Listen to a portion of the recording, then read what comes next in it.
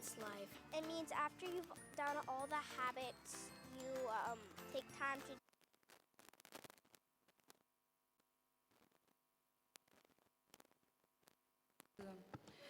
Good morning, ladies and gentlemen.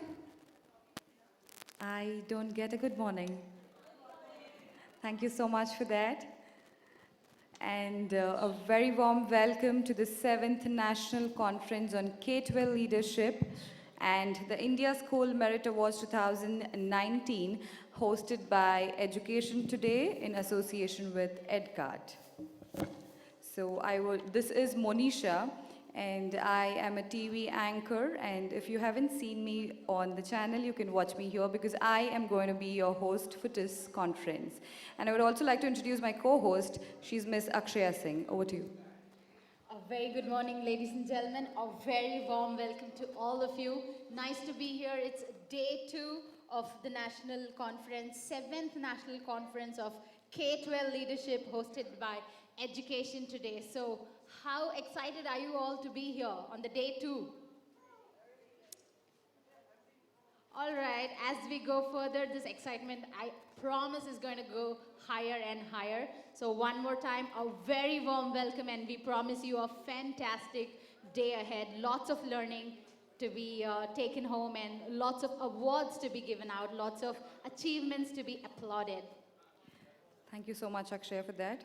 Ladies and gentlemen, let me tell you, the first day of conference was totally a motivational one and a knowledge-seeking one, where the conference witnessed panel discussions on digital education, a success or a failure in our country, how to unbox education, and the third discussion for yesterday was, is physical education an essential element in the overall development of a student?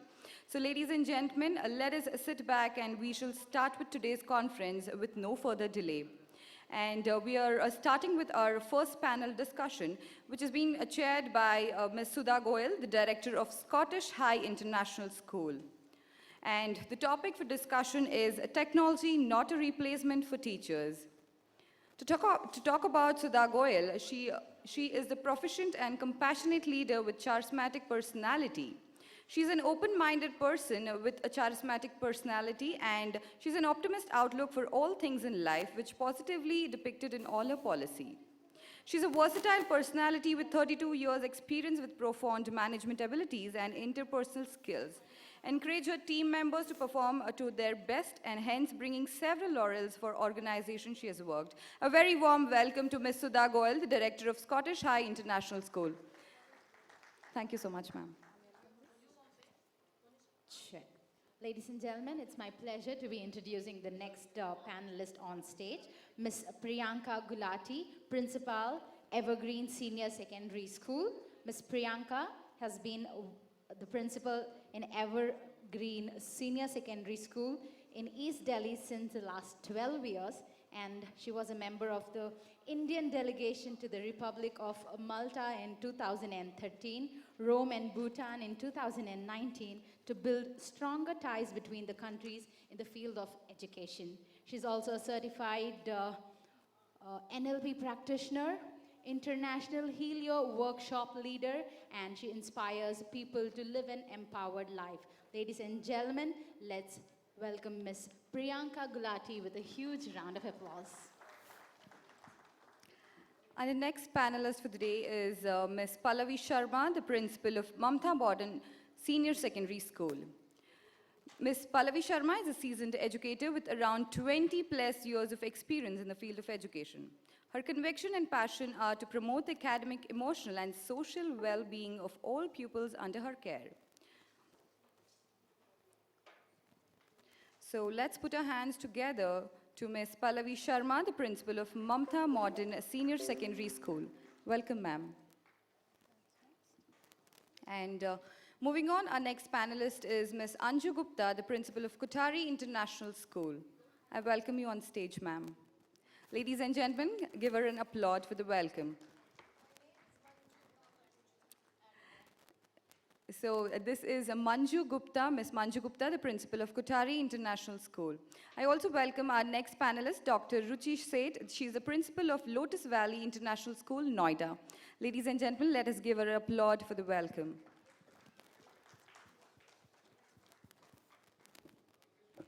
Thank you so much, ma'am.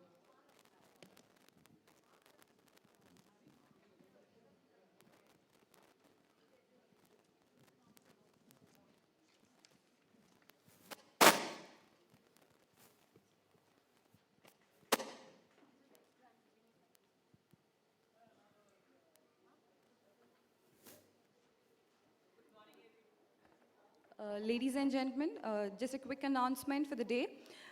Just as yesterday, we had launched our new vertical of education today, which is Educationist Network. And this entire conference is live on Education News Network. So I request your friends, relatives, and the well-wishers who would like to watch you in this conference participation to just log into our website, which is theenn.com, or there is flag cards kept on your respective tables with a barcode. A scan on that will take you to the live conference, which is there on a portal. Thank you so much. Over to the panelist. Good morning, everybody. Can I have a louder good morning? Yes. Okay, so the topic, as she has already told, it's Can Technology Replace Teachers? And I will start the discussion by giving 3 to 4 minutes to each panelist. Once they finish, then I will wrap up, and then we will have question answers, and we can discuss. We can go on for a discussion. So the first panelist to speak on this topic is Ms. Priyanka. Over to Ms. Priyanka.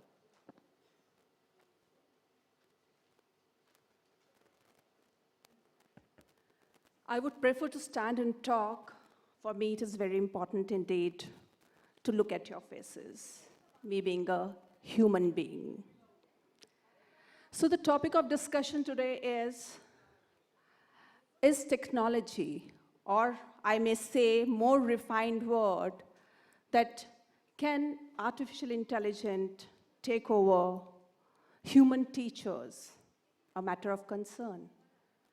So when I was sitting yesterday, when I was sitting in my flight, and I was thinking about, can really artificial intelligence take over human teachers?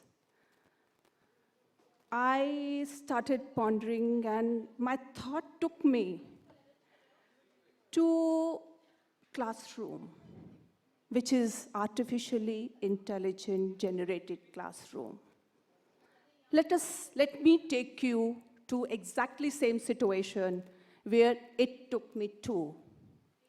So let us assume that this is an artificially intelligent generated classroom, and students, we are students.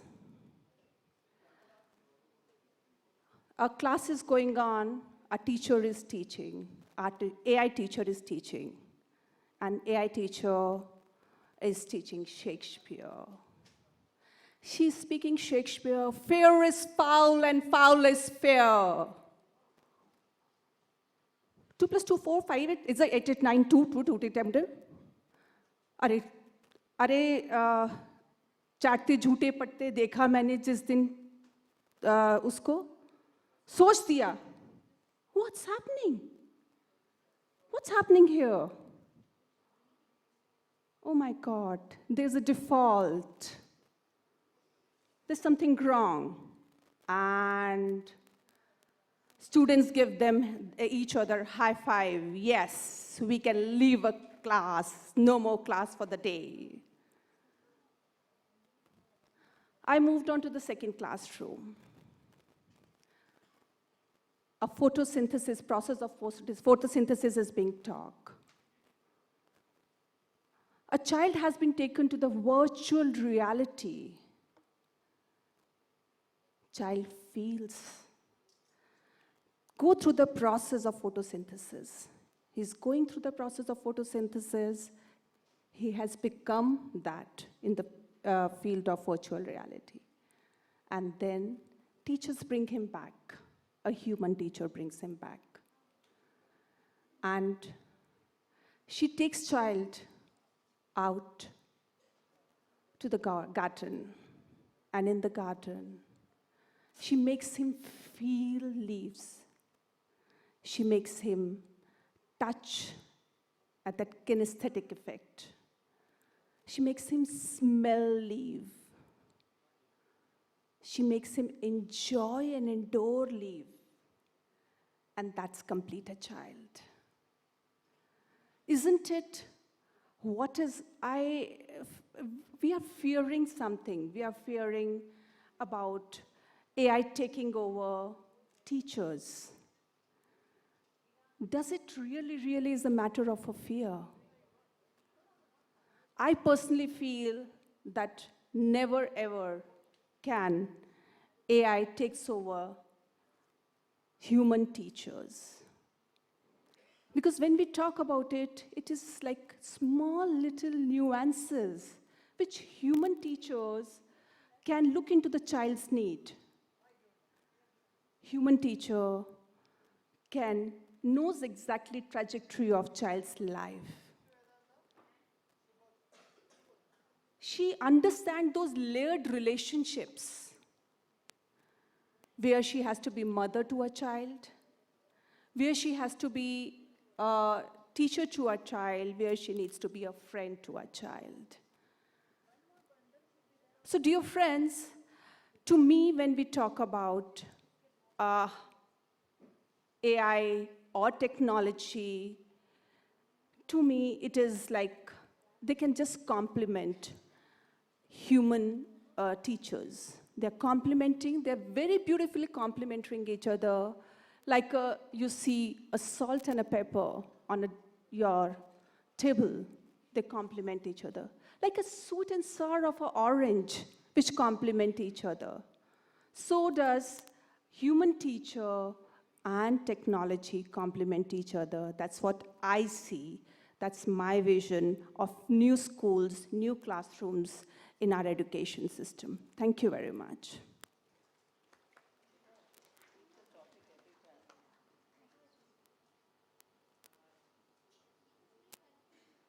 Thank you, Priyanka. Now, you will speak? Can we have Pallavi speaking? The topic here is, again, can technology replace teachers? Sorry. Again, I'm repeating, can technology replace teachers? So, Pallavi, over to you. Thank you so much, ma'am. Good morning, everyone. Uh, Continuing with what Priyanka ma'am just mentioned, I think we really need to go into what is the role of a teacher. When we talk about the learning, the teaching that's happening in a class, are we only talking about the knowledge that has to be given to the students? I think personally that a teacher does more than giving the information to the child. And when it comes to technology, we may be talking about any kind of artificial intelligent robots or any other equipment that may come up.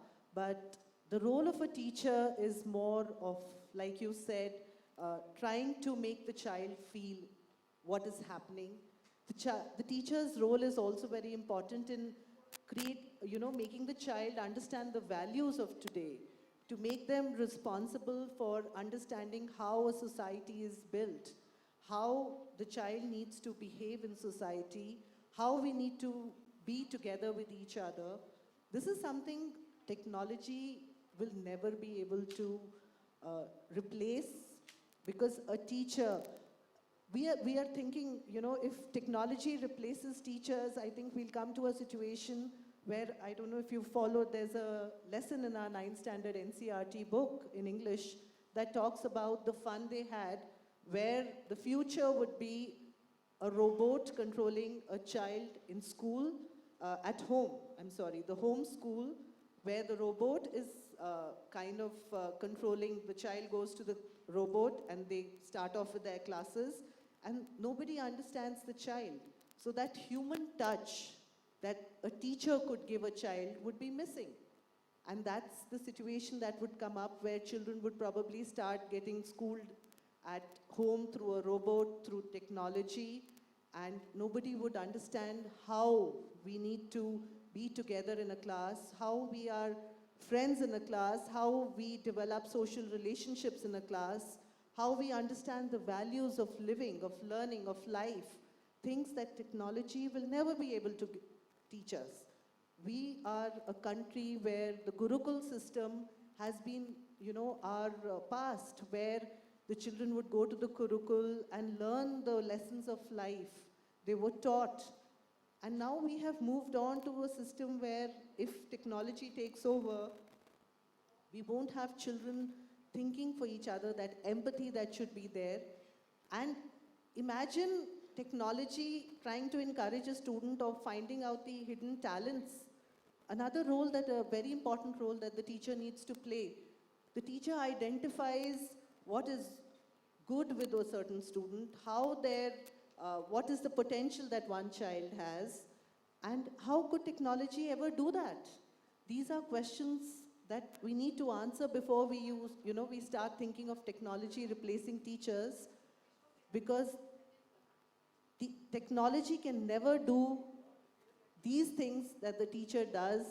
How will a technology or a robot ever encourage a child to do better? That human touch again, saying, don't worry child, things will be better, you can do it.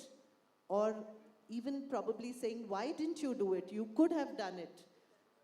Isn't that very important for students nowadays? That pat on the back, that human touch is very important, and that role that a teacher plays can never be done by somebody. So personally, I feel that we need to understand that technology in the hands of a teacher, yes, that is a very good combination, but technology without the teacher is something which is very scary, because what will happen, what kind of students will be produced in this entire race, I don't understand. So personally, I feel that technology needs to be in the hands of the teacher.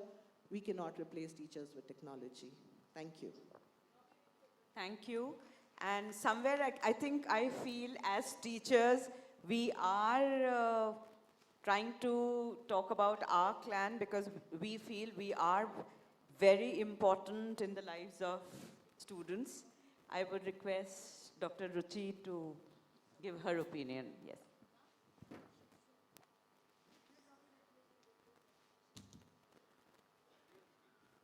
So good morning, everybody.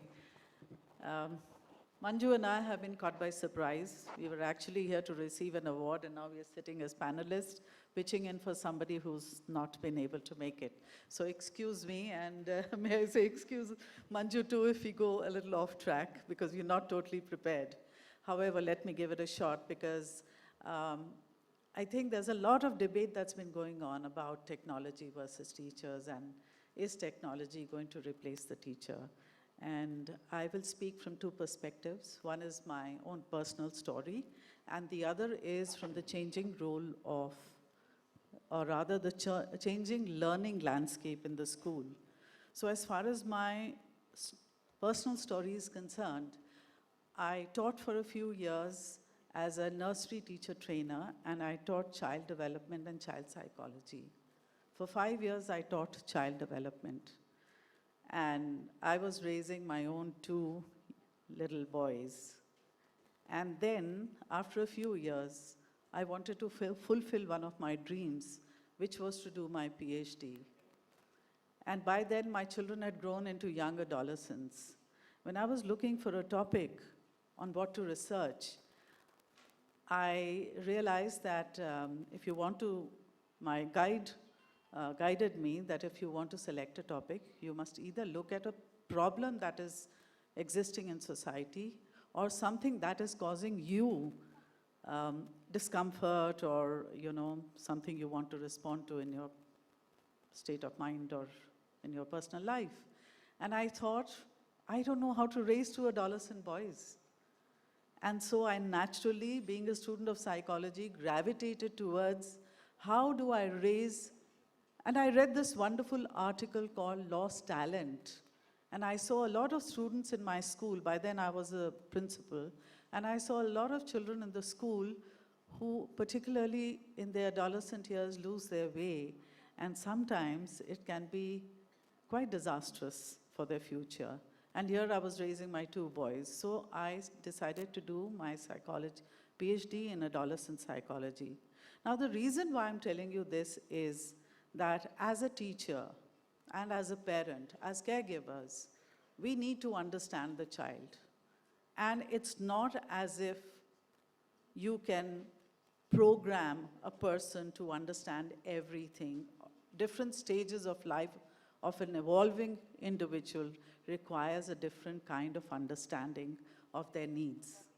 I think what you spoke about was about not just the IQ that we are looking at, but the changing landscape of learning demands that we look at EQ. And when I talk about my personal story, I want to share this with you because, again, you can't have a teacher who is programmed to teach. And they say that robots, we know that Sophie the humanoid has been here in America, and in this very city, I believe one of the schools had a humanoid in the class. Now, to have a humanoid teach children is all very well if you want to standardize the lessons. So you have different gradings, and you want to ensure that information is disseminated in the manner that you want it to be disseminated, and the variables that come with the teacher get reduced. So you know that every classroom, you're giving a good level of information, the desired kind of information, the level of information. When I say level, it could be levels of difficulty, it could be levels of the depth of the content that you're teaching. So while you might standardize that, and the humanoid can also answer questions, where does that person, that artificial teacher, stand when it comes to creating the human connect? That is the single most factor that is important today. We know today that children can access information by a click of a button. But do all children learn? No. They need to be motivated to learn. Not all students are intrinsically motivated. They need extrinsic motivation. And if you read this article called Compass 2030, which is research done on the OECD countries, it says very clearly that in today's day, the teacher's role is not somebody who disseminates information, but who is a master motivator, master facilitator. So from a teacher to a facilitator, and now to a master facilitator. Can we program Sophie or any other humanoid to be a master facilitator is the question. I bring you back to, again, my personal story, where in the early years, in our books of psychology, we read about an experiment where there was a monkey in a room, where there were 3 different baby monkey in a room with 3 different mothers. I put mothers in bracket. There was a wire mother, there was a wire with cloth mother, and there was a soft cloth mother. Now the monkey, they wanted to check how many times the monkey went to which mother. And indefinitely, it went to, no guesses, the soft cloth mother. There's nothing like a warm hug that a teacher can give a child. There's nothing to replace the human connect between the teacher and the child. And that's where the role of the teacher is. And today, the evolving role of the teacher is that we expect every teacher to be a counselor, to be a great listener, to be empathetic, to give unconditional love and support, to be able to paraphrase what the child is saying, to let him feel that he's understood, and give it a cathartic experience for the child. Can the technology do that? We know that there are new and new generations of robots that are being created, and I don't know whether there's going to come a time when the gap between technology and human beings is going to really reduce, but right now that's not the case. It's a very superficial technology as far as we see, as far as I can see, because you may even have a humanoid where you can show some elements of emotions. For example, they say that humanoids can be taught to be angry. So their eyes turn red and their voice quivers. But can you raise their blood pressure? Can you determine their behavior? Sorry, I've exceeded my brief. So thank you very much, and I end with saying that technology cannot replace the human being. Thank you. Dr. Ruchi, that was a very passionate speech, and I love the way you call teachers as facilitator, and I do agree with you in that. Before we go to the next panelist, I would like to invite Dr. B. Gayatri on the stage, please.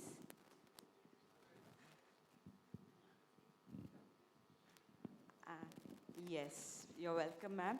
And will you introduce yourself, since I don't have... So good morning, everybody. This is Gayatri over here, the principal of Little Flower Public School in Banashankari in our very own Bangalore. Also had a lot of positions in the CISE board, the Council for the Indian School Certificate, which caters to the ICSE and the ISE examinations. Right now, I'm a standing committee member and also the principal coordinator for the CISE Sports and Games. So that's my brief introduction for today. Thank you. Hello. I'll request Dr. Manju to please put forth her... Again, I will repeat, can technology replace teachers? Namaskar. I expect a namaskar. Namaskar. Namaskar. And I respect the divinity in all of you sitting in front of me. And so we make a culture of respecting each other. And this is what a teacher can do. The question is, for me, is quite alarming actually. Can technology replace a teacher? Well, I believe nobody can replace anybody. We all have our unique places. Can somebody replace me? No. I believe that. And similarly, technology can replace me? No. But yes, it can aid me. मैं अभी अगर आपसे ऐसे बात करूं तो am I audible? I am. But if I use this mic, I become better. So technology is my support, and I treat it like that. The other is when we use the big word education and teacher. How many of you understand Hindi, by the way? Can you show me by raise of your hands? All right. Because I'm in Bangalore, so maybe sometimes I'm told यहाँ के लोग हिंदी नहीं समझते हैं तो सब अंग्रेजी में बोल रहे हैं तो मैंने सोचा मैं थोड़ा हिंदी में बोलूं इट्स ओके ऑलराइट हम इस देश में हैं जहां का कुछ बेसिक कल्चर्स थे जो ओवर द इयर्स हमने खो दिए एक था वासुधैव कुटुंबकम और दूसरा था गुरु शिष्य परंपरा तो गुरु का जो मतलब था वो ओवर द इयर्स हमने अंग्रेजी का टीचर हिंदी का टीचर मैथ्स का टीचर बन के गुरु का जो असली मतलब था वो खो दिया और इसलिए आज हम इस चर्चा में लग गए कि क्या टेक्नोलॉजी एक टीचर को रिप्लेस कर सकती है और मेरा आंसर है टेक्नोलॉजी टीचर को ज़रूर रिप्लेस कर सकती है लेकिन गुरु को नहीं कर सकती so if we understand a real role of schools of gurus, then nobody can replace. The technology cannot replace. पर जो हम टीचर की बात कहते हैं तो टीचर का मतलब तो क्या होता है मैं जब बात करती हूँ तो मैं टीचर से जब बात करती हूँ तो उनसे पूछती हूँ आप क्या पढ़ाते हैं तो कोई कहता है मैं मैथ्स पढ़ाता हूँ कोई कहता है मैं हिंदी पढ़ाता हूँ कोई कहता है मैं अंग्रेज़ी पढ़ाता हूँ but nobody tells me मैं बच्चा पढ़ाता हूँ I teach a child. तो जिस दिन हम लोग बच्चे को पढ़ाने लगेंगे we will become guru. Right now we have compartmentalized our roles. I'm an English teacher, I'm a maths teacher, I'm a science teacher, and we've lost the dignity of being in a school. That's what I say. So technology can definitely replace a teacher, because what today's teachers do, they provide information. I question the role of a teacher. They provide information, and a robo can provide an information. To tell you, just to take you to a different platform, I'll take one more minute. Well, there are 3 levels of learning. One is information, second is knowledge, and third is wisdom. So, is the role of a teacher is to provide information, which we are doing in our schools today? Is to convert it to the next level with experiences and all? Is to take it to the next level, which is knowledge, which technology is helping us to do? But the third role, making this information into wisdom through this process of knowledge acquisition. Well, are we converting that information into wisdom? If we can do that, well, we are gurus. And we've missed that. So if we want to say that technology cannot replace me, the guru, well, we have to transform the information into wisdom. Aapne kaha that photosynthesis. All right, the story of photosynthesis. Now tell me, why should a child study photosynthesis? The child does not understand. The curriculum writers have written that photosynthesis, but why should I know? I don't know. The child does not know. So whatever we are teaching, so-called teacher, in the classroom, the teacher does not know, the child does not know, and then we claim that technology cannot replace us. Technology can definitely replace us unless and until we become gurus, we become transformational agents, not transactional agents. हम सिर्फ transact करते हैं, हम transform नहीं करते हैं, और इसलिए आज समाज की जो हालत है वो सिर्फ इसलिए है, इतना रोड रेज सबसे पहले मैं डिसऑर्डर क्यों है कि कहीं हमने गुरु की महिमा को नकार दिया और हम एक ट्रांजैक्टर, एक टीचर बन गए. तो मैं क्वेश्चन को ही चैलेंज करती हूँ that can technology replace a teacher? Yes, technology can replace a teacher unless and until teachers become gurus. Gurur Brahma, Gurur Vishnu, Gurur Devo Maheshwara, Guru Sakshat Parabrahma, Tasmai Shri Guruve Namah. I close my conversation with this.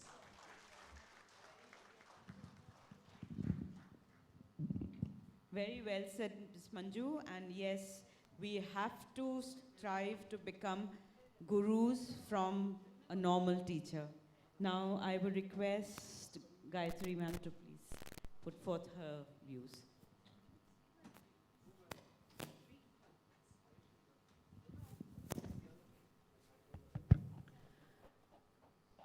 Ellarigu namaskara. We are in Bangalore, so I thought let me greet you with the local language, and our language is Kannada, and in Kannada we greet everybody with namaskara, so namaskara to everybody. I would slightly want to reframe the question, can technology replace a teacher? I would want to phrase it in this pattern, technology goes hand in hand along with the teacher. I'm sure as heads of schools, the first thing in the morning that would bother us is, how do we give the substitution? Because on an average, every day there are 4 to 5 teachers who are absent in our school and we need to replace them. So who replaces them? You give that task to your own teacher and you see a frown on their face, right? So technology does replace a teacher when we have substitution classes. I do this in school as well, and it definitely helps. So how does technology replace a teacher? Probably if we know that the teacher is going to be absent a day or a week ahead, we record what she needs to present in the class or period on that particular day, and we play that. Gone are the days when we all used to have digiboards. Digiboards are outdated, so what we have are simple HD television screens wherein a pen drive can be plugged in easily and whatever is recorded is played. So the teacher is physically absent, but at the same time, the lessons are not missed. So in case there is an emergency and the teacher has not given any add-on work to the class, then definitely there's a lot of documentaries, a lot of things that we can bring into classrooms on a day-to-day basis, apart from substitution. When we have functions and celebrations in school where only a part of the class is taken and the others are left without unattended, again, technology can come into place over there. Definitely, technology cannot replace a teacher. They have to go hand in hand, like I said before. So we will have to see as to how best we make use of technology along with the presence of a teacher by using the best teaching aids possible. You want to teach a volcano. How well can you draw a volcano? Not all teachers are good drawing teachers as well. So a simple slide of a volcano along with the teaching of the teacher definitely enables the child to understand better, because we need to move out of the chalk and talk method. As students, we all have grown up where our teachers were using only the chalk and talk method. So now the time has come to teach these millennial children, the children who are born beyond the 2000, and they are born with technology in their hands. So when we say teacher will only be teaching through the chalk and talk method, I'm sure we are going to bore them. And when we bore them, we have disciplinary issues in the classrooms, and they don't tend to listen to the teacher. So we need to ensure that along with the chalk and talk method, we also need to bring in technology on a day-to-day basis just to keep them engrossed in what they are learning, and also to ensure that the outcome of learning is definitely achieved. So since I've been given only 3 minutes, do I stop? Oh, she's already showing me the time. Okay. So I'm sure all of us will use technology to the optimum, because teaching the children of today is definitely a huge challenge. On this note, once again, thank you all.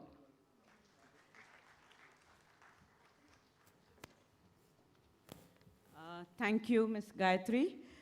Since there is no time left, so I will just wrap up the whole session by putting forth both the sides of the topic. So we are discussing about, can technology replace teachers?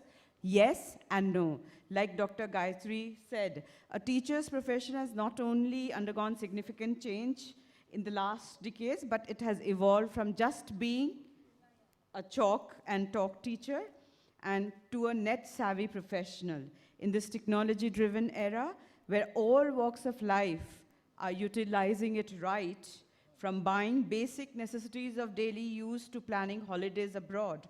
All variety of things are using some form of technology. All of us are using technology. I can see you all using phones, you all using laptops. These are part of technology.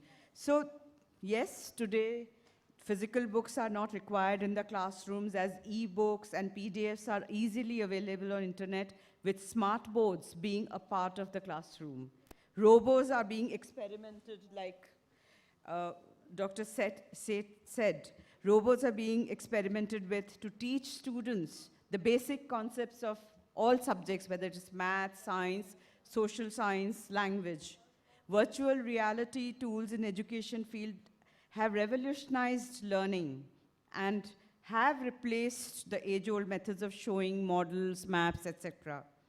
Taking a leap of faith as to how teachers teach, today's lessons are made innovative and interesting by using Skype, where virtual tour is undertaken to learn. Ability to connect reality and digital connect has been steadily improving, opening more options for students. Technology has no doubt brought a lot of relief for the humankind, but that does not mean it can overpower or substitute humans. And the major cause for this is its inability to interact with humans, which panelist has said. Can computers impart basic humanitarian traits or life skills to a student? A teacher becomes a role model for a number of his/her students. Why? The simple explanation is that a teacher is not a mere teacher, but a guide, a mentor, a counselor, last but not the least, motivator, facilitator, and an inspiration. And I think all of us agreed on this point.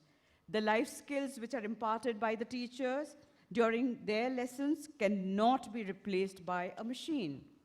Can a technical machine clarify the doubts of a learner? A computer can never prove as an alternative to a teacher's quick adaptability to situations, because all these are, they are not able to take decisions then and there. A teacher does not speak, but instead read the faces of the students sitting in the class and accordingly work on his or her words and shapes the language which while delivering the lecture. While teachers can pick clues based on the emotional state of the students, virtual learning can never scale the walls of the precious human ability. So technology by no means can be replaced for teachers, but yes, it can be used effectively to enhance the learning process. Online tutorials, videos, e-books, educational apps, etc., e-learning courses, smart classes have all come up as a powerful resources that can efficiently pave the way towards the betterment of entire education system. So I think the teachers and the technology go hand in hand if used well. Thank you.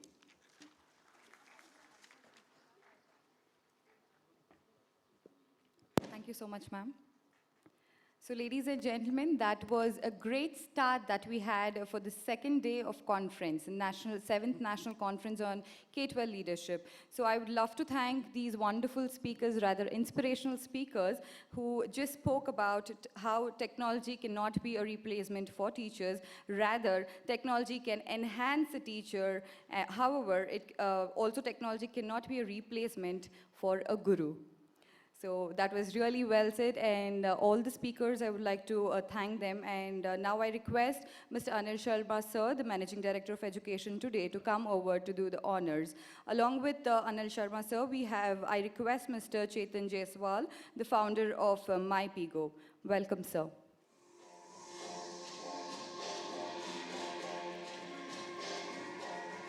So, may I now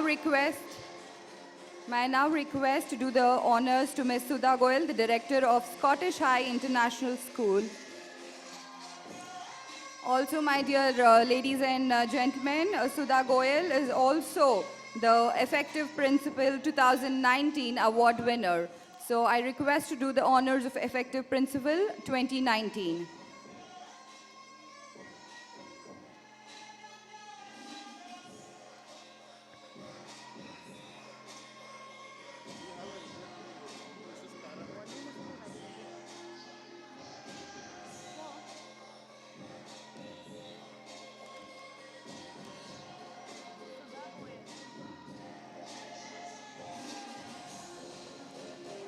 We are doing the honors to Dr. Gayatri Devi, the principal of Little Flower Public School. Dr. Gayatri Devi is also the winner of Effective Principals 2019.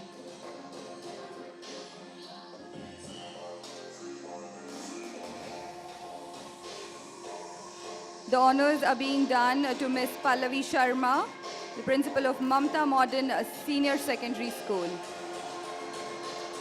I also extend my thanks to Ms. Manju Gupta, the principal of Kothari International School, and Dr. Ruchi Se, the principal of Lotus Valley International School, Noida. Ladies and gentlemen, I request you to give them a big round of applause.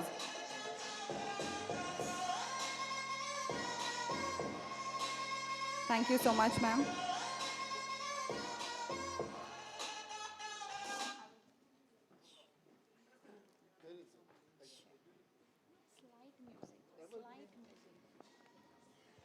Check. A big thank you going out to all the panelists on this very positive moment. Manisha has something to share with us.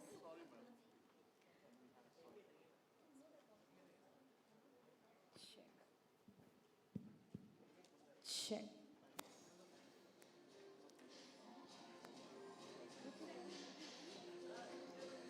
Ladies and gentlemen, now I would like to announce that Ms. Sudha Goyal, the principal of the director principal of Scottish High International School, is the awardee for Effective Principal 2019, and Mr. Anil Sharma sir is doing the honors.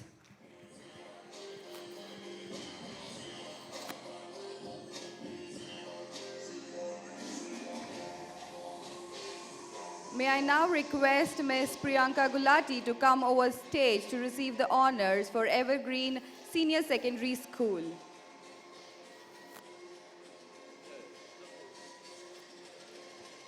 Evergreen Senior Secondary School has won the award for individual attention to students.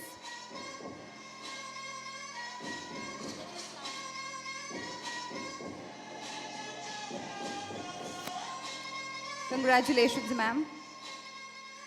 Going ahead, I request Dr. Gayatri B. Devi, the principal of Little Flower Public School, to come over stage and receive the honors for individual attention to students. And she's also the Effective Principal 2019, and her school, Little Flower Public School, has been awarded rank number 1 in India's top ICSE school parameter-wise.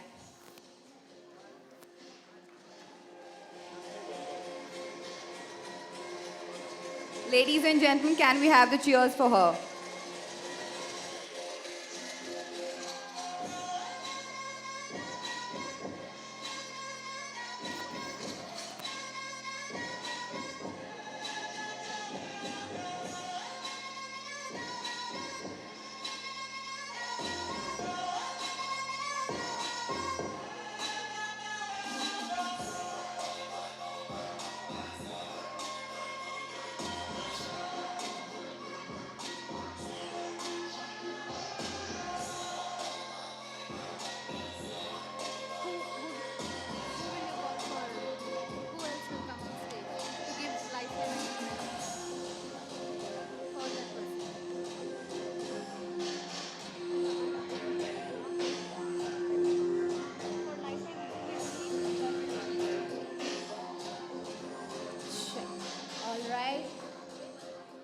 Many congratulations to all the expert educationists who came up here, big achievers in themselves. A huge round of applause for all of them.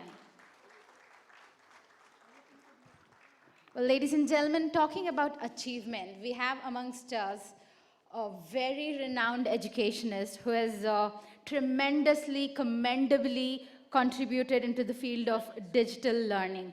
Well, ladies and gentlemen, this gentleman is about to receive the Lifetime Achievement Award by Education Today. Please put your hands together to welcome on stage Dr. S. Ayappan Nair, Academic Director at BGS National Public School. A huge round of applause for Dr. S. Ayappan Nair. A very warm welcome to you, sir. I also request Mr. Chetan Ji to kindly join him up on stage. Dr. S. Ayappan Nair, he started his career as a civilian schoolmaster, teaching the Indian Jawans in the year 1963. In the year 1966, when a new Kendriya Vidyalaya started in Malleshwaram, he joined as a founder teacher, and the experiences that he has gathered in the past 56 years he has spent in the field of education has enabled him to bring about many innovations. Like I said, he has contributed tremendously into the digital learning space. Well, he has been awarded by the South African University in 2016 as the best international head teacher, and also has been awarded by the NGO of UK, and University of South America has awarded him with the honorary doctorate for his services in the field of education, digital learning especially. Well, KVS gave him an extension of the 2 years as a recipient of the National Award. He got introduced to Padma Bhushan Dr. Shri Balagangadhar Swamiji, who wanted to start a school at Hulimau, Bengaluru, and he accepted the offer and joined in 2006. Well, ladies and gentlemen, ever since then, Dr. Ayyappan, he has not been a teacher by chance, but by chance. I am messing that up. He has not been a teacher by chance, but by choice. And I'm sure you'd love to hear from this gentleman himself. So please put your hands together to Dr. Ayyappan. Namaskar. At the outset, I would like to thank Mr. Anil Sharma, the Managing Director, for thinking of me and also giving me this honor.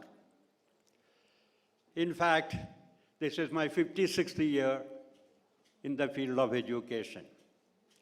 Yesterday, somebody was asking me, okay, last 56 years you are in education, can you tell me the changes which is happening?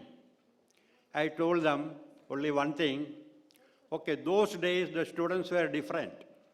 This 21st century, the students are different, entirely different. I doubt whether today's teachers are capable of teaching today's children. So now here, Madam was mentioning about Guru. Yes, that Guru, then the quality of a Guru is absolutely, I should say that it is not completely, we cannot see in today's teacher. That's why probably the technology is also taking over. Madam was mentioning that, we can replace a teacher with a technology. Of course, we will go to the Google, you will find everything, but that human touch is lacking. Now, we have the national education policy. I believe, suppose all the recommendation of the policy is being implemented. For implementation, what we require is political will. If there is a political will, there is going to be a lot of changes. Once we had milk white revolution. When those days, when a British fellow, he commented that the milk available in Mumbai was not that consumable. Immediately, there was a person, Varghese Kurian, he thought of it and he created white revolution. Then we had green revolution. Now this is time to have a education revolution which is going to happen probably with this national policy in education. If it is implemented, definitely it is going to have. Once again, I thank you, Sharmaji. I think last so many years we know him just like a family member. He considers me. I thank you for the honor which you have given to me. Thank you. It will motivate me to do much more. Thank you very much.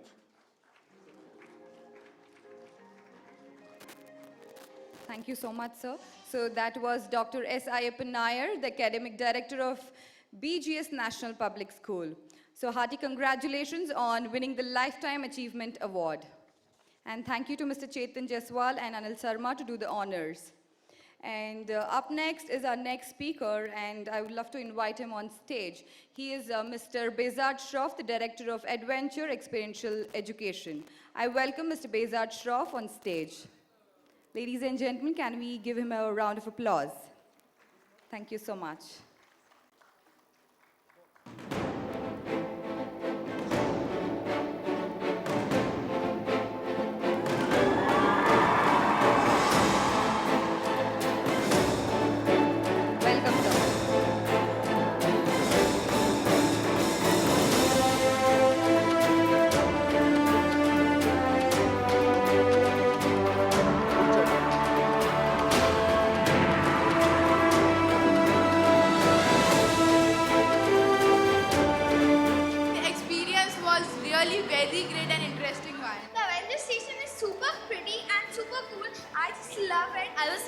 excited for this day actually because I like to go into scientific part of things. It was quite a fun experience. I got to learn a lot about science fiction. The most fascinating part, I think, the regeneration cradle, the Iron Man suits also. I thoroughly enjoyed it. I think it was a very good experience. There are many things that are explaining here about DNA, about hemoglobin and other things. So I think it's a direct learning experience for them. It goes beyond the school curriculum as well, and the schools need to take initiatives like this.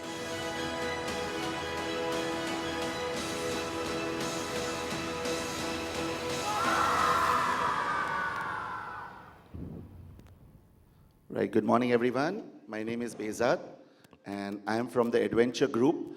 We are come up with Avengers Station to Bangalore this year. It's coming from Las Vegas, Los Angeles, and it's first time in India that Avengers Station has come. It's in Bangalore for a month. So I would request all principals to get your kids out there. To give you a little brief introduction about our company is we are a 24-year-old company organizing school educational experiential learning programs. And we also organize something very, very beautifully is known as school exchange programs. Recently, we have started off with doing inter-school exchange programs within our country. So this is something very new and awesome. We have heard about Indian schools going to Amsterdam, Indian schools going to Spain, but we have not heard about Kanyakumari schools going to Delhi, and we have not about Delhi schools going to Northeast. So this is what we have recently started, which is an inter-school cultural exchange program within our country. We have so much to learn, so many religions, so much diversity, so much things in our country. Also things like, as the panel discussion was going on, I was absorbing the words like empathy. This is something which is actually missing in today's world. So most of our school tours or project tours or experiential learning programs, we try to develop a sense of empathy within the children. So this is our major landmark that we try to achieve for our school. Also taking in consideration sustainability goals, UN goals that we also consider as part of our training program. We have developed a program known as Outdoor Survival Skills for school students, which is staying with nature, embracing nature. See, today's city kids are not at all used to staying in the nature. Today you take them to you ask them to stay in tents, they will all put up a photo of a Facebook of a lizard and the parents will start complaining. So we need to teach our children that India is a nature's lovers country, and also we need to come out the confines of the AC blocks and also stay in places like that. That's what we were doing when we were in Scouts and Guides, we were in NCC. So try to bring them closer to nature as well. We have lost those type of connects. The human touch is lost due to the technological world that we are evolving in. So our company specializes in coming back to the human touch. We have a lovely team of escorts working with the kids, young and dynamic, giving them an experience of day-to-day life. Also taking care of things like, so we were the first ones to bring Avengers to India. And in Bombay, we covered around 25,000 kids. I think some of the principals here are from Mumbai also know about it. And Bangalore, it is starting on 17 December. There is a red carpet that we have arranged in Bangalore. There are a lot of celebrities who are being called for the red carpet. It's on 20th of December. If some of you are free, please collect passes from my stall and you can attend that. Thank you so much, and you can visit our stall for knowing more details about our company. We'll just play a 2-minute video for you so that you have more details of our company. You can visit us in your lunchtime. Thank you so much.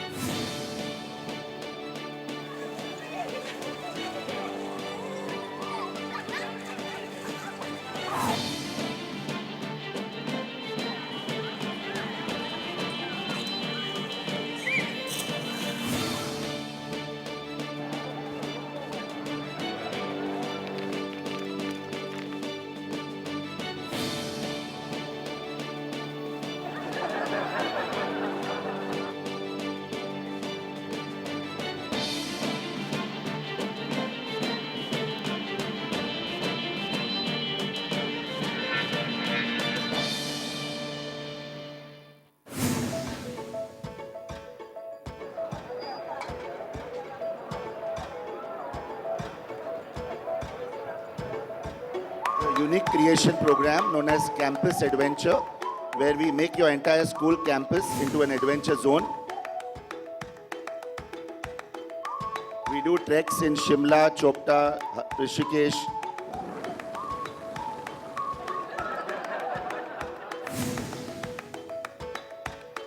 Something which is known as project study tours, which cannot be taught in the confines of a classroom, like theories of buoyancy and stuff. We always teach them outside the confines of a classroom.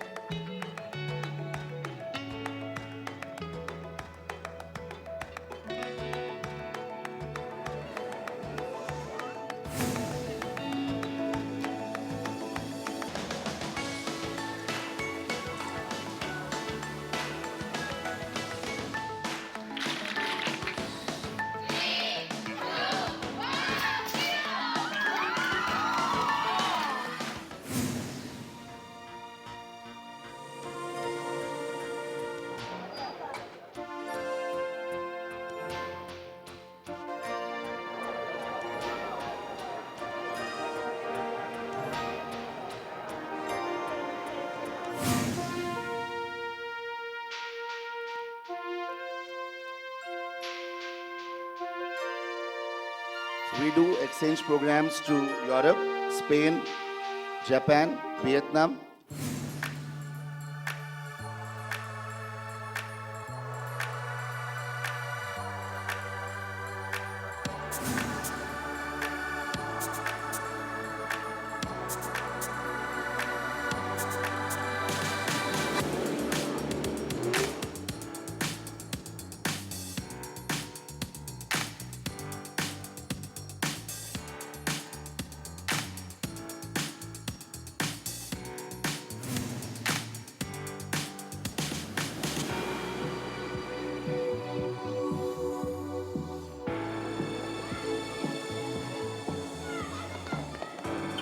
We do trips like SUPW, gas, community service. And we also do tours to NASA.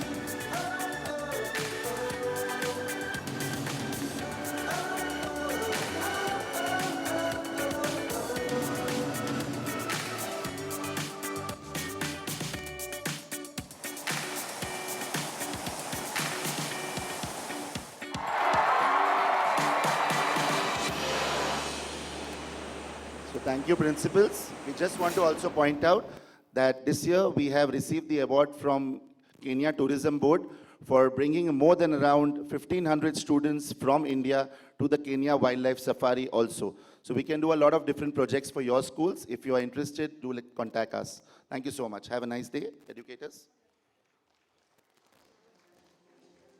Thank you so much. Ladies and gentlemen, I think the little ones, the children, are the ones with higher curiosity and adventure minds.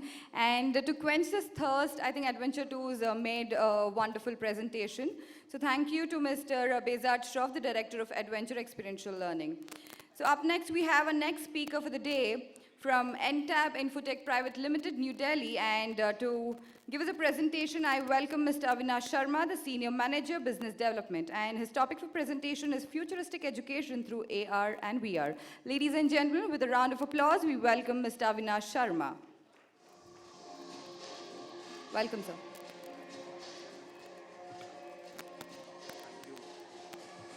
Good morning, everyone, and namaskar.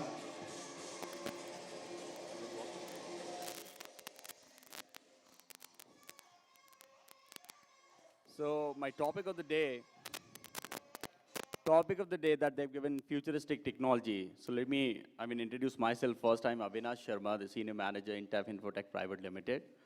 And we are, the company since last 20 years, the expertise of school automation in the domain of school ERP, to be very specific, and to be precise, we are India's most preferred school ERP. I'll just run you through the presentation, what I have. Not this one, I think the PPT that I've shared with you. So I'll take 30 seconds more from the time slot. Yeah, so I was also, attending some of the panel sessions where, the technology, can that replace a teacher? So I'll have some of the, points I'll talk about. Yeah, that's okay. So we have, pan-India, we have the presence right from, top state, J&K to Kerala, Northeast. You can look at some of the schools, maybe, some of them, they are sitting right next. They are there under this roof only. So we have been catering to these many schools. And the pointer that, the 21st century. So 21st century, we frequently, attend so many sessions on 21st century. I'm sure you would all agree to me, right? We talk about critical thinking, the 4Cs, communication, critical thinking, collaboration learning, peer-to-peer learning and all that. But for me, let's understand the third decade of the century, because centuries of 100 years, right? I might not be there, throughout the century, but let's understand what we can do now, what we have in our hand. Can we change the scenario now? So there is the perspective in 2020. So we can talk about education is no more a, one-shot game, it's a lifelong game. We need to understand. And we need to, give them a liberty not to just memorize the facts. The second point is saying that, right? We need to give them the exposure, we need to give them the problem-solving method. Rather giving them the, menu of academic discipline and all, let's give them a menu of problems and let them come out and let them solve it. So the technology can play a very, very, critical role in that regard. So the generation that we are dealing with, I call it alpha generation. So the current generation that we are dealing with, the students especially, they are the alpha generation. To be specific, the alpha generation is born between 2010 to 2020 or 25. So we are dealing with them. They are born with iPads, they are born with mobile phones. They they spend maximum of their time on the devices, right? So we talk about the technologies. So they are born with it, and we have to give them some sort of solution which they can use the technology. The futuristic technology, we talk about like augmented reality, virtual reality, or 3D. You look at the domains where we have these technology, and you would be surprised what I'm going to communicate now. In all the fields, whether be it tourism, be it real estate, be it aviation, defense, these technologies, AR, VR, 3D, they're there, but not in education. So NTAB has come with a vision that they will, they have developed such product which can be catered to all three technologies and that can be given as a classroom solution. So as to how AR and VR, how many of you have heard about augmented reality? How many of you have experienced augmented reality? So the ratio, gets down when we talk about the experience. So I give you a very basic example of AR and VR. When you want shark to swim, it's augmented reality. When you want to swim with shark, it's virtual reality. In short, to understand, right? 3D. Do we have any 3D shape in this hall? Anyone? Do we have any 3D shape? So you look at any object, they all are in 3D shape. So human brain, that reads or that grabs the 3D figure. But unfortunately, we have the content in 2D form in the classrooms. So that's where the gap is. We need to really, think on those lines, 3D and these technologies. Let's understand the evolution, what has happened since last 20, 25 years. So you look at the slide, the first pointer, before 2000, what was the scenario? There was no digital classroom, there was no smart class, nothing. After 2000, or to be precise, in 2003, they started with digital classroom, smart class, and content, again the 2D one. And we are in 2019 now. Again, almost 16 to 17 years gone. And we are just using, X vendor to Y, we are just changing the vendors, we are not changing the scenario in the classroom. So the current scenario, we need to actually look at it, the futuristic technology, AR, VR, and 3D, that has to be there. We talk about AI, we talk about machine learning, all those technologies has to be there in the classroom now.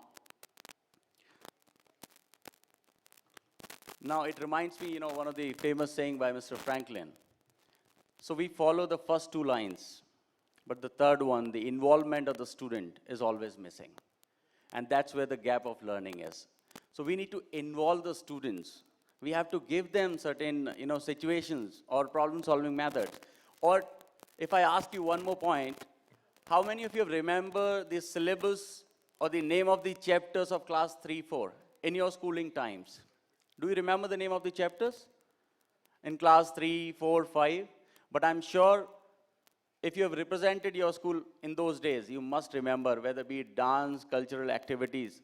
So anything, that touches the senses, you remember, you retain it for long. Right? So these technology that, that gives you the exposure, like you talk about AR, that touches some senses. VR, virtual reality, 3D. I'm talking about this particular solution, Campus Care Island, where we have all three technologies. I've given you a basic example of Shark, right? It can be other examples also. Now, what are the benefits? So benefits is, the focus is more on concept clarity. You would have watched certain videos also, like DC model, we have, just played one in the AV. So we need to give them the platform, let them augment certain images, let them interact with the figures, and let them understand it. So kinesthetic learning, auditory, visualize, all these three types of learner we talk about. But do we really give them that platform in the classroom? So that gap is always there. Let's talk about the first point. In fact, in the panel also we were discussing the flexibility. So implementing the technology in the school, that's one point. But use of that technology, whether it is happening in the school or not, or the flexibility is given to the teacher or not, that is very important. So flexibility, like you have some tablet solution, you are independent, you do not require any internet, no wire, nothing. It has to be so flexible. Teachers can take the devices to their home. It has to be like this. Unfortunately, that is not there.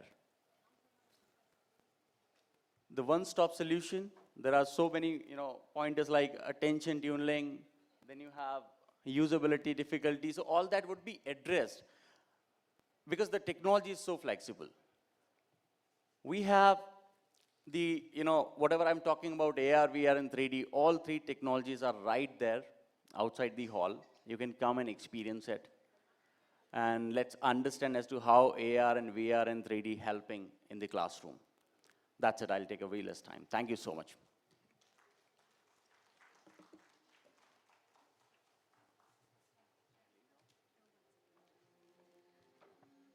Thank you so much. So ladies and gentlemen, that was Mr. Avinash Sharma from NTAB Infotech. And now I request Ms. Vibha Raj to come over stage and do the honors to Mr. Avinash Sharma.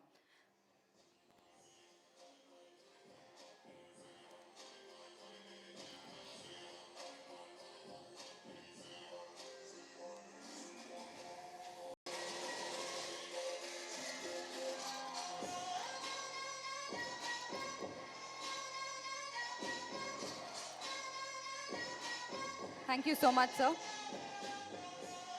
Thank you, ma'am. So, ladies and gentlemen, up next we have our next speaker coming up. And I request Mr. Rinya Kikuchi, the Chairman, President, and the CEO of Learning Systems Co. Limited, to give a few words as presentation to our dear educators present here. I welcome you, sir. Ladies and gentlemen, while he's walking up to dais, can we cheer him up with a louder round of applause? Yes. Thank you so much. You want a hand mic? So, everybody, namaste. Thank you very much. Namaste. Okay. So, my name is Reya Kikuchi from Tokyo, Japan. Yeah. I would like to explain you about STEM way using my limited English. Sorry. So, I am basically IT person. I started to work for the computer 1964, very old time. Then at that time, computer, I deal with computer, size is double of this room, big, okay? Then now, just you can see, computer this size, right? So, then computer developed 1945 in US, Penn State University, Dr. Eckert developed. At that time, they named computer, yeah? Then Japanese at that time translated computer to calculator. You know the Tiger calculator? Very old style. This one. Yeah. But we are little fighting with China. China is very clever. Yes. Translated to almighty electricity machine. They are very correct. But Japanese didn't anything about the future at that time. Yeah, like that environment. Then I started education business 22 years before. I'm business person, not a teacher. But I can tell you my story, why education I came. As I told you, I am IT person. I established my company 35 years before, local employee there. Then at that time, I was young. My age minus 35, so young. Age 45 or so. Okay. Then you can easily count out my age now. Okay? So at that time, I was young. Then my mouth was big. Then, day by day, for each person, do this. Come on, get a new contract, get money. Lot of time just I ordered. But even though I was young but a little tired, I shut my mouth 1 month. How do you think? What's happened? Nothing changed. Nothing moved. Then I made a training for the employee. 3 months, still no change. That's my experience. Then why my employee so bad, not so good? Then I went to school again. Then I remember 30 years before in Japan, still instructionism. Then, especially for the class, just teacher say, tomorrow I will conduct the examination from page 1 to 5. Not study 6, 7, 8. Like, then inside, base of textbook base and instruction. Then I started construction education. That was 22 years before. Then recently,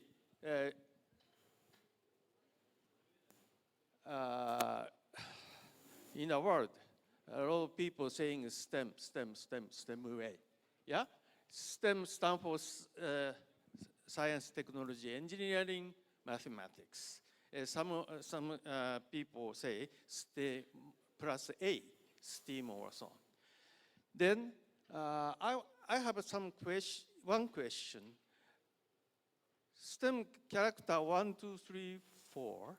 Then what character is very important? Science, technology, engineering, mathematics, or A, that means art. Yeah. What character? Then also I have another question. What's the difference between T and E? Technology and engineering. What do you mean? So I believe E is very important. So even though you face any problem, at that time, can you solve by just only science? Or just only mathematics? Just only technology? Well, so that why engineering solved any problem using all skill also. Then remember, okay. Then like this, just recall STEM education. That was just you already know. Yeah. Also, STEM education. What's the STEM education way or so? Just so you can see. But one thing. My first trip to U.S. was 1962 or 3. Very old time. Then already in U.S. expressway there, freeway, yeah? Then road car already running. Then at that time, General Motors, Ford, or other car running on Japanese car there, but Japanese car is outside of lane. Stop. Because of quality. Like that.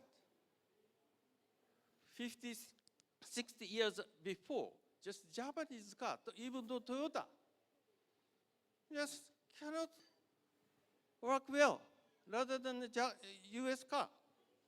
But now, I am proud. Toyota or other car, Japanese car is very good, I think. Can you agree? Or Tata car is the best? Huh? Maybe you think of. So, but at that time, just why Toyota or our car company just becoming number 1 also. That problem, face any problem day by day, then solve any problem by themselves, using all skills.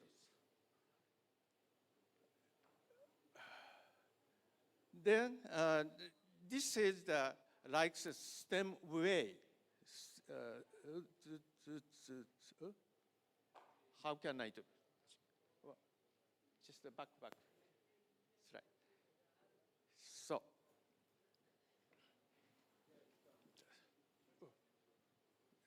Back. Then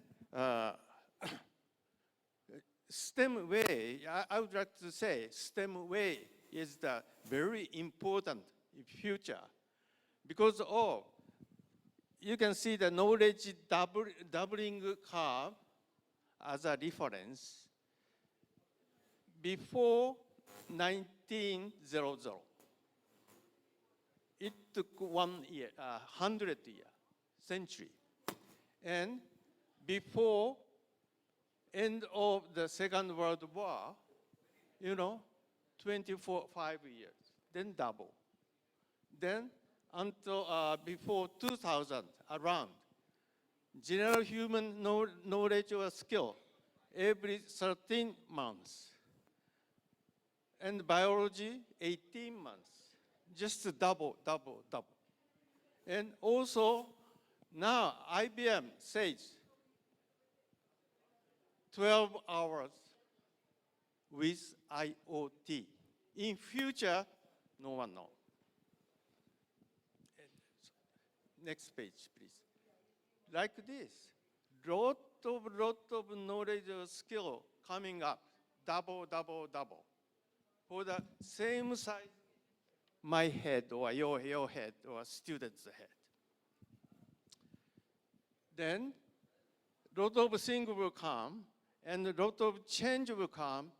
Then, currently already I told you, lot of AI or robot or some technology there around your daily life. But future 30, 40 years, what will be? I studied for that AI teacher or something. So I agree, human teacher is the best, so I know. But after 30, 40 years, most things can be managed by robot or AI or any system, computer system. At that time, current students don't know how to collaborate or work, or they don't know the innovation or so on. Then after 30, 40 years, still they will wait order from these kind of robot or AI. Just they should be a great manager for the robot world or AI world, even though just they will be. That's why I want to say STEM way is very, very important. Thank you very much.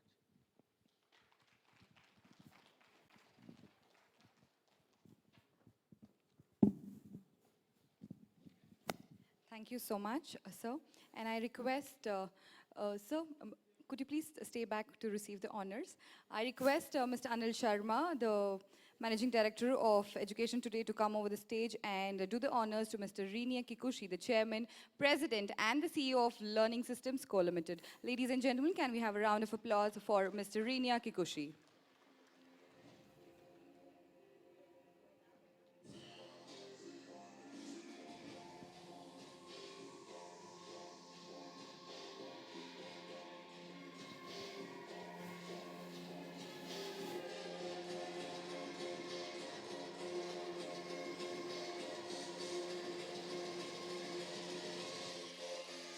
Thank you so much, sir.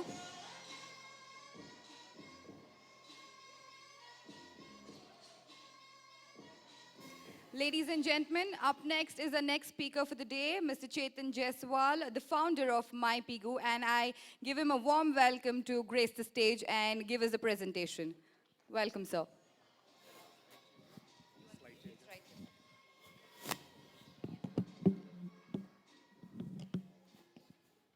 Good morning, all. Am I audible? Great. So how's your day going on? Good? So let's make it more exciting. So can we have a big round of applause for ourselves for doing a great job in the field of education? Can we? Louder one. We should be proud enough.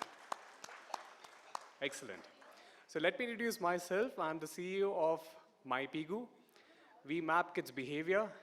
On a daily basis, we are handling 60,000 students in 5 countries. Now, it's a combination of psychology and technology. I'm not going to talk much about my product or my services. Rather, I would like to show you a research, what we have done, and what are the outcomes have come so far. So it's going to give a lot of food of thought for you to think through that where we are heading in the field of education. Okay, so I've been hearing from morning about the different set of generations, right? So first we had your baby boomer, then Gen X, Gen Y, and right now we're in Gen Z. Yes, the Gen Z what we have, and I'm sure all of us are handling them on a day-to-day basis. Now Gen Alpha are the kids of millennials, right? So we're not going to talk about the Alpha right now, but we're going to talk about the Gen Z.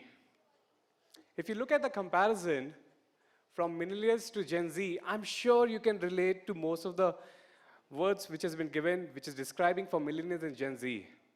Correct? Millennials, fantasy world. Right? Millennials, text messages. Gen Z is more on the images. Like, for example, Instagram. What exactly it is? It's a Gen Z, right? If you talk about Gen Z, their mantra is work hard for success. Millennials want to be discovered. So we need to understand what traits, what behaviors are for today's Gen kids are. Now, you can see the image. There are two images. One image of 100 years back classroom and one image of today's classroom. You can see the difference? Yes? No? Yes? Okay. So let me give you a little bit more insight. It's been 100 years. And in 100 years, how many years we have got the innovation?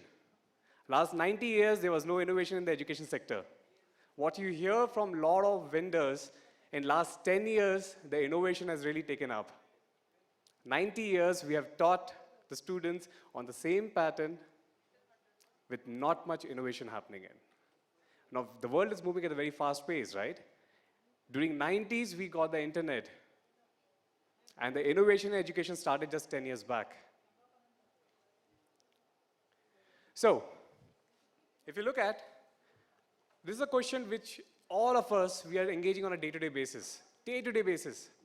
When we are running an education sector, obviously these are the 5 key stakeholders. Are they stakeholders or are they partners? Partners, right? So there's still a conflict goes on in our mind. Are they stakeholders? Are they partners? The best way to run an education system is we need to make the stakeholders as our partners. We know it, but still we get stuck in terms of handling all the 5 categories. I'm going to talk about all the 5. Now, let's talk about, what are the biggest challenges we have been facing. If you see, from 0 to 2, 3 to 5, 5 to 10, as I said initially, we are a research and development company. We do a lot of research in the field of education sector. When I say mapping behavior, we also map adults' behavior too. That is teachers and principals, management, parents too. So we actually get the crisp of where our education sector has been heading. So if you see from 0 to 2 years, the challenges what they are facing is your time, discipline, equity, your teachers, mental health issues, budget from 3 to 5, and 5 to 10, again, the professional learning support and the teachers. These are common issues. I'm sure all of you in this room would have been coming across on a day-to-day basis. Am I right? Most of us. For the teachers, now this is something we will be getting to know, that they feel that there should be a better career opportunity. There should be a personal reason for them to leave the job. Dissatisfaction with the compensation. Lack of support for the new teachers. Inadequate preparation. Last Friday, I'm sure all of you will be aware about 28 lakhs teachers sat for an examination. Do you know about this? The figure is 28 lakhs. Okay, if I talk about one particular vicinity, Agra, 40,000 teachers sat for the examination. Okay? Now, as until last year, we had 7.5 lakh teachers' job vacant. So where are these 28 lakh teachers going actually? If so many teachers are sitting down for the teacher's examination, but still we have got 7.5 lakh teachers' job empty. We need to think, where are we lagging in? These are the few reasons what we got to know from 5,000 plus teachers whom we work very closely with. Now, after studying with the teachers, after working with the teachers from last 6 years, we saw that we need to really focus on these particular parameters. That is cumulative review. If you see anything above the large effect size, if you want your teachers' capability to go up or you want to see the good result coming out, we need to focus on large effect size on the higher side, like cumulative review. If you see teacher demonstration, quality of instructions. Now these are the basic parameters where as an educationist we need to work, because teachers are the pillars of the school, and which we have been doing it from quite some time. Now, very interesting thing, I'll bring it out. Now tell me, how many of you can gauge the mood of your teachers? You can? Lovely. Now imagine if I give you a data, every day morning, live data. The teachers walk into the school, in what mood they come, and when they walk out of the school, what mood they go. Interesting? Imagine Monday you get to know, Monday blues, oh, I have to go to the school, right? Dull. Tuesday, average. Wednesday, excited, mid of the week. Thursday, Friday, and imagine morning and evening, morning and evening. Because teacher's mood can really redefine how our class is going to be. Do you agree with me? Imagine waiter does not come, my mood is gone. I couldn't make the food in the morning. A lot of emotion goes, right? That's what we heard in the first session. That can technology replace teachers? No, they can't. There should be a human connect. So human emotions are bound to be coming in. So how about we give you this data? This is one of the school data. Let me show you. Early morning when the teachers walk in what mood? They're angry. It's a real-time data which I'm showing you guys. Angry, content. And the happiness level is down. When they leave, now, let me give you one more food of thought. When you get data, data can speak a lot of different set of stories. What this shows you, you feel that students, teachers are happy after spending the whole day. That's why their happiness has gone up. Is that right? For this particular school, the story is different. They were waiting to go home. That's why the happiness level was high. Right? Imagine if it takes just 14 seconds a day to get to know about your teachers, how their mood is. Now, since we've been working with more than 60,000 students, every year we have been mapping their kids' behavior.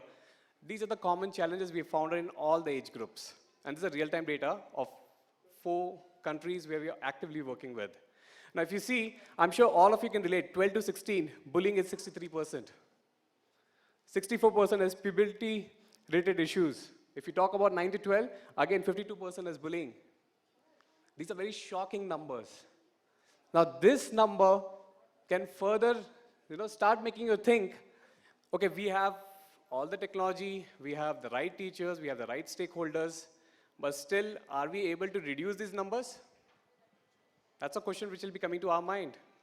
Because data is everything. Why I'm more stretching is, based on the data, you can make a lot of decisions. Do you agree with me? Right? Let me give you an example. Do you use Google Maps? All of you? Familiar with it? Right? So, assumingly you were supposed to come down for this event, and I heard, initially in the morning I was having a discussion, that XYZ person is running late by 20 minutes. How this specific number came out? We just use the Google Map, it shows the time. Simple, the technology is there in our hand. So, it's all about number, it's all about data, and data can really drive you to a right decision making. Now, as I said, we have been doing behavior management on a regular basis. The idea over here is, we need to understand every child's strength and the area of improvement. I never use, shops, and apart from mapping kids' behavior with the use of our technology and individually engaging with every child, we saw last year, in these parameters, we did the parenting workshop. The blue ones are before parenting, and the red ones are after parenting. You can see the difference. And how the difference happens? We talk about experiential learning, right? Experiential learning.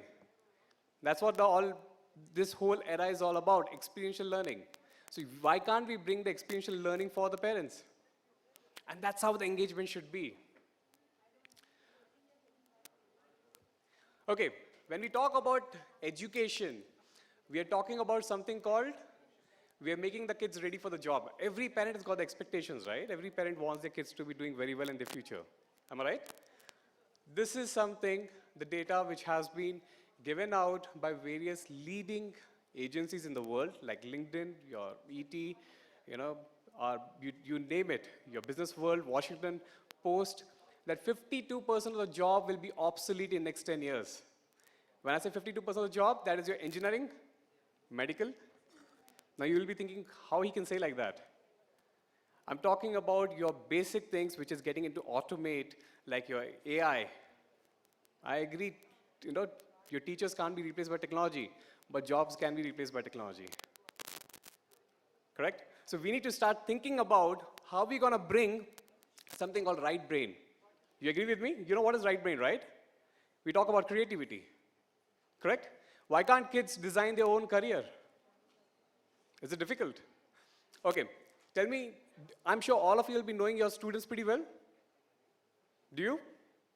So you'll be also knowing that your students are good, who are good in physics, and who are good in music. One child has got both music and physics together. I'm sure you'll be knowing it, right? Now combine both physics and music. What career can come out? Come on, think. Physics and music, combine both. What career is going to come out? Can you think? Audio engineer. So we need to start thinking that particular way. If a child is good in drawing and has got a good logical thinking, combine both of them. We're going to come out with product designers. So that's a career which is taking up. We are out of the session where the regular engineering systems have been happening. So the right brains are taken more seriously. Now, as a school, we have been having regular challenges which are there and which we'll be having it in upcoming years too. We can simplify it.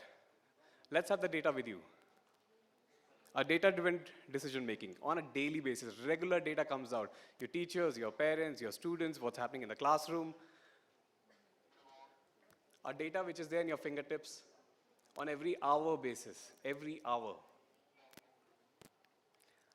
So let me just close it by telling you, just visualize that you have a data of from the age of 3 till the age of 18, what students love the color, what books they like, what food they like, are they kinesthetic learner, are they visually learner, do they get bored in a mathematics class, why do they get bored in mathematics class, how the teacher's mood is, how parents' moods are, our parents are getting involved on a regular basis. Based on this data, your teachers design the classroom management strategy. Based on this data, as a principal, you get to know for all the age group, 3 to 6, 6 to 9, 9 to 12, 12 to 16, all the age groups where my strengths and the area of improvement of these age groups are. Based on this data, you start thinking about what technology you need to implement. Some technologies looks fabulous. I need to implement in my school. But actually speaking, are we ready for it? Or have we passed that particular technology? Is that the investment is right? So this data-driven analysis is something what we promote. And this was the idea of representing and showing you our work, what we have done. So I hope it was quite insightful. Thank you so much, and have a wonderful day ahead. Thank you. Thank you so much, sir. May I now request Anil Sharma, sir, to come over and do the honor to Mr. Chetan Jaiswal, the founder of MyPigu.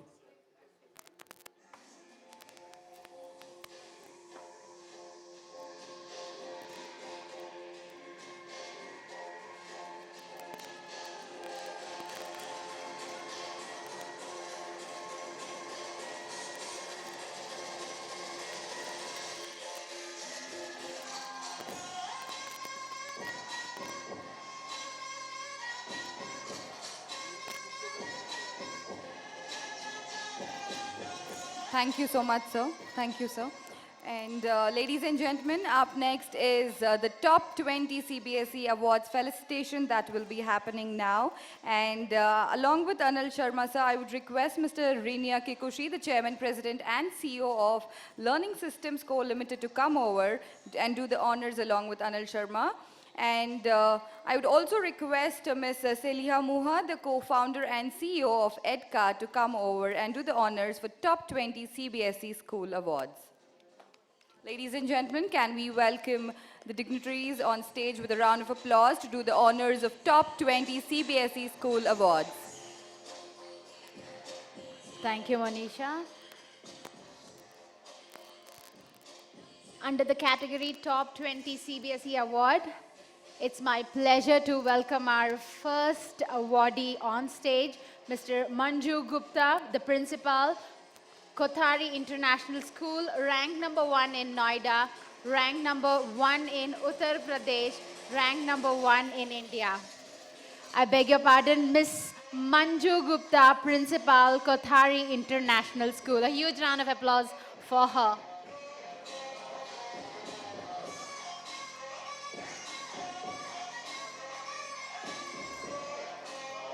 Many congratulations, ma'am. I'd now like to call upon stage Ms. Radhika Unni and her team from SBOA School and Junior College ranked number 1 in Chennai, ranked number 1 in Tamil Nadu, ranked number 1 in India. Huge round of applause for Ms. Radhika Uni and her team.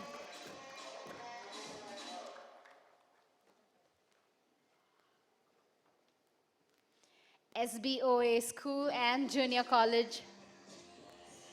Many congratulations to the entire team.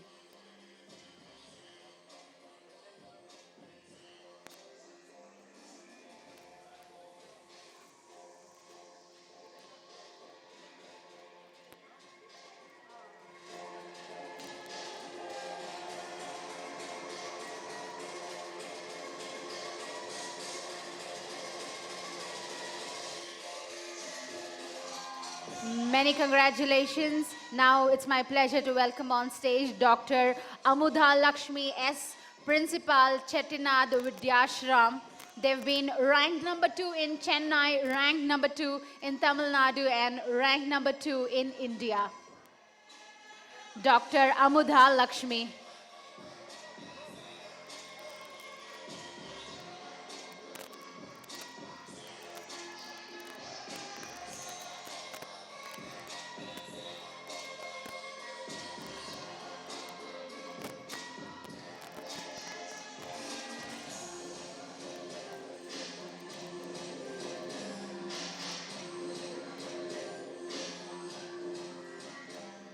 Now I take pleasure in welcoming on stage Dr. Ruchi Seth, Principal, Lotus Valley International School, Uttar Pradesh. They've been ranked number 2 in Noida, ranked number 2 in Uttar Pradesh, and ranked number 3 in India.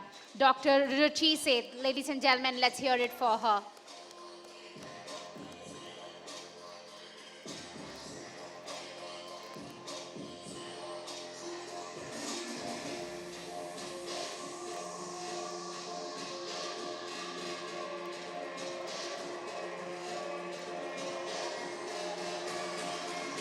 Once again, it's a pleasure to invite on stage Dr.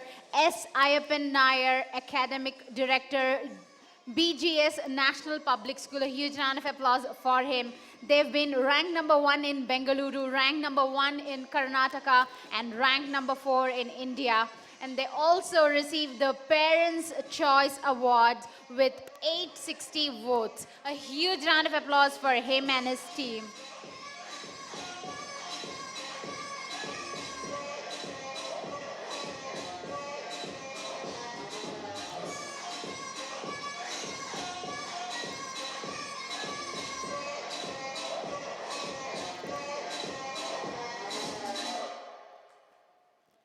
Now I'd also like to invite on stage Suruchi Kataria, Principal, DAV Public School, Mumbai, Maharashtra.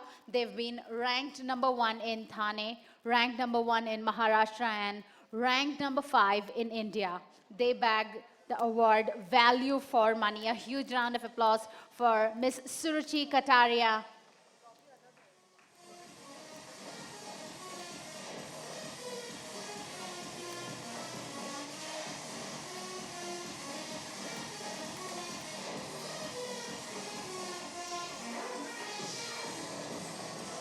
Many congratulations, ma'am. And yet another award for DAV Public School, this time for Gurugram, Haryana. They've been ranked number 2 in Gurugram, ranked number 2 in Haryana, and ranked number 6 in India. DAV Public School, Gurugram, Haryana.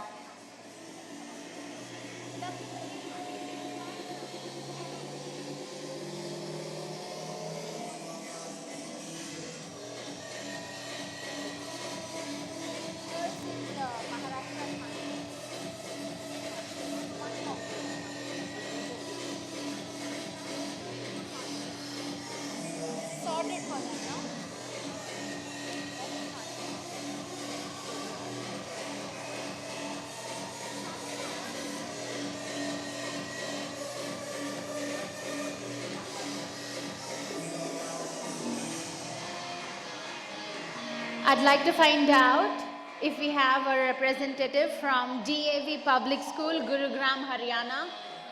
Is anyone representing this school?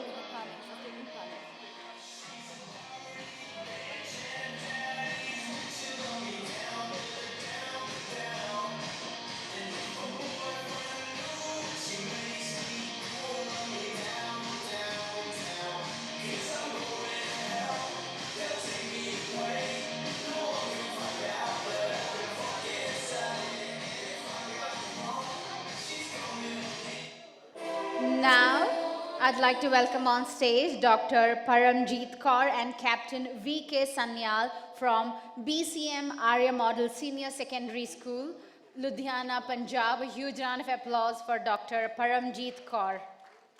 They've been ranked number 1 in Ludhiana, ranked number 1 in Punjab, and ranked number 7 in India. Many congratulations to Dr. Paramjeet Kaur and her team.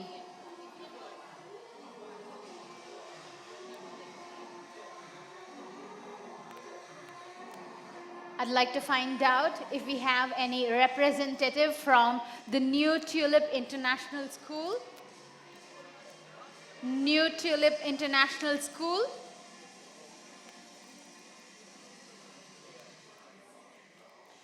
I'd like to invite on stage Ms. Manila, the principal of Delhi Public School, Bengaluru, Karnataka. They've been ranked number 2 in Bengaluru and ranked number 2 in Karnataka and ranked number 8 in India. Do we have anyone from Delhi Public School? Dr. Bhavana Malik, principal, Lovely Public Senior Secondary School, Lakshmi Nagar, Delhi, ranked number 1 in New Delhi and ranked number 9 in India.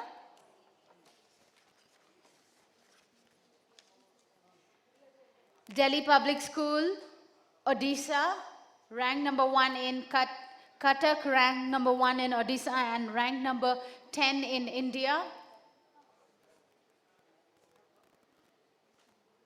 Delhi Public School from Jammu and Kashmir. Any representative from here?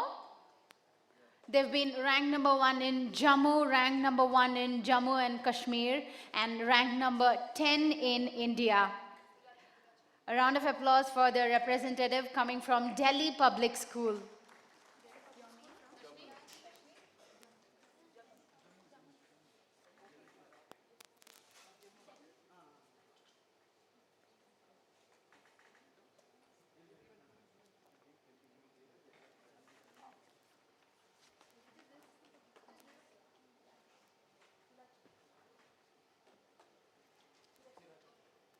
But I'd like to find out if we have Himanshu Chopra with us from Kulachi Hansraj Model School.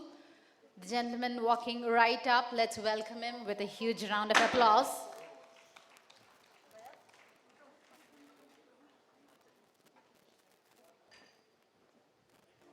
Mr. Himanshu Chopra from Kulachi Hansraj Model School, New Delhi. They've been ranked number 2 in New Delhi and ranked number 11 in India.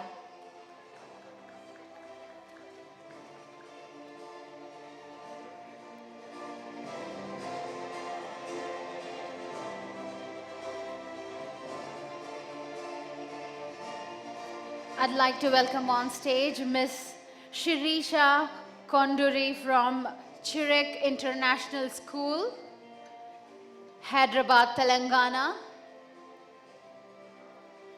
Miss Rashmi from Bal Bharati Public School.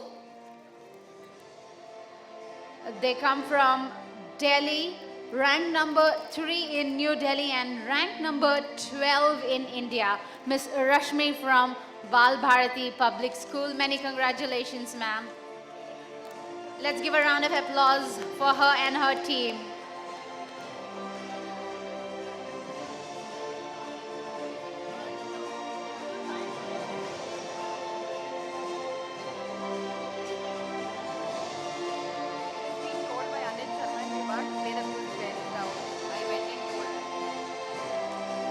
Right, ladies and gentlemen, let's put our hands together to welcome Mr. Manish Arora, President and Alumni Association of Bal Bharati Public School.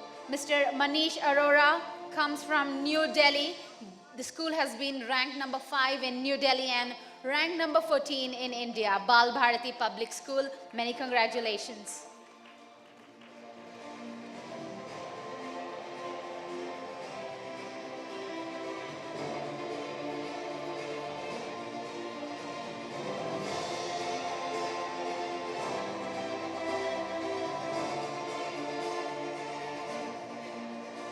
can we have with us Manju Rana from Seth Anandaram Jaipuria School? They've been ranked number 1 in Ghaziabad, ranked number 3 in Uttar Pradesh, and ranked number 14 in India.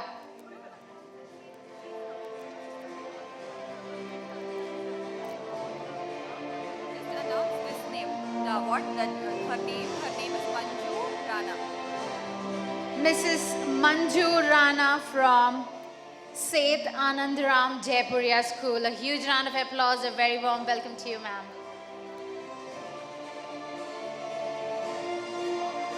National Teacher Award 2010. Well, I'd also like to add on, she has received the National Teachers Award 2019 by the Honorable President of India on September 5th.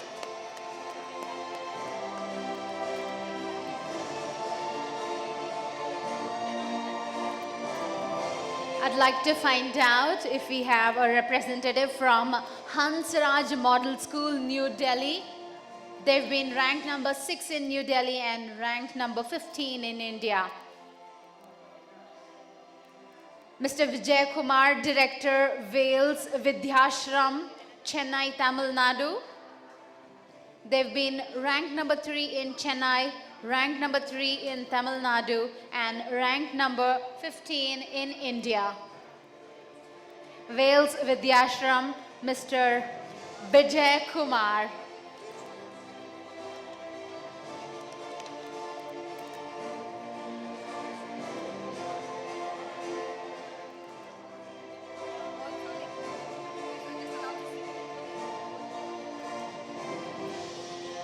Yet another award for Wales Vidyashram, Chennai Top Preschool Parameter.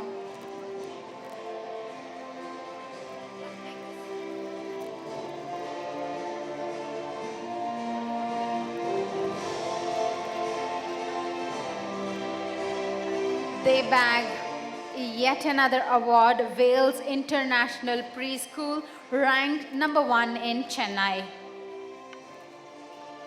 That calls for a huge round of applause.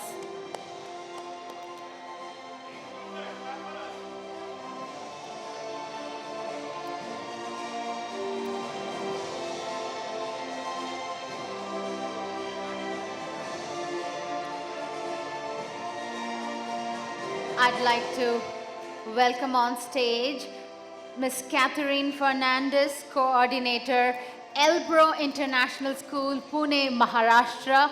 They've been ranked number 1 in Pune, ranked number 4 in Maharashtra, and ranked number 16 in India. Let's welcome Ms. Catherine Fernandez.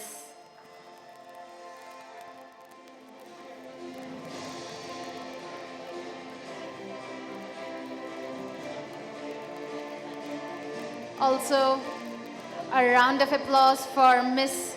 Aarti Kanwal, the principal, Elbro First Steps, Pune, Maharashtra, ranked number 1 in Pune. Ms. Aarti Kanwal, the principal, Elbro First Step.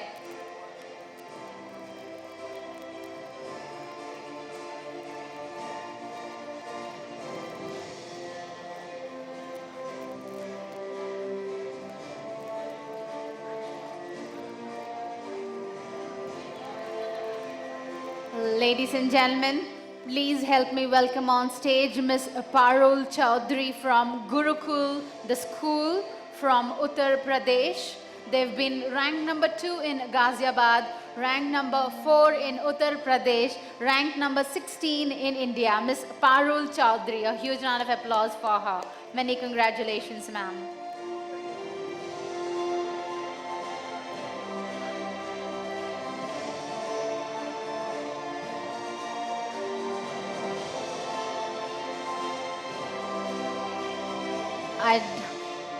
I'd like to find out if we have a representative from BCM School, Ludhiana, Punjab.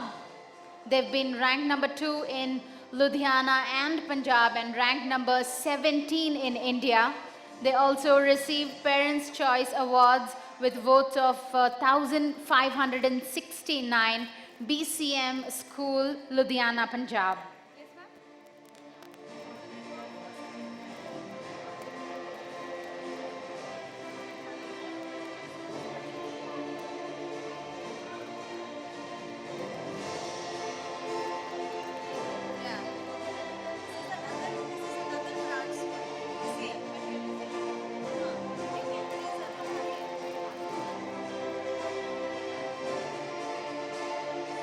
Ladies and gentlemen, this one goes out to BCM School, Ludhiana, Punjab. They also received the Parents' Choice Award.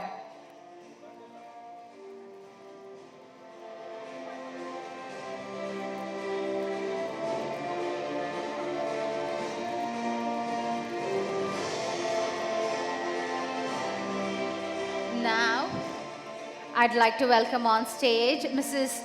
Reena Alfred, the principal, Alpha School, Chennai, Tamil Nadu. They've been ranked number 4 in Chennai and ranked number 4 in Tamil Nadu again and ranked number 18 in India. Mrs. Reena Alfred, the principal of Alpha School.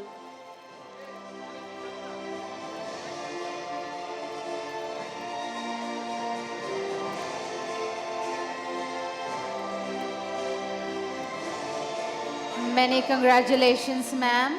Now I'd like to welcome on stage Mrs. N.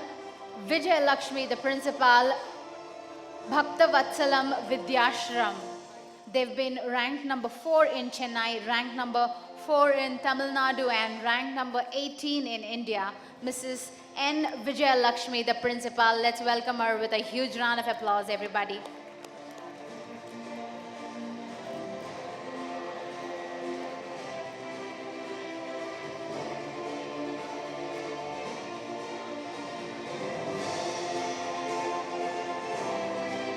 Many congratulations, ma'am. Now I'd like to welcome on stage Ms. Smita Govind and Ms. Aruna Gomti from Army Public School, Secunderabad, Telangana. They've been ranked number 1 in Secunderabad, ranked number 2 in Telangana, and ranked number 19 in India. Ms. Smita Govind and Ms. Aruna Gomti from Army Public School.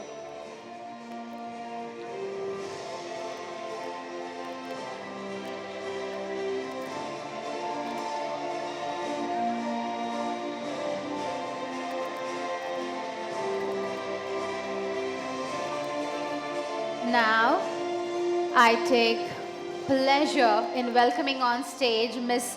Nandini Singh and Aparna D from Johnson Grammar School, Secunderabad, Telangana. They've been ranked number 1 in Secunderabad, ranked number 2 in Telangana, and ranked number 19 in India.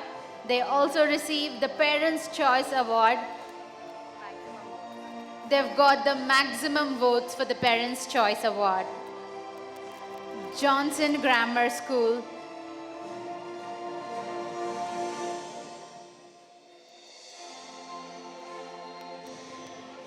Ladies and gentlemen, Johnson Grammar School from Telangana has been ranked number 1 with the maximum number of parents vote. So doesn't the school deserve a huge round of applause, because a school is being appreciated by a parent and this school receives the maximum number of parents votes. So hearty congratulations, ma'am.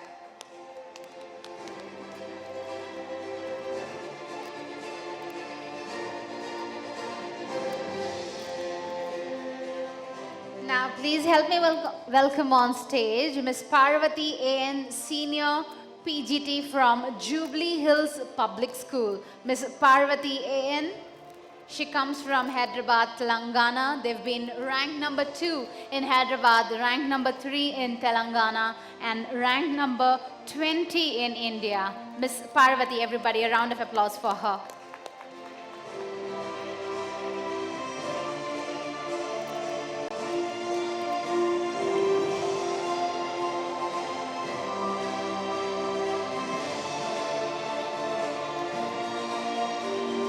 Many congratulations to Ms. Parvati and her team.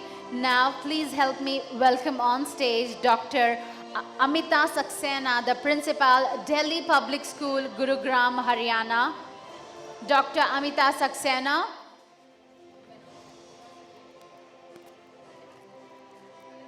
Mr. Vivid Gupta. Mr. Vivid Gupta, the principal, Bal Bhavan Public School, Mayur Vihar, Delhi. They've been ranked number 7 in New Delhi and ranked number 20 in India. A huge round of applause for Mr. Vivid Gupta.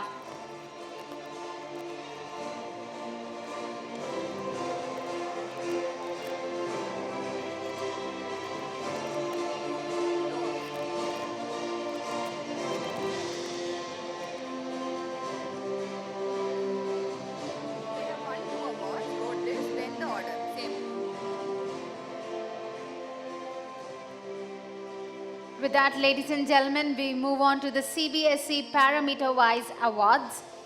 And first and foremost, I'd like to call upon stage Mr. Srinivasan M. from Gear Innovative International School. A huge round of applause for Mr. Srinivasan.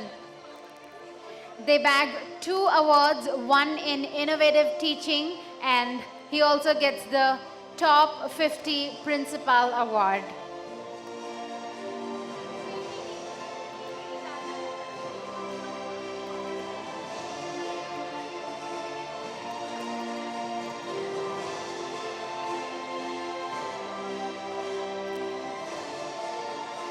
Innovative Teaching and Top 50 Principal Award. Can I request our VJ to play the video of Effective Principal 2019?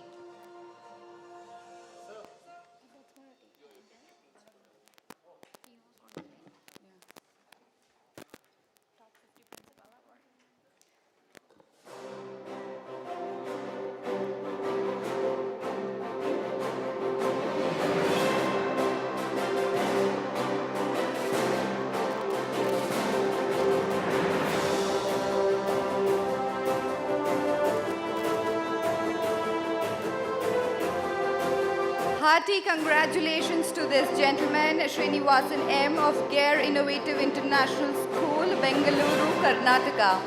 Ladies and gentlemen, up next I request a representative from Jammu Sanskriti School, Katuha, to come upon and receive the honors as the school has been ranked number 1 in Katuha, India's top CBSE school city-wise.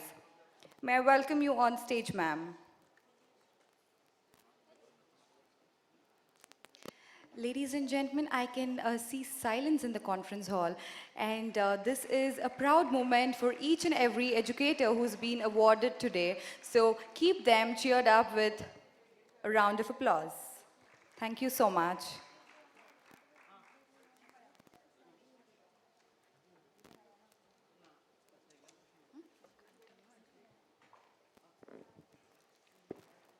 Ladies and gentlemen, now I'd like to welcome on stage a representative from Delhi Public School, Nagbani, Jammu and Kashmir.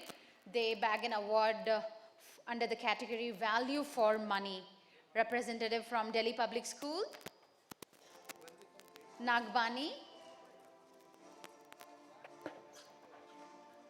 I also request if you're walking up to us to receive the award, please wave at us so that we know you're coming to receive this award. Thank you very much.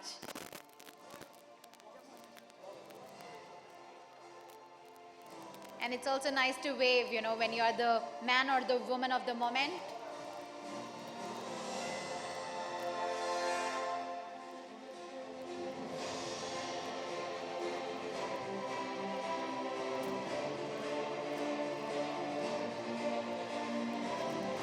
Many congratulations, Delhi Public School, Nagbani. Now I'd like to invite on stage Mr.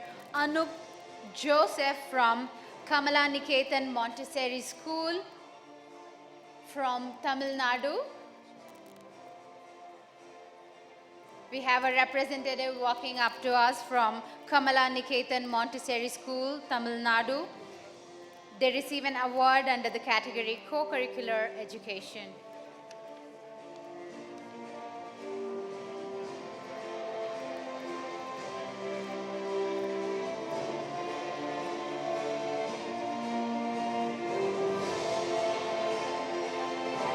Many congratulations to the entire school and the team. Now I take pleasure in welcoming on stage Mr. Madhu Gupta and Archana Narain from the Indian Heights School, Dwarka, New Delhi. Mr. Madhu Gupta. I'd like to find out if we have any representatives from Vishwa Vedanta School, Chhattisgarh. Subodh Public School, Rajasthan.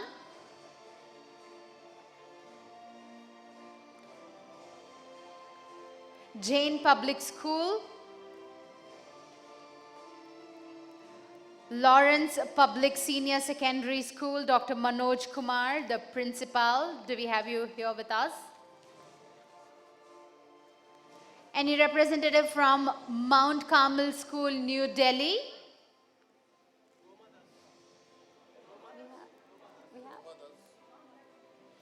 And do we have Roma Das here with us?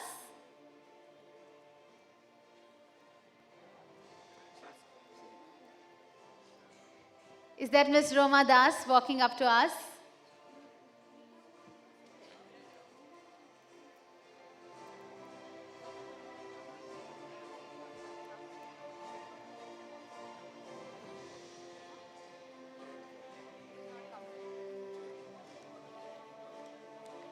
Any representative from Spurti Global School?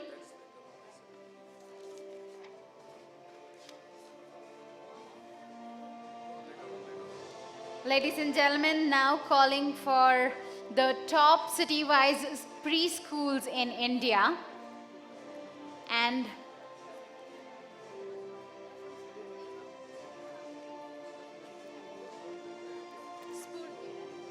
your name?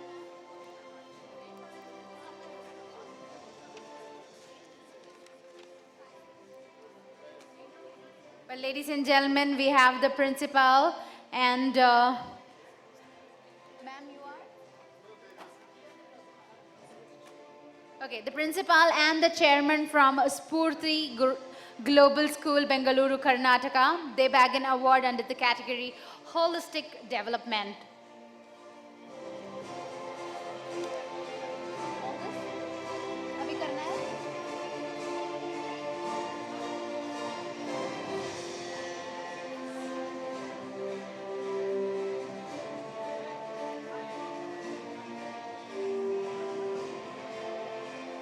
Many congratulations to Team Spurti there.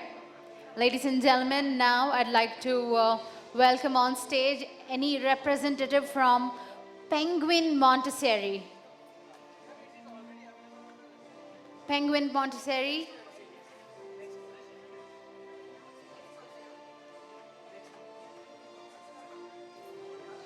Little Wonders International School, Nasik. Do we have any representative from Little Wonders International School, Nasik?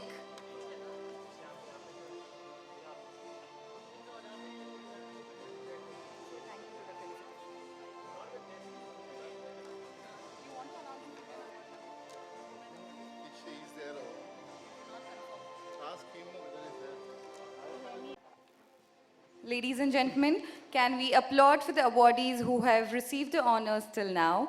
And yeah, thank you so much. And I would also like to extend my thanks to Anil Sharma sir for being here on stage, along with Mr. Renia Kikuchi, the chairman, president, and CEO of Learning System Co. Limited. And I also extend my gratitude and thanks to Ms. Seliha Muha, the co-founder and CEO of EdCart. Ladies and gentlemen, can we have a round of applause? Yes, and up next speaker we have from Unipro, and I request Mr. Rohit Kumar, the director of Unipro, to grace the stage and give us a presentation. Welcome, sir.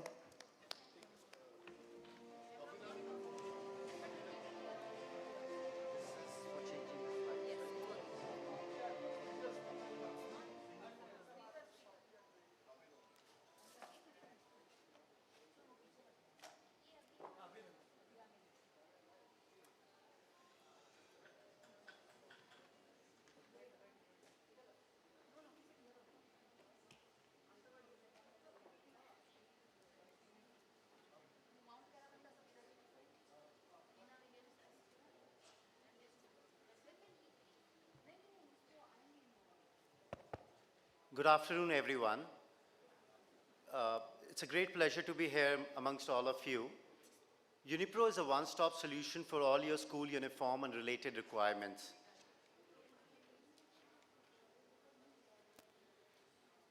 When I say one-stop, I mean everything related to uniform, be it shoes, bags, or any other accessories. We've been into this category for 25 years and catering to over more than 150 schools pan-India. One thing we are very particular about is the delivery timeline. We have direct tie-up with all the well-known branded mills across the country, and we like to promote most premium quality fabrics to all schools. Our state-of-the-art manufacturing facility with more than 150 workers helps us ensure timely delivery to our clients. Like I said, it's a one-stop solution, so you don't have to go through the hassles of reaching out to multiple vendors. We will take care of all the requirements and be a single point of contact. We have a call center facility and an account manager for each of our clients. Proven fabrics. I mean, we are not just a uniform provider. We have a very strong experience in garments.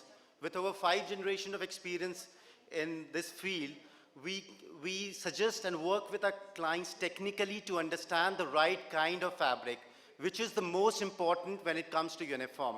Whether a PV fabric or a PC fabric, what should be the count of the threads that goes into the shirting or the suiting fabric is something very important. What GSM? Sometimes schools think and vendors try and promote the higher the GSM, the better. But no, there's a right GSM count which should go in each of the fabrics. So we work technically with schools to come with the right uniform depending on the parent profile and the catchment region. We have in-house designers who work very closely with schools, understanding the branding of the school and what they want to communicate with the school to come up with a most suitable design pattern for our clients if they're looking for a design change. Our team comes from one of the most reputed institutions from the country, Hindu College, Delhi University, CFA Institute, USA, Indian School of Business, Hyderabad, Shri Ram College of Commerce, Delhi. So our team has worked with some of the leading corporates, be it Deloitte, KPMG, Google, and we try and bring it a most professional approach when it comes to uniform. We want a seamless experience for parents, schools, and the children. We have been working on an online portal for the past 2 years for schools in Bangalore, Hyderabad, and Jaipur. It's working very well. We take orders online with the help of the sizing guide. We do help set up kiosks inside schools, which helps parents understand how to place orders online, because not always are parents very accustomed to placing orders for uniforms online. We have end-to-end facilities in terms of payment option, direct home delivery. We make sure there's no queue when it comes to collecting uniforms, because both these days, mother, father, both are working, and their time is very important. Yeah, and we're coming up with even more solution how to understand parents the right size for the children with the help of the technology for the next year. Yeah, I have already covered this point in terms of branding, how we work closely with schools, because we believe uniform is a very effective tool for school branding. So we work closely with schools to come up with the most suitable uniform for your institution. We have a very unique product here, which is Uni-Dry. In case the school wants uniform which has bacteria resistance and quick absorbent, because children are these days go out, do a lot of activities and sports. So we have a special product for those clients, and we can manufacture uniforms which are more durable and have anti-stack properties. So here again comes our expertise of being in the garment industry for more than 25 years. Yeah, I request to play the video about Unipro, please. Thank you.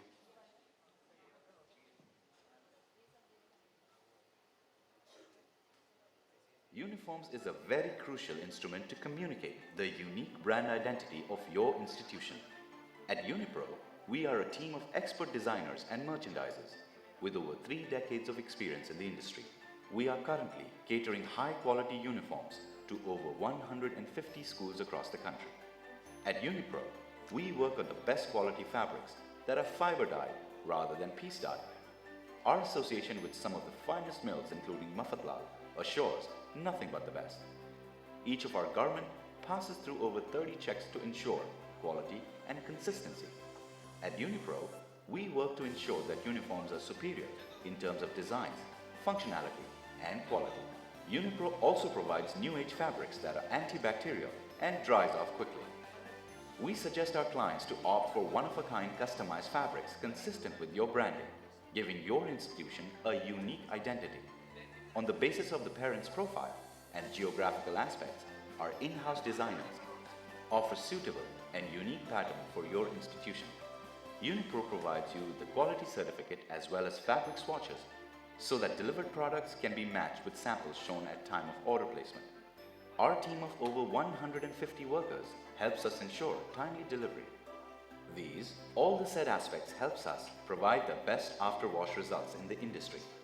Our production lots are consistent in terms of color, quality, and size.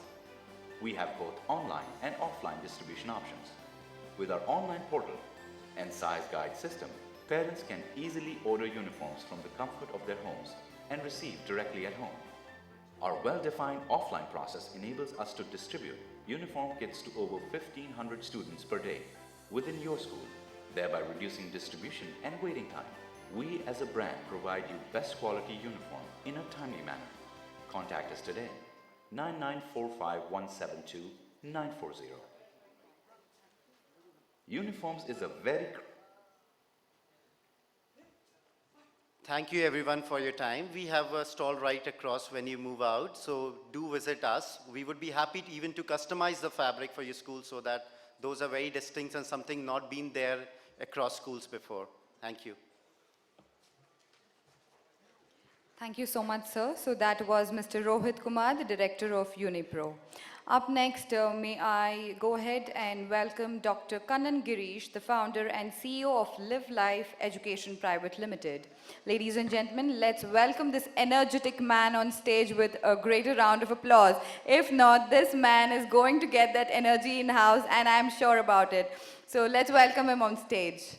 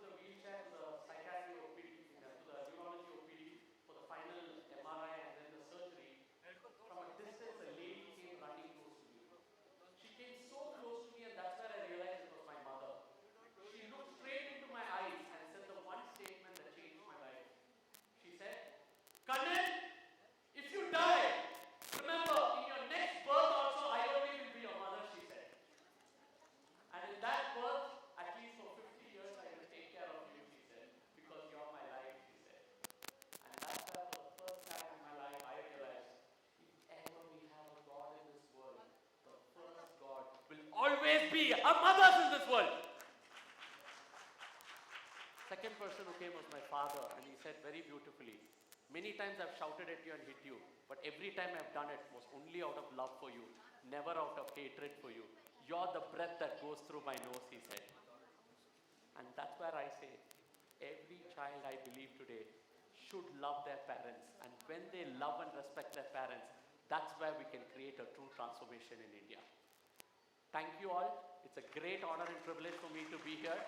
I'm very interested in working with good school owners. If you find you're a principal or a school owner who really wants to make a difference in children's life, please do come and talk to us, because I have very little schools left. We have already had 53 schools and we can take only 20 more schools.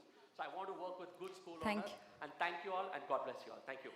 Thank you so much, sir. So that was Dr. Kannan Girish, the founder and CEO of Live Life Education Private Limited. Up next, I would love to introduce our next speaker on stage, Ms. Seliha Moha, the co-founder and CEO of EdCart. We welcome you on stage, ma'am. Ladies and gentlemen, let's give it up for Ms. Seliha Moha.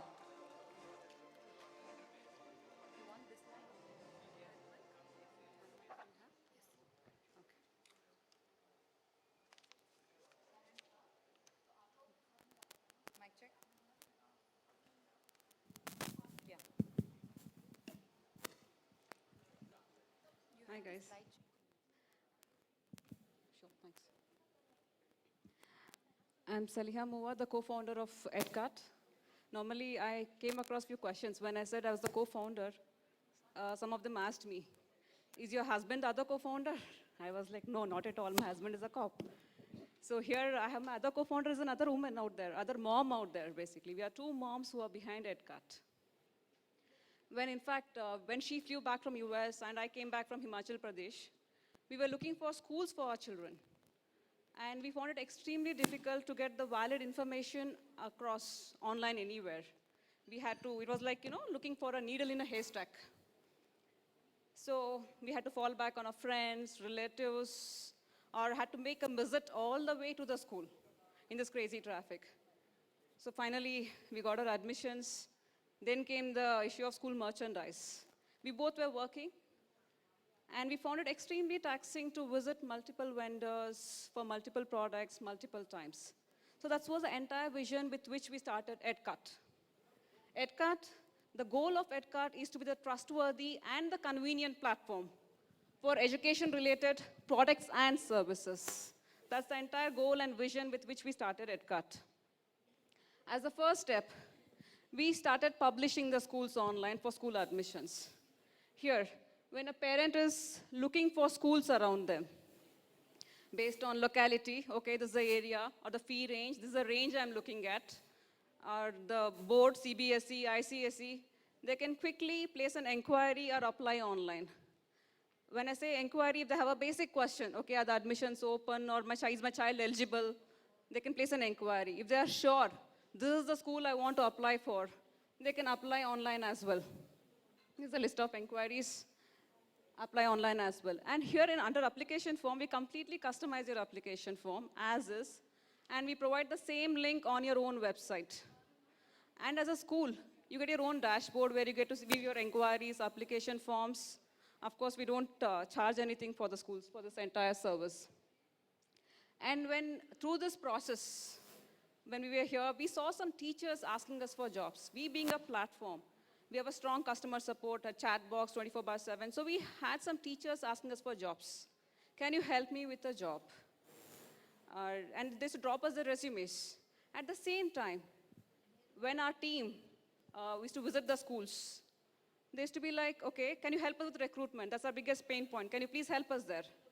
So we started our recruitment wing. Apart from this, of course, we had a lot of parents asking us for questions. Can you help, can you advise us, CBSE or ICSE board? Should I choose science or maths? I've done biology, what are the career options? So we had a counseling wing as well, briefly. And the most importantly, we started our merchandise platform, school merchandise. When we were working with the schools, last year we launched it, December, we realized the schools used to face issues in terms of managing their multiple vendors, ensuring the quality of the products that's being delivered. and also on-time delivery. The biggest issues, because the product shown is different, and ultimately the one which is delivered is also different. So we started our merchandise portal where parents can buy their uniforms, books, shoes, tabs, anything with regards to the school merchandise online, and which will be delivered home. Through this process, how we go about this? Firstly, we come down and take a sign-off from you saying that, okay, we are authorized to sell your school merchandise. That's the first step. Once you give us permission, guys, okay, you guys can go ahead and, sell our school merchandise. We immediately work with the vendors. It may be your own vendor or our own vendor, either ways. If you're happy with your vendors, we work with your own vendors. You say, no, I want to change my vendor. I'm not happy with the quality. We have our own set of vendors. We work with them to ensure on the quality front. We make multiple visits to the factories to ensure the quality is as per the defined guidelines. And the timelines of delivery, again, as specified by the school. This is my timeline. This is where my sale has to go live. Defined timelines. And yes, post this, we again set up the mobile number authenticated logins for the parents. It means only your parents can weave your school merchandise. Likewise, no other parent can weave your school merchandise, where the prices all are very confidential of your school. We catalog the school online.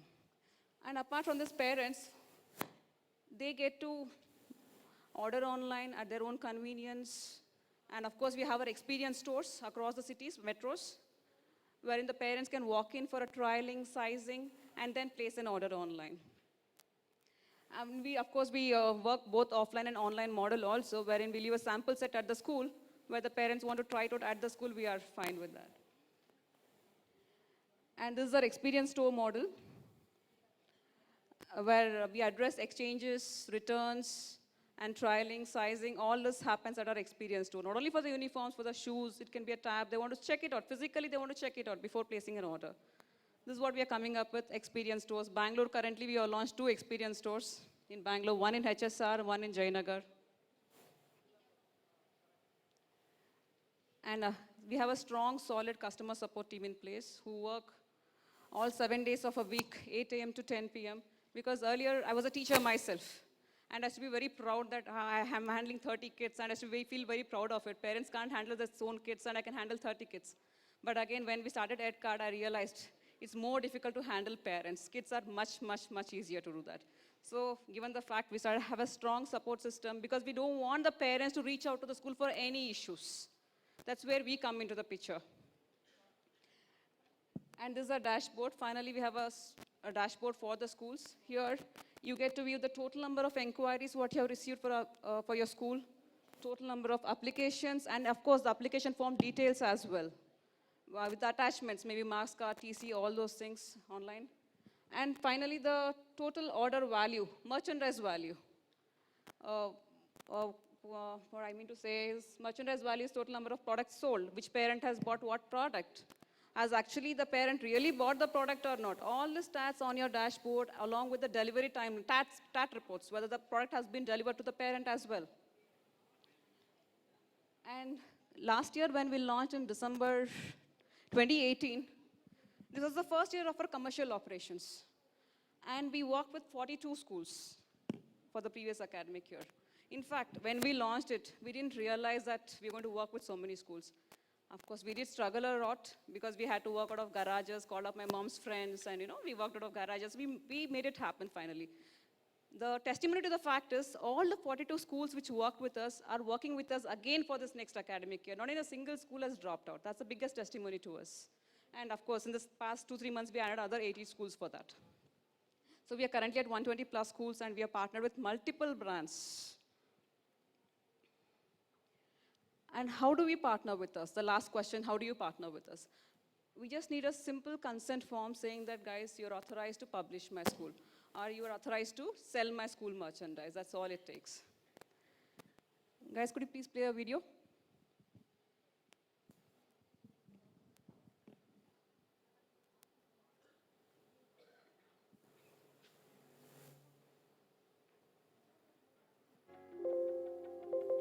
As an educational institution, do you face any of these problems?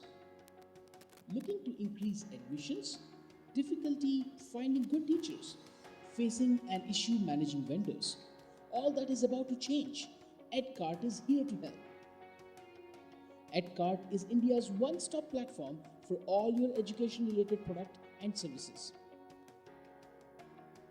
EdCart helps you in generating online inquiries by profiling your school page.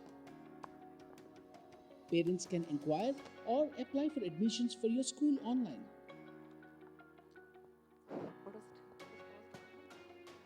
Not just that, it helps you in hiring your faculty. Find the right talent at the right time. EdCart is an online portal where parents can shop for school books, uniforms, shoes, and bags from verified vendors. We ensure quality, best price, and on-time delivery.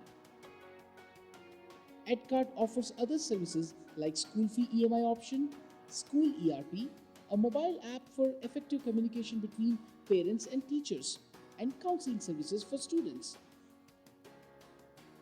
Partner with us right away. Sign up for free at www.edcart.com. Call us on 8088468846 or drop in an email at support@edcart.com.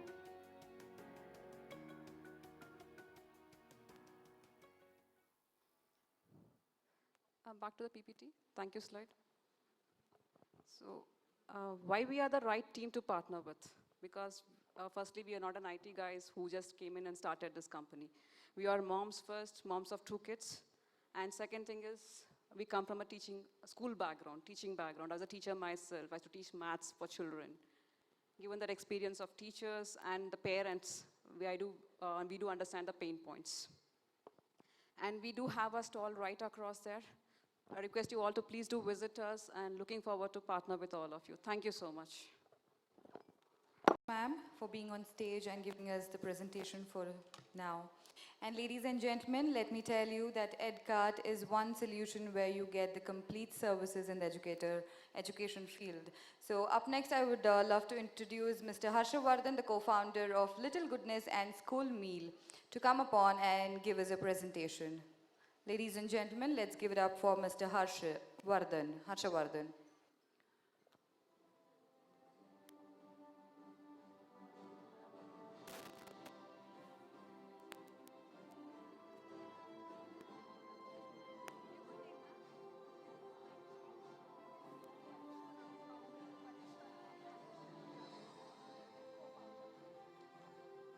So today we are in the second day of the national conference on K-12 leadership, and from School Meal we have the replacement of Harshavardhan. She is also the co-founder. I would love to introduce Ms. Pariksha. She's the co-founder of Little Goodness and School Meal. Over to you, ma'am. Hi, good afternoon, everyone.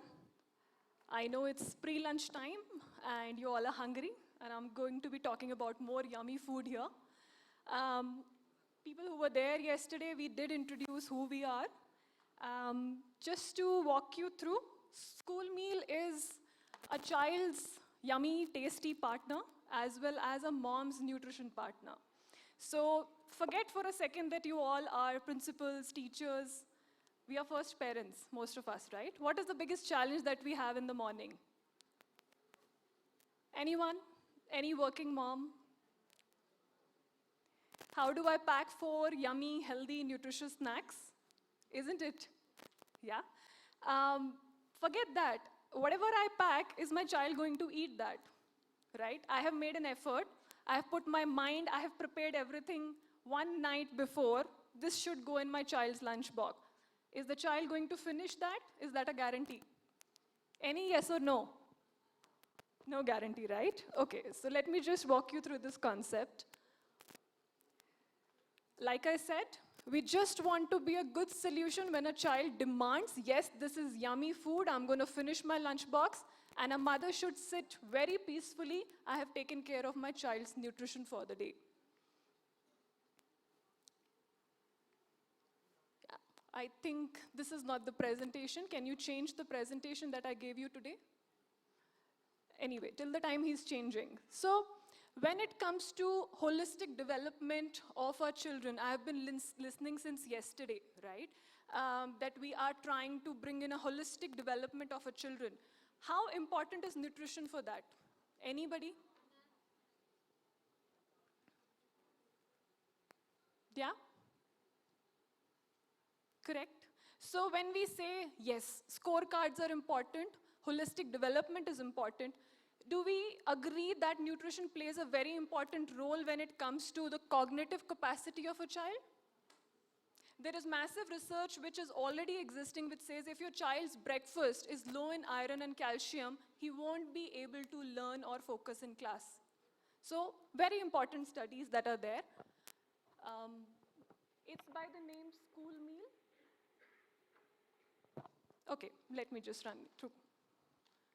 Yeah, so on the other side, government is taking a lot of good initiatives, right? FSSAI body, Niti Aayog, everybody is working towards giving beautiful guidelines on why junk food should be banned in schools. Being us, people who are running the schools, do we have an idea how are we going to do that? Right? The people who are supplying food to you, are they going to limit trans fat in the canteen?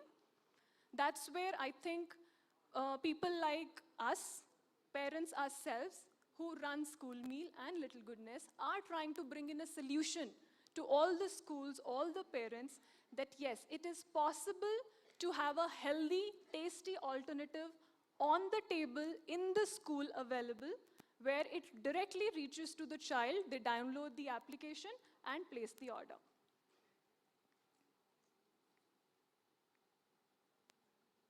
Can you please help? No. So I think never mind. So all I'm trying to say here is most of the parents today are concerned about what child is eating, right? Do we understand that any child who is dealing with overweight or obesity, how they are being bullied in school? The first session, I think, the esteemed person who was talking about children behavior and all, have you observed that kind of behavior? That leads to a massive psychosocial impact when a child also grows up. Missed school days, child doesn't want to go to school because he's being bullied. And obesity is becoming a problem throughout India, not just in any city. So Delhi census says that 18% of school-going children are overweight, but low on their micronutrient status. On the other side, Karnataka, again, we have overweight children number increasing day by day. But when I look at their reports, their micronutrient deficiencies are highest. Why? Because the nutritious food is not being given. All we do, because we are in a hurry, we open a packet of processed food, it goes in their lunch dabba, and that's it. But at the end of the day, the problem of malnutrition, undernutrition, or poor nutrition, or overweight and obesity remains the same. Okay. So like I said, Thin Fat India, this concept is not new. You all can see me, right? I look pretty thin, yeah? But the fat percentage on us is pretty good. So even if we are lower on our scale index, our fat percentage is always higher. We can't do anything. Blessings of our genes. So it's all the way important that the fat percentage of our children is taken care of. That's why physical activity and good food. This is what I was talking about, the complete vicious cycle of childhood obesity leading to psychosocial as well as poor health outcomes as an adult. It's seen that a child who is even 2 kgs above the percentile required has 25% higher chances of developing diabetes, hypertension, and other cardiometabolic problems. It's not just the performance in school, they lose good amount of cognitive capacity as well as the entire earning capacity later in life, because the complete development is not going to happen because of the micronutrient deficiencies. What are the core concerns? Being parents ourselves, we are so carried away with all the marketing gimmicks that food bodies put it on table, right? If I ask you, which is the best oil for you to cook at home, do we have an answer for that? Anybody? Do we know any best oil? Which is the oil that you use at home? Any answer? Coconut oil? Anybody would say coconut oil is not good for health? Yeah, raise your hands, please. Coconut oil good? Okay, so only couple of people here. So all I'm trying to make a point here is that today the information that is there on nutrition is very confusing. As a busy parent, I cannot make a decision myself, right? That's why we need to bank on nutritionists, dietitians who have the sound information to develop this. All the packaged product that you find, you might be getting poor fake claims, right? This is high in fiber, high in fat. But when you look at the nutrition food label, you will actually see how much sugar goes in it, right? How much hidden fat is there. So parents are confused. They need good amount of nutrition in all three main meals. I can pack a good breakfast, but for evening snack, I have to give a packaged product, right? I don't have choice as a mother, as a working mother. So that's where people do not know what to put in their lunchbox. FSSAI is taking this kind of initiative and they are going to ban all the junk food in or around the premises of school. What does it mean for us? If we want our schools to be labeled as Eat Right campuses, we have to follow this trend. So just in case you are looking to understand what this Eat Right campus is all about, what is this government initiative, we are there at stall number 13. Please let us know. We'd be happy to talk to you one-on-one. Like I was just mentioning, again, high fat, high sugar, low fiber products will be out from canteens soon. That's where we come into picture. We're just trying to change the entire nutrition factor, one school meal at a time. We try and prepare the food in a manner which is not restaurant style. I'm sure you must be thinking, what is the big deal? They also run a kitchen. What is going to be so different? So nutrition retention is our prime focus. Whatever is cooked is managed in a manner that whatever nutrition is there on the plate will be available for a child. It's going to be absorbed in the body, not wasted. On the second hand, we have a complete team of quality analysis, nutrient retention, as I just mentioned, and bioavailability. So for example, if it's a very simple concept, if my child is eating a combination of dal and rice, all the nutrients present in that will take care of the micronutrient availability, because one amino acid will compensate for the other. So I don't want to confuse with that. All I'm trying to say, it's nutritionally, scientifically designed every meal. So we follow plate method, which is globally accepted, appreciated one form for designing the school meals. Every lunch that you see is based on that plate method. If you can see, they have to have smaller portion of rice or roti. You have amount of fiber there going with palak dal, as well as lot of green vegetables going on side. If the child follows this kind of eating pattern, you need not worry about their breakfast, lunch, and dinner. This is the simplest rule. And we, I think, because getting carried away with all the marketing gimmicks, we try and, put a lot of funda behind it, whereas it is not needed. So we are a solution where a parent can download an application.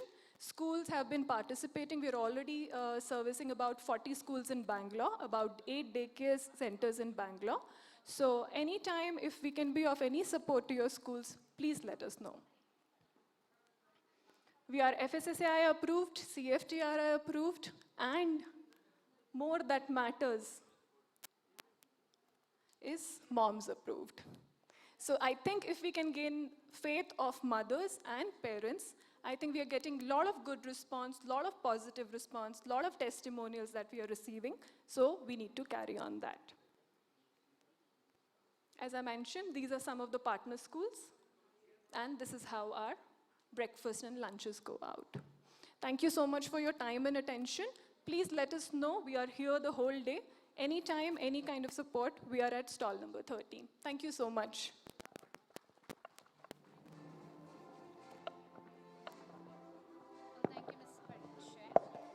Check. Well, thank you, Ms. Pariksha. Thank you very much for that interesting presentation there. Requesting Mr. Anil Sharma to kindly hand over a token of appreciation.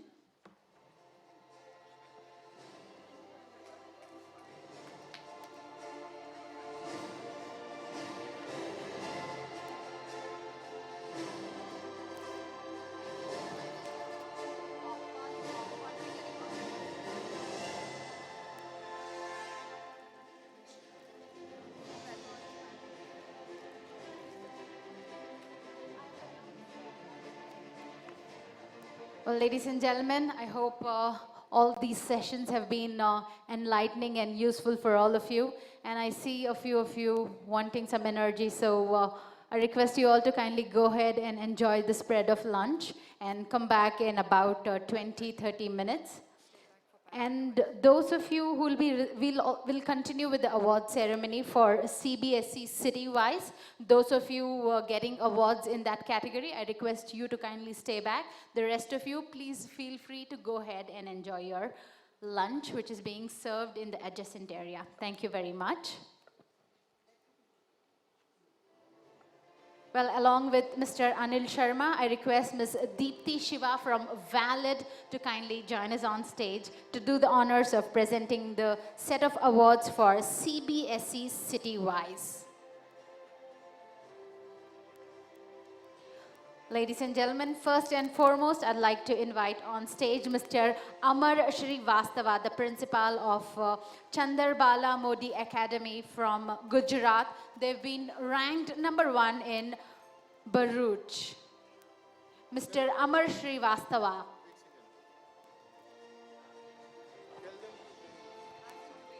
Ladies and gentlemen, I have a small request. When I call out your names and you're walking up to us, please wave at us so that we know that you're here and you're walking up to us. Thank you very much.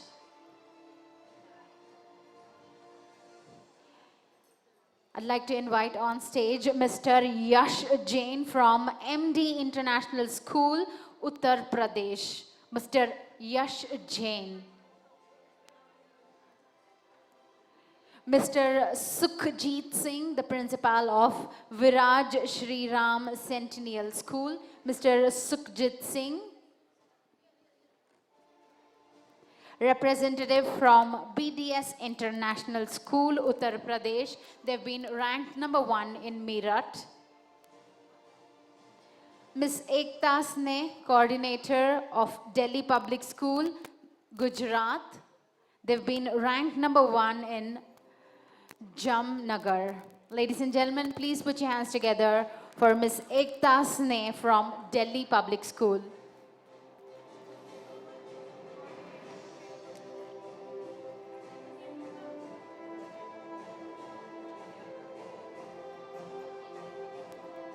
Many congratulations. And I'd like to find out if we have Ms. Akshaya from Bloomingdale's International School. Ms. Akshaya.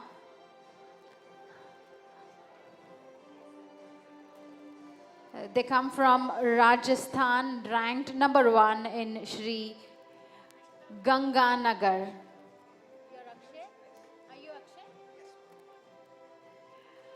All right, we have Mr. Akshay with us from Bloomingdale's International School. Any representative from Bhavan Vidyalaya, Haryana? Bhavan Vidyalaya, Haryana. They've been ranked #1 in Panchkula. Mr. Bhavani Pratap from BK Senior Secondary Public School. Mr. Bhavani Pratap. Mr. Avanindra Singh Gangwar from Delhi Public School. Mr. Avanindra Singh from Delhi Public School, Jharkhand. They've been ranked #1 in Bokaro. We really appreciate that applause going there. Request everybody else to join.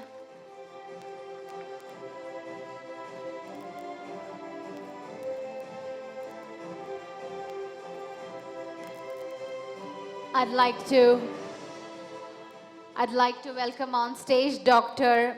Mani Mekalai Mohan along with Shirisha Mohandas and the team from SSVM World School, Tamil Nadu. They've been ranked number 1 in Coimbatore. Well, a huge round of applause for the entire team. Many congratulations. The team from SSVM World School.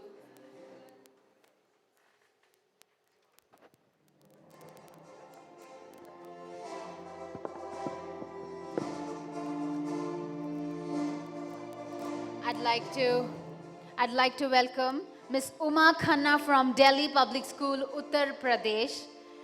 And they've been ranked number 1 in Lucknow. Ladies and gentlemen, please put your hands together to welcome on stage Miss Uma Khanna from Delhi Public School.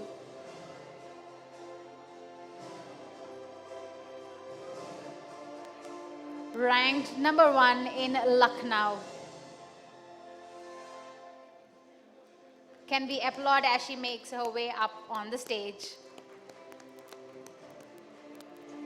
Miss Uma Khanna, Delhi Public School, ranked number 1 in Lucknow.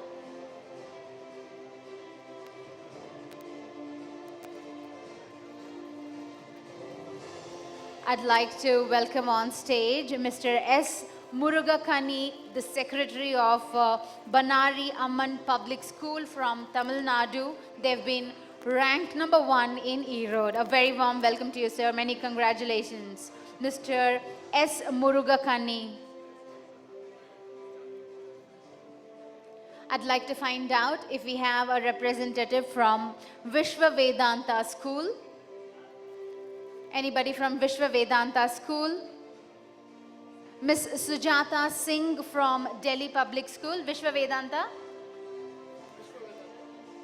Vishwa Vedanta School, Chhattisgarh, ranked number 1 in Durg. A round of applause for the gentleman bagging that award.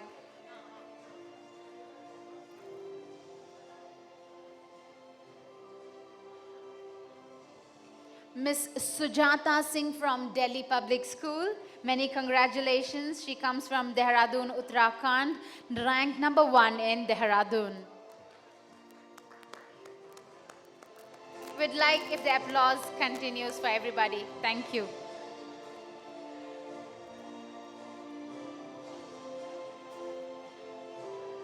Dr. Sudhanshu Gupta, Director, MM International School, Madhya Pradesh, ranked number 1 in Jabalpur. Let's hear it for Dr. Sudhanshu Gupta. Many congratulations, sir. He comes from MM International School, Madhya Pradesh.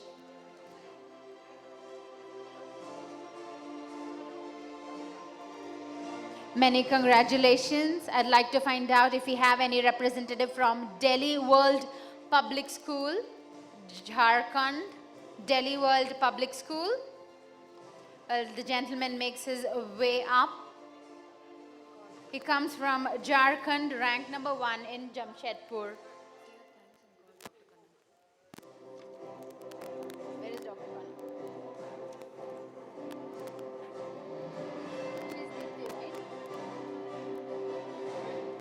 Many congratulations, sir.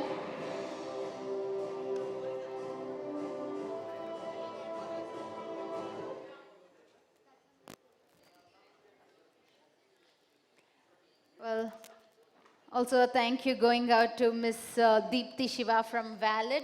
Thank you very much for joining us up here. And now I request Dr. Kannan Girish from Live Life to kindly come up on stage to hand over the next set of awards.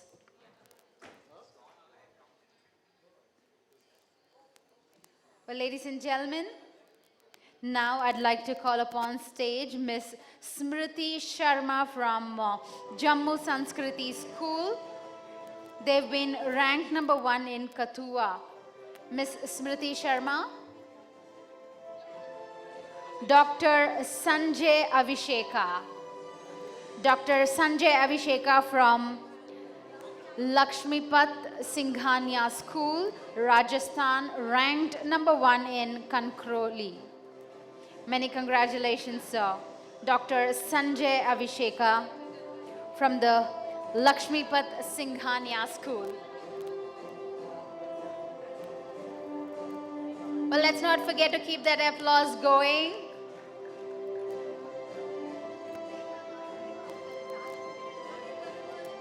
Miss Sana Altaf, Managing Trustee from Diamond International School, Mangalore, Karnataka, ranked #1 in Mangalore. Miss Sana Alfat, a round of applause for the lady from Diamond International School.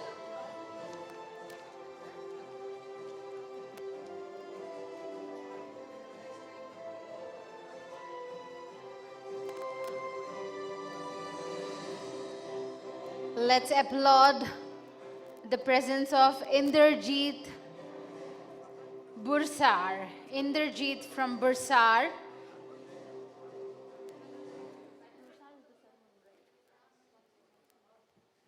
Delhi Public School, they've been ranked #1 in Ranchi. Moving on, Mr. Ved Kumar Mishra from Delhi Public School, Uttar Pradesh, ranked #1 in Saharanpur. Once again, if you're walking up to us, please wave at us so that we know you're here. Very warm welcome to you, sir. Mr. Ved Kumar Mishra from Delhi Public School, Uttar Pradesh. A round of applause for him, ladies and gentlemen.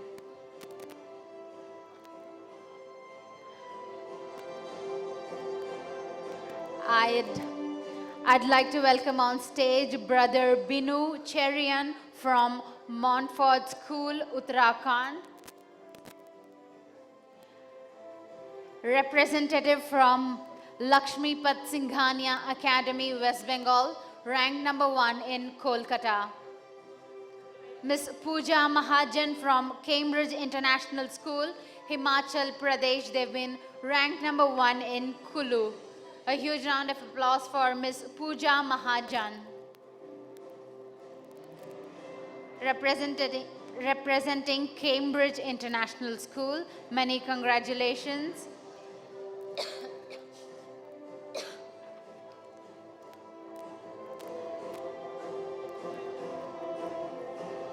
I'd like to welcome on stage Mr. Samumil J. Shah from Bright Day School, Gujarat, Vadodara. They've been ranked #1 in Vadodara. A huge round of applause for the gentleman receiving the award from Bright Day School, Mr. Samumil Shah.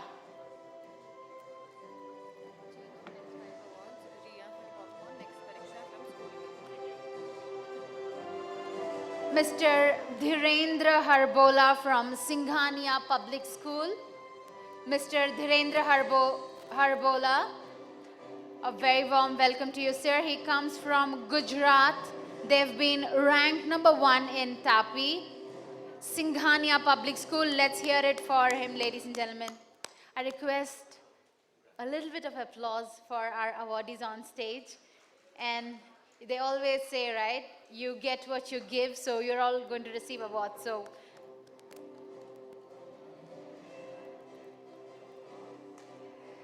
representative from Dalmia Vidya Mandir, Tamil Nadu. They've been ranked #1 in Tiruchirappalli, Dalmia Vidya Mandir. Let's applaud the presence of the lady from Dalmia Vidya Mandir.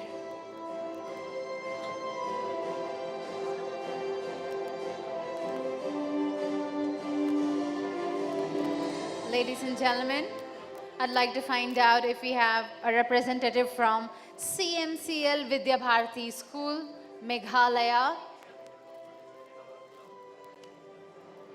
St. Peter's Edu School, Telangana.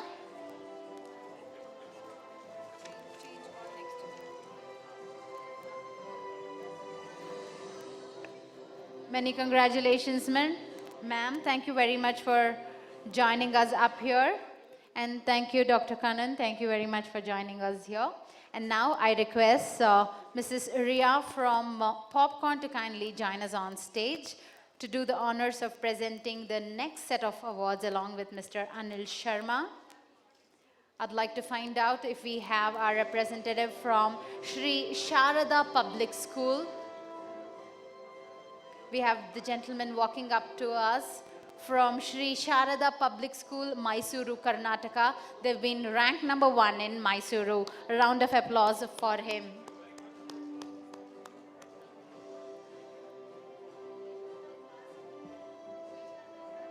Well, this worked yesterday. I gave a small tip to everyone that, we have our entire body parts related to the fingertips and, the areas in our palms. So when we applaud, it's good for our body.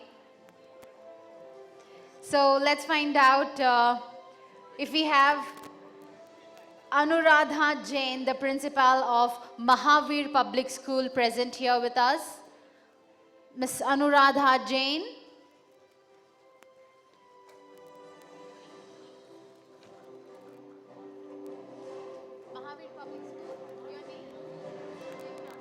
We have Mr. Vikram collecting on behalf of her.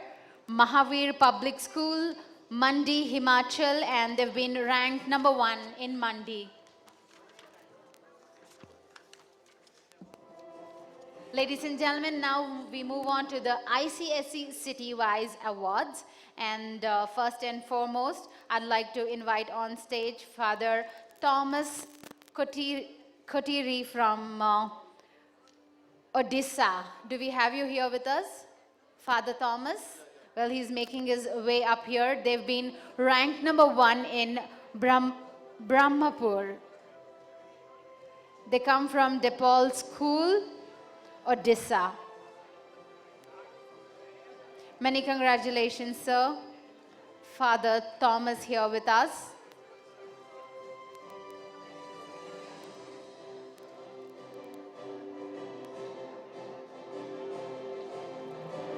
Let's also applaud the presence of Jaya Chako, the director, Laurel School International. Miss Jaya Chako, a round of applause for her. Well, she comes from Indore and they've been ranked number 1 in Indore. Laurel School International, let's hear it.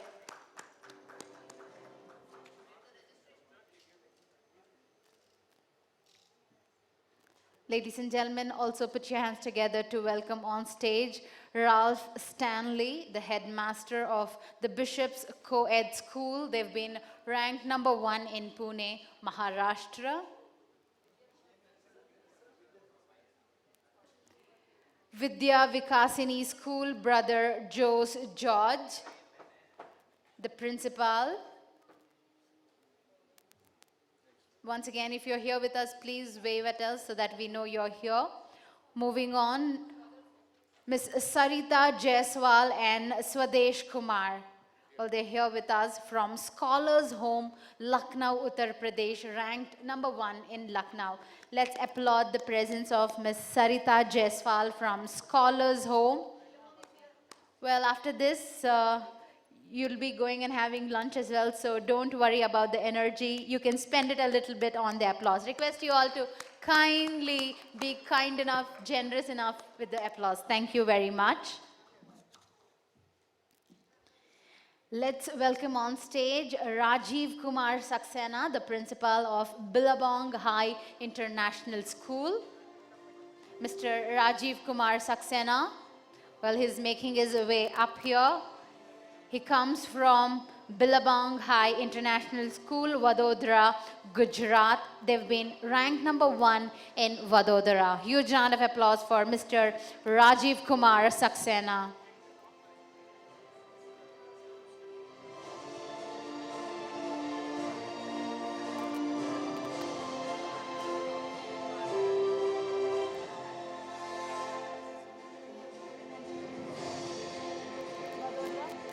Well, they've been ranked number 1 in Vadodara. Many congratulations, sir.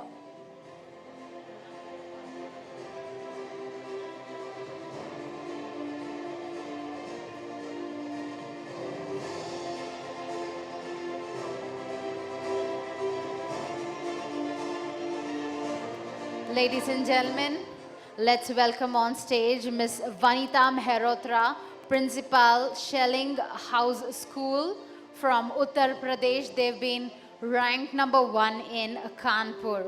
Ms. Anita Mehrotra. A round of applause for her.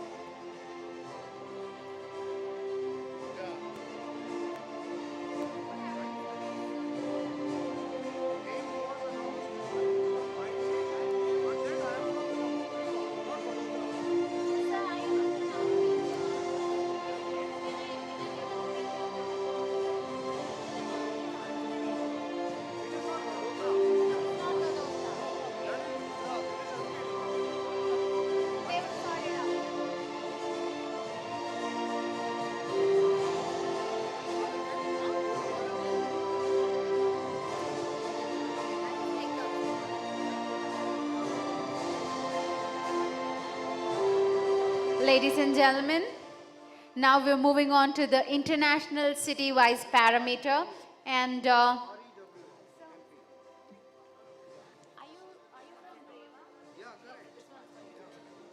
well, we have with us Mr. Rajiv Kumar Saxena, the principal of Billabong High International School, Madhya Pradesh, ranked number 1 in Rewa. Huge round of applause for him.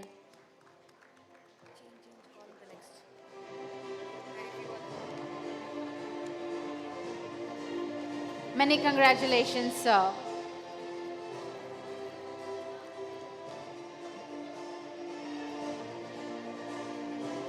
I'd like to thank Ms. Ria for joining us up here. Thank you very much. Really appreciate it.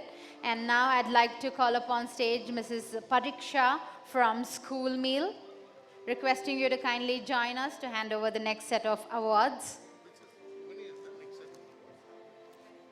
Ladies and gentlemen, we are moving on to the next set of awards, which is for the State Board City-wise. I'd like to welcome on stage Mr. Gyan Singh, the principal, Shri NLKVM Inter College, Uttar Pradesh. They've been ranked number 1 in Kanpur. A huge round of applause for Mr. Gyan Singh. A very warm welcome and congratulations, sir.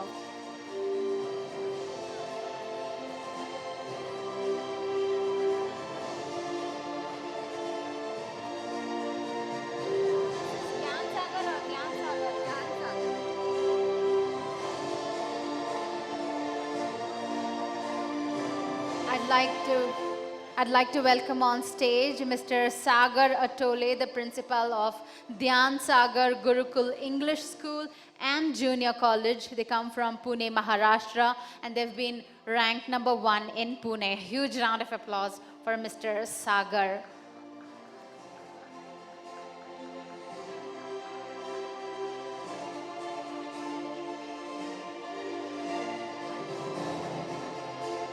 Many congratulations, Mr. Sagar. And I'd like to find out if we have a representative from Springfield School, Telangana, Hyderabad.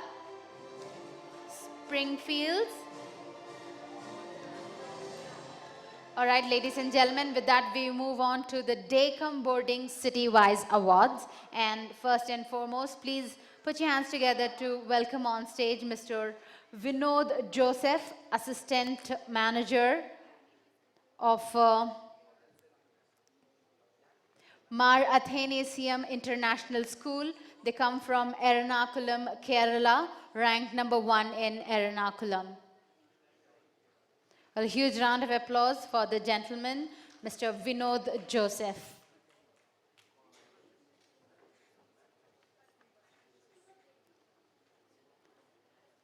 I'd like to find out if we have any representative from Lucky International School, Rajasthan. They've been ranked number 1 in Jodhpur.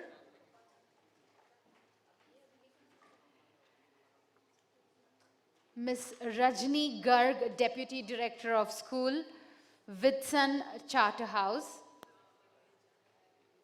Haryana, ranked number 1 in Faridabad. Ms. Aarti Nigam, Principal, Delhi Public School from Uttar Pradesh, Aligarh.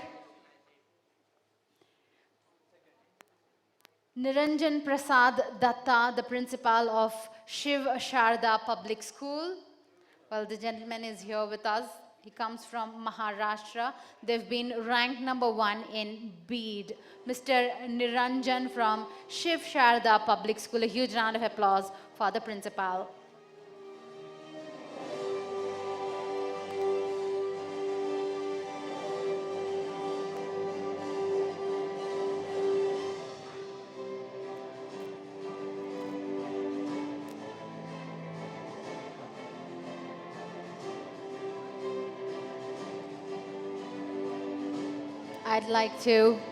I'd like to invite on stage Mr. K.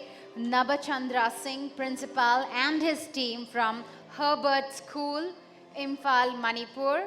They've been ranked #1 in Imphal.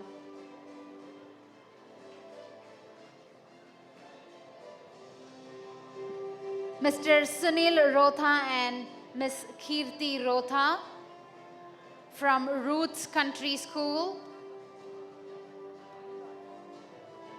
P.S. Swami, principal of Central Malwa Academy.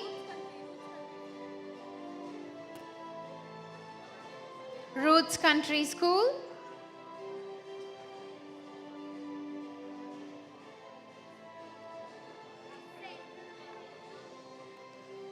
Sunil Rotha and Kirti Rotha from the Roots Country School. They've been ranked #1 in Shimla. They come from Shimla, Himachal Pradesh. Many congratulations to the duo on stage. Mr. P.S. Swami from Central Malwa Academy. Mr. Basavraj Kalagadi from Padmavati International School. Mr. Basavraj, the principal of Padmavati International School, Bagalkot, Karnataka. They've been ranked #1 in Bagalkot. A huge round of applause for Mr. Basavraj.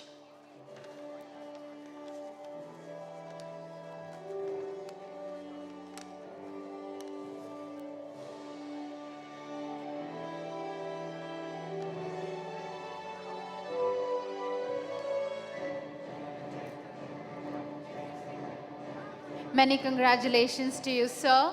Now I'd like to welcome on stage Mr. P.S. Murthy and Mrs. Priya Murthy from Manchester International School.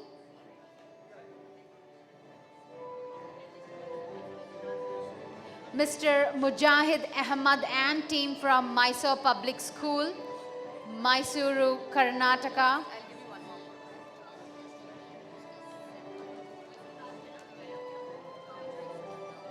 They've been ranked #1 in Mysuru. Mujahid Ahmad and his team from Mysore Public School. A huge round of applause for them.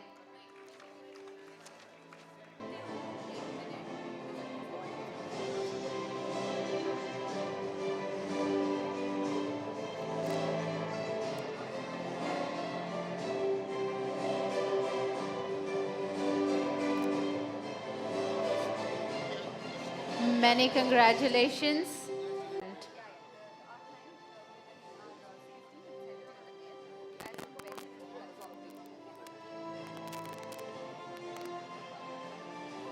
Many congratulations to the ladies up here from Delhi Public School. Can we have a round of applause for them?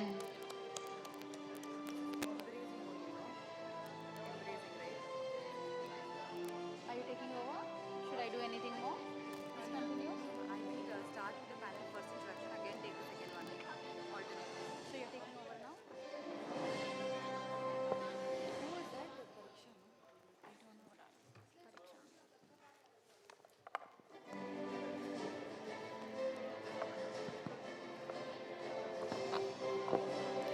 So I would like to thank Ms. Pariksha from School Meal, who was there on stage in helping out, felicitating the awardees till now. I would also extend my thanks to Mr. Anil Sharma. And moving on, we are stepping into the panel 2 discussion, which is being chaired by Ms. Anu Monga, the chairperson of TIC. Okay, so just give us a 5 minute and we will get back.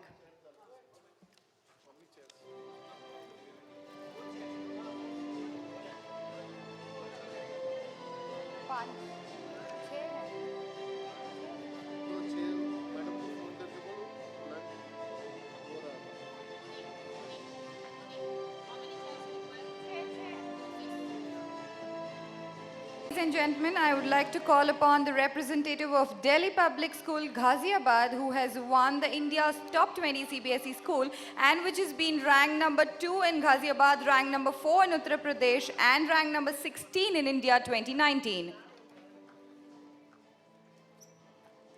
Ladies and gentlemen, I request you to give him an applaud on receiving this honor.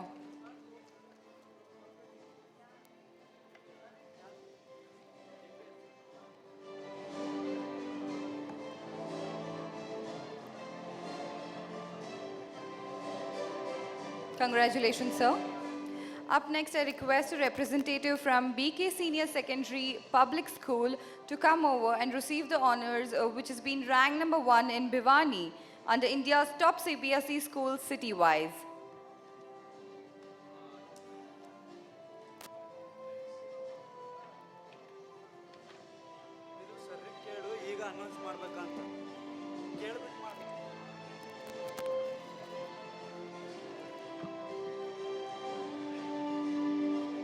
Congratulations, sir.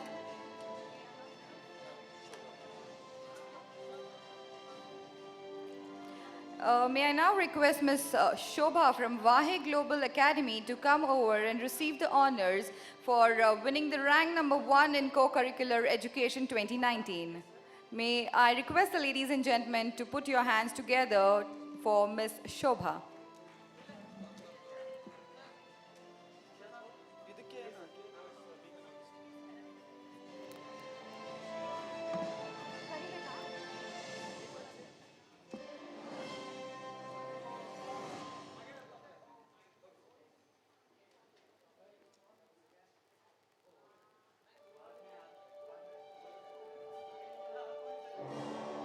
Congratulations, ma'am.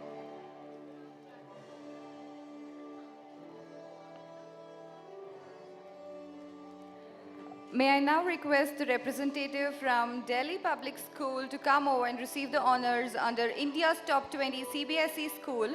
And this school, Delhi Public School, has been ranked number 3 in Gurugram, ranked number 3 in Haryana, and ranked number 20 in India. May I request the representative from Delhi Public School, Gurugram, to come over.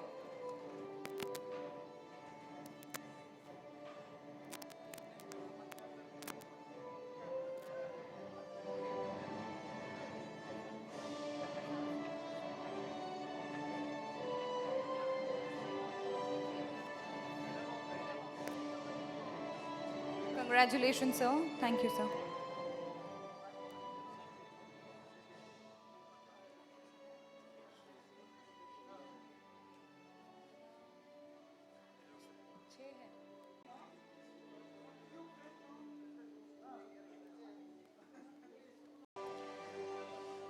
Ladies and gentlemen, we are starting with the panel 2 discussion, which is chaired by Ms. Anu Monga, the chairperson of TIC. The topic for discussion is embracing the future of education with technology and digitalization. So Ms. Anu Monga, who will be chairing this panel, has master's degree in child psychology and cognitive philosophy. Ms. Monga is the founder of the Association of International Schools of India and has been serving as the chair since its inception. Recently, Ms. Anu Monga received the Bharat Jyoti Award for Outstanding Services, Achievements and Contributions. She is also a avid sports person and her special interest is golf and yoga. I welcome Ms. Anu Monga, the chairperson of TIC. Ladies and gentlemen, let's give it up for Ms. Anu Monga. Our second panelist for panel 2 discussion is Mr. Rikrit Sirai, the Managing Director of Satluj Group of Schools.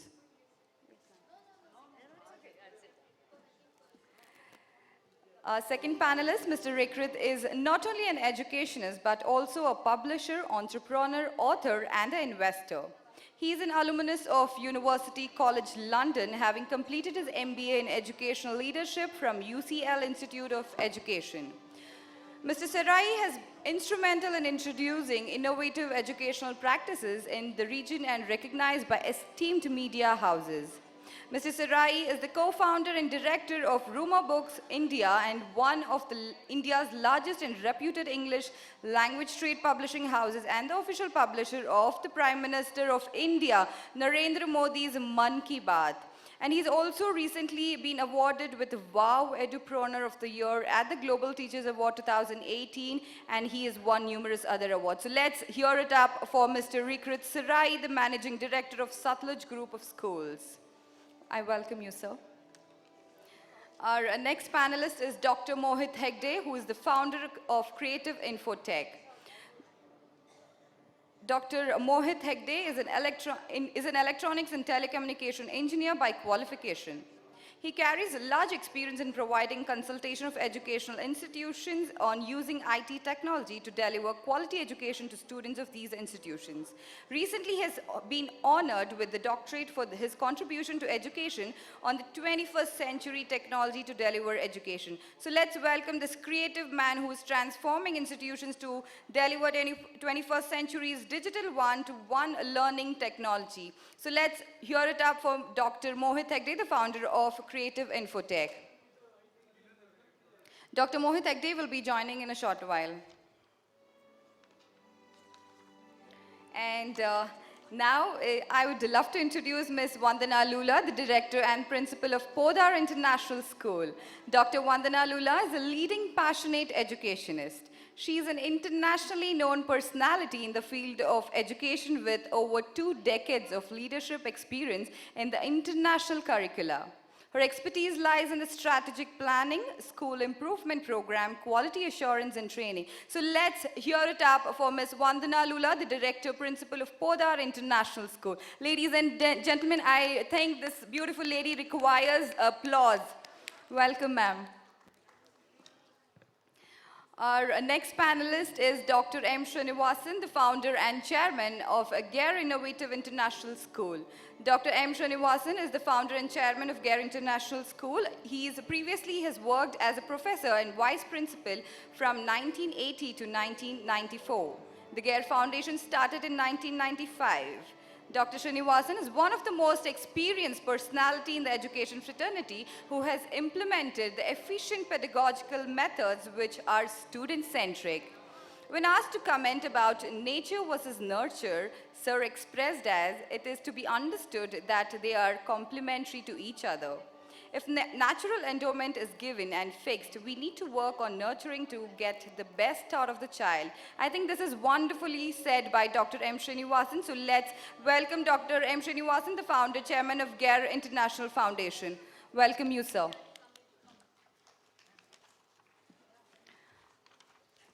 Our other panelist who will be joining is Ms. Anita. She's the national head from Edify. Ms. Anita has kick-started her career initially as an IT professional with blue-chip clients such as Bharti Airtel, BSNL, Vodafone as business process consultant aiming to bridge the gap between the data and the end consumer. So let's hear it up for Ms. Anita, the national head of Edify.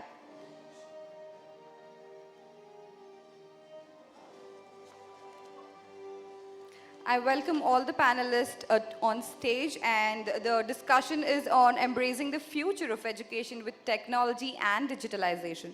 Over to you.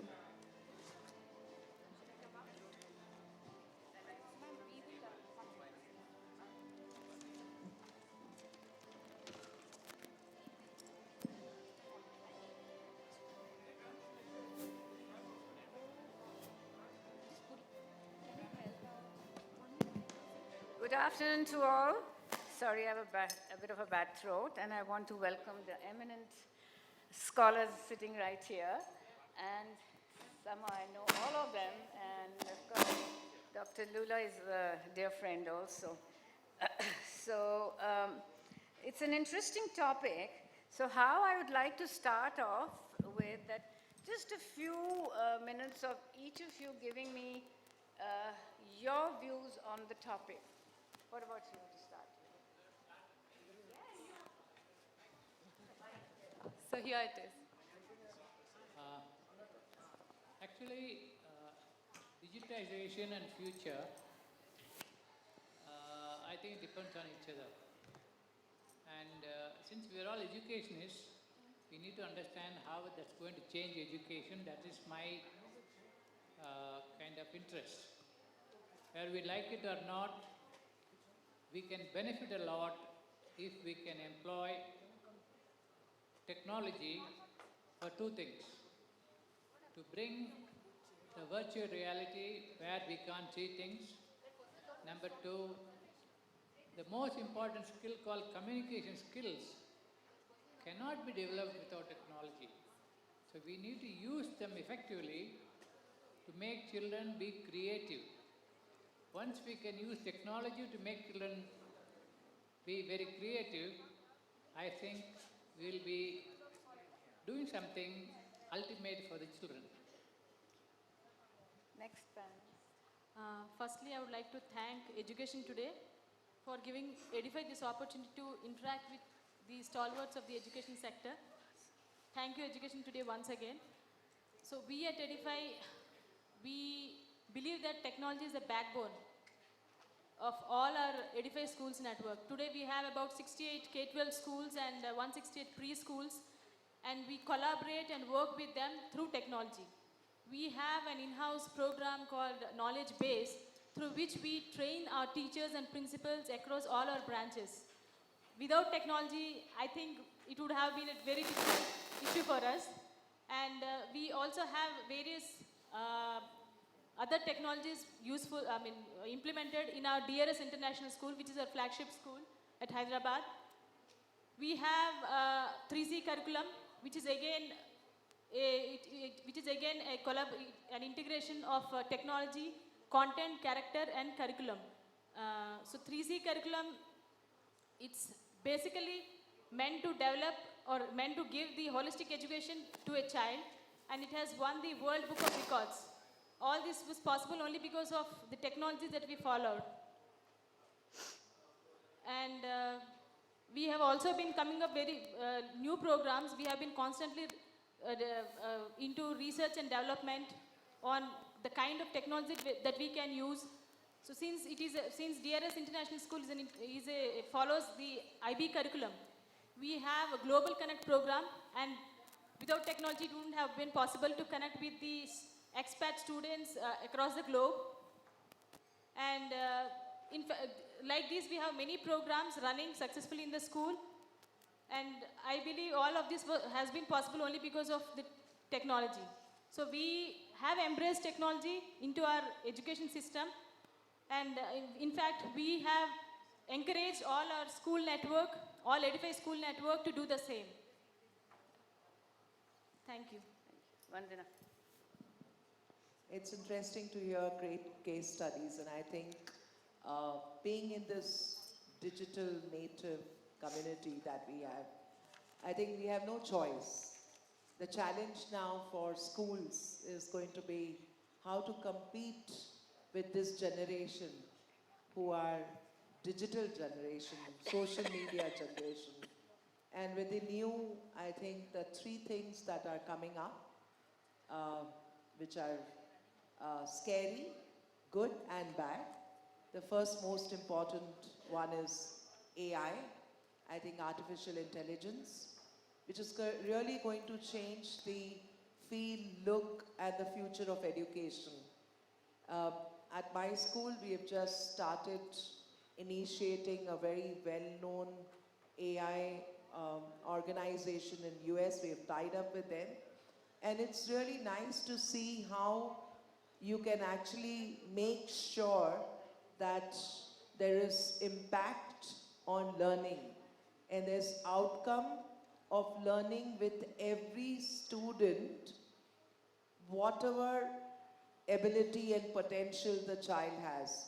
So using AI, we found actually in my school 20 years back, we had started using technology. We are a completely paperless school, so we do have devices. In all our schools, we are 100 schools, but the Bombay schools definitely are far beyond many other schools in the country. So I think artificial intelligence, deep learning, DL, and the next is machine learning. I think that's going to be the future of education, which I don't think we as educationists are really prepared for. Thank you. Please go ahead. Actually, wonderful thoughts. But then I'll just add on to what you just said, of course. I won't really speak about what we're doing in our schools, but then I'll speak about the role of tech as we see it. It's an important part of our lives.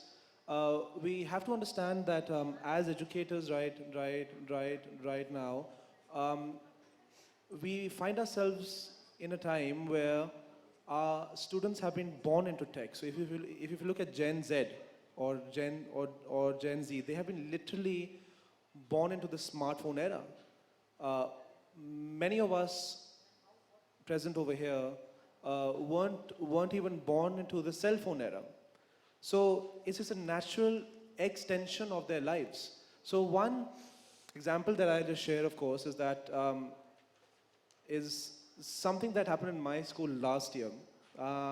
It's interesting to listen to this because I've spoken about this at a conference in the past and everyone smiled. So report cards.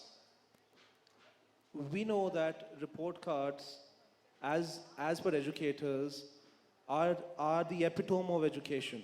Okay, marks on a report card, that's the biggest thing that we consider in terms of education, which is of course not right, but we have to keep this point in mind as well, that parents look for marks in the end. So a teacher who we hired in one of our branches, we've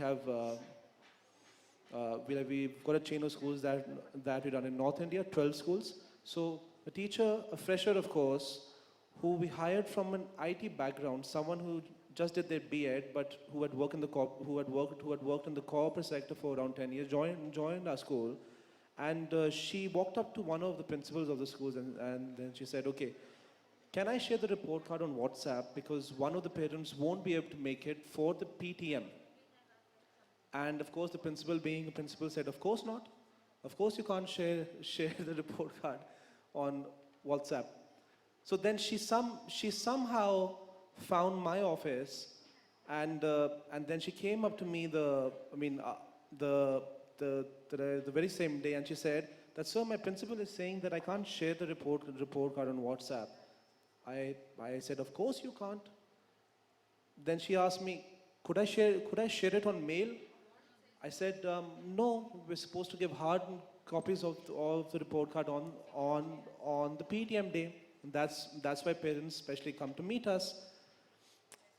Well, if I can't share it on mail or WhatsApp, could I share it on Snapchat?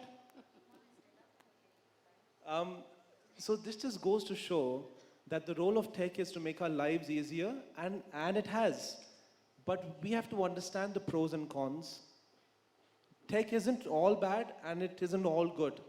But it's important for us as educators to understand that our kids have been born into this era, and this is the way of the world right now. So we have to merge both of those worlds, the world that we come from and the world that our kids come from. Thank you very much.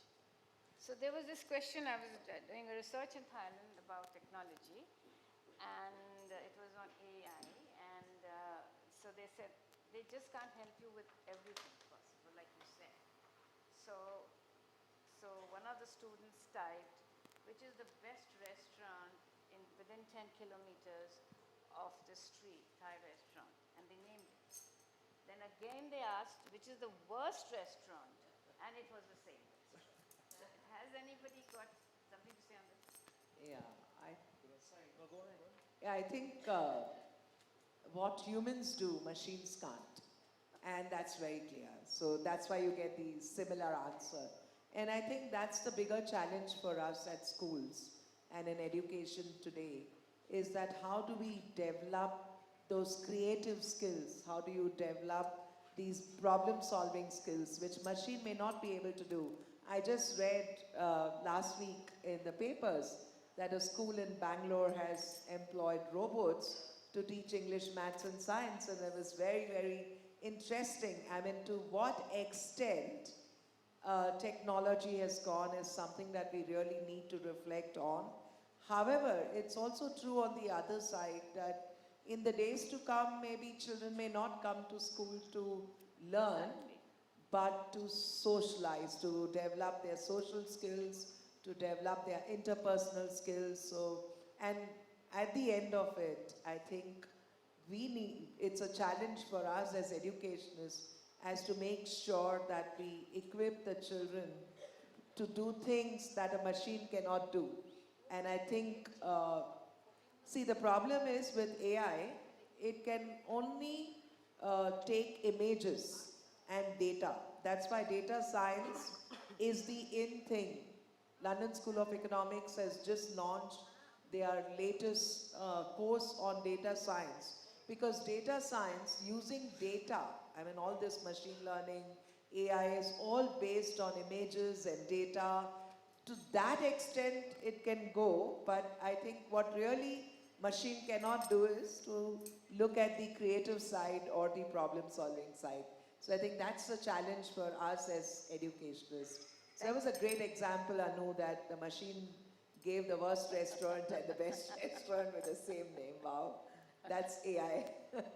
Thank you. So this is, somebody could comment on this remark made recently that classrooms nowadays have become movie halls with audiovisual content with no communication between teachers and students, which you were saying. Can one of you comment on that?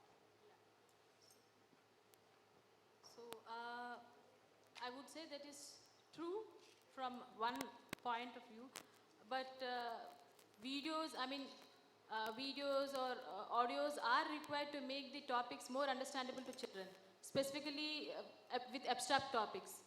But when the use of such kind of modes of teaching becomes very rampant, like it's the only way of teaching in classrooms, then it creates a problem. So as Lulla ji rightly said, that personal touch has to be there.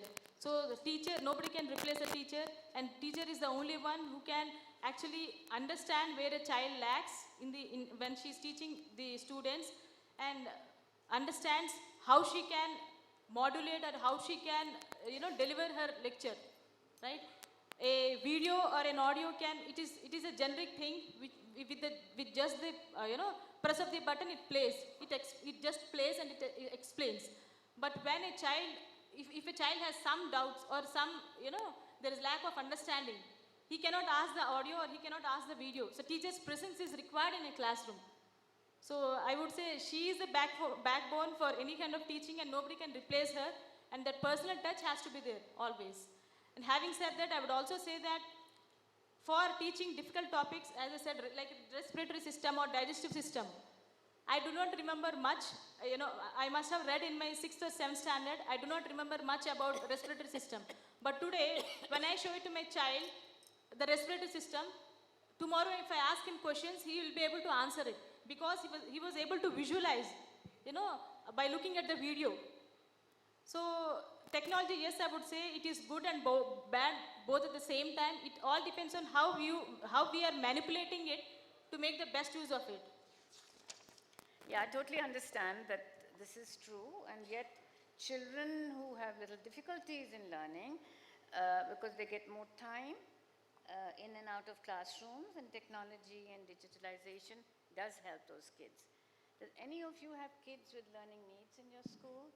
So my PhD is on managing children with learning disability using technology to improve their performances. I have a case study of 300 kids who were failures from different schools. So I used to take all the failures from different schools to my school 20 years back, and I actually used a lot of technology, various tools to find out how much it helps and supports and impact.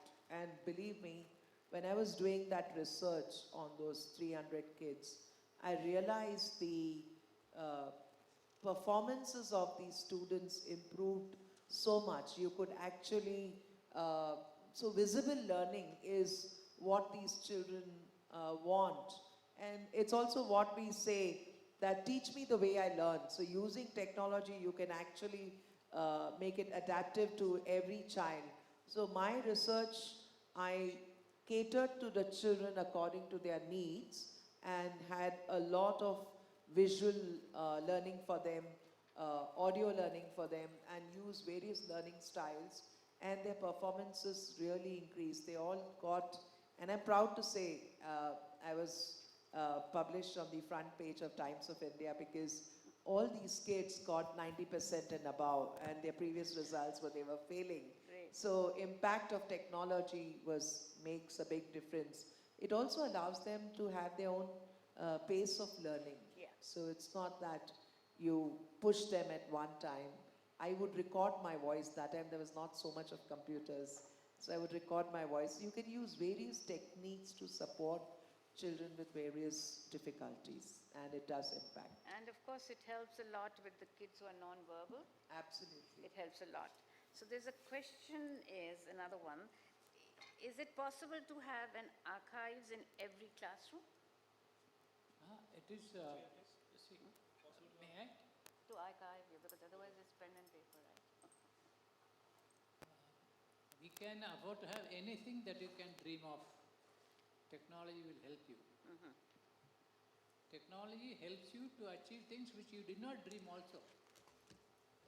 I have a very basic reasoning for this, and that is, of late for the NEP I have recommended a high percentage of research ability for the secondary students. Why? Future depends on we being creative. The we would be the present day children tomorrow. So for them to be creative, they need to learn to research very thoroughly. Now here there is a very interesting point. The research will be helped only by technology. If they want to do a joint research with somebody in Singapore, it is possible today. If they want to consult a professor in Japan, it's possible today. And this research will help them to invent new things. Today we say the Silicon Valley is the richest in the world. Why? Maximum number of patents, that too in the field of technology, comes from that area. Why? Because in that area there is concentration of people working on inventing, working on innovating, working on productizing. We have a side effect of that in Bangalore, and I'm sure in the future children are going to benefit by having studied technology, for having used technology. That also produce new technologies, because when you drive a car, you know what's the problem with the car. You know what else you desire in the car. Next generation you get that. That is one part. The second part is, though it's going to be a lot of innovations and inventions in the field of technology, there are three areas which are frontier areas for knowledge and achievement. One is space. I'm glad India is working towards that. The second is oceans. And the third is the human body.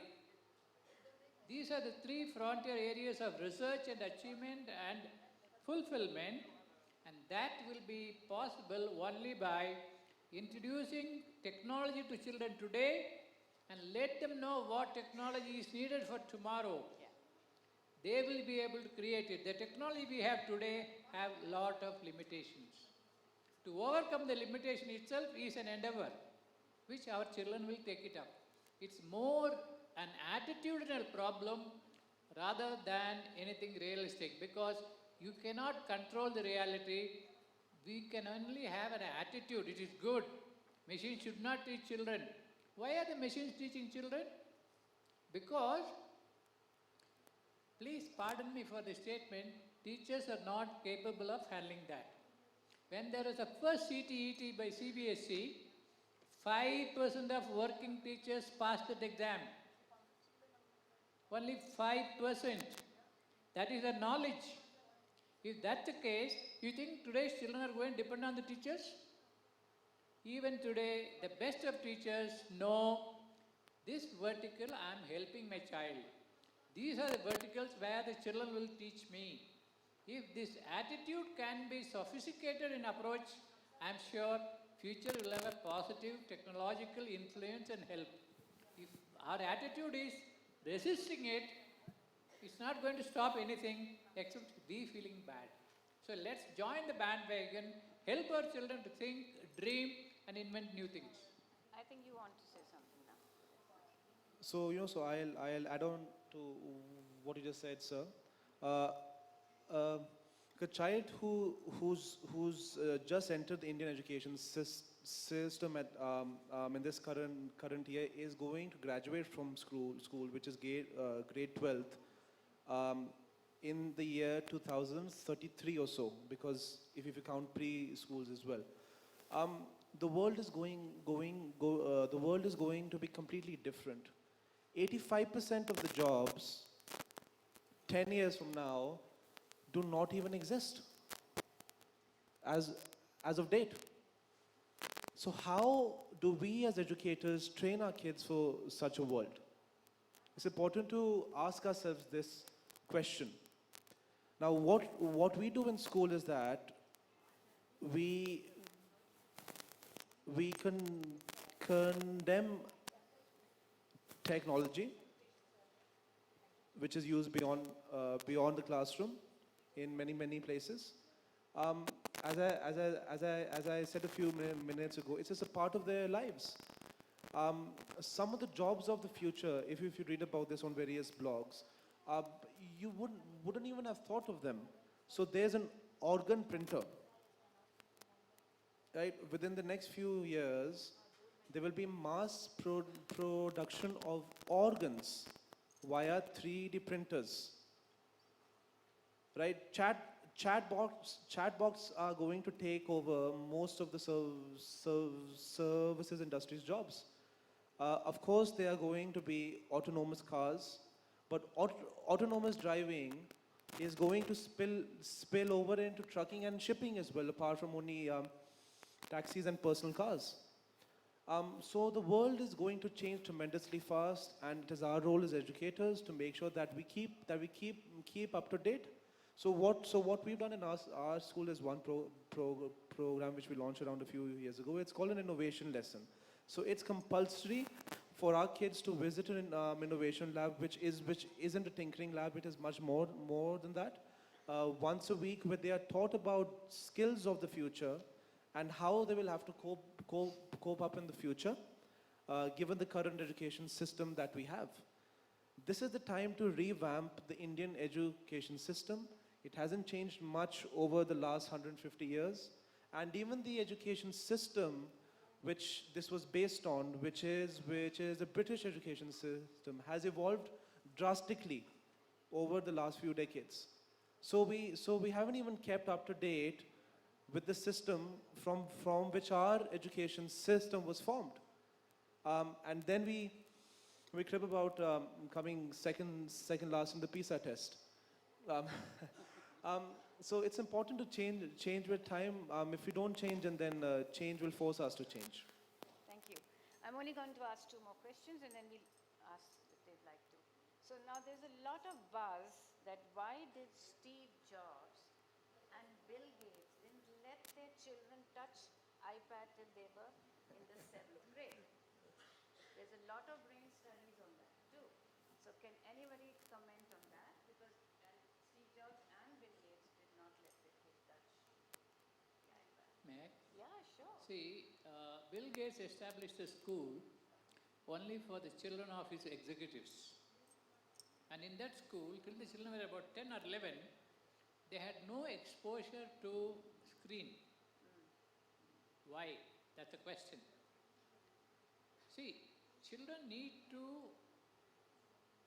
harness their brain first. And if there is any hindrance for that, it is technology which is in the form of screens. And we misuse it because we use it as a babysitter. Yes. That is a danger which we are creating for our children. Children are intuitive, like we say digital natives. They need not be exposed to the screen or the technology till the brain gets some maturity. If you expose them to screen and then ready-made entertainment, their brain will not grow. Certain parts of the brain will be stunted. They need hands-on, tactile experience. Some of you would know what's Montessori method. There's a great reasoning for that.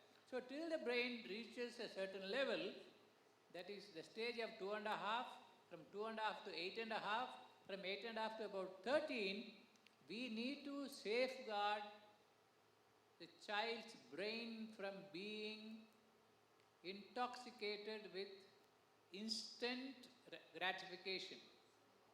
We need to teach them to struggle, build things, dismantle things, connect things so that they'll connect concepts tomorrow.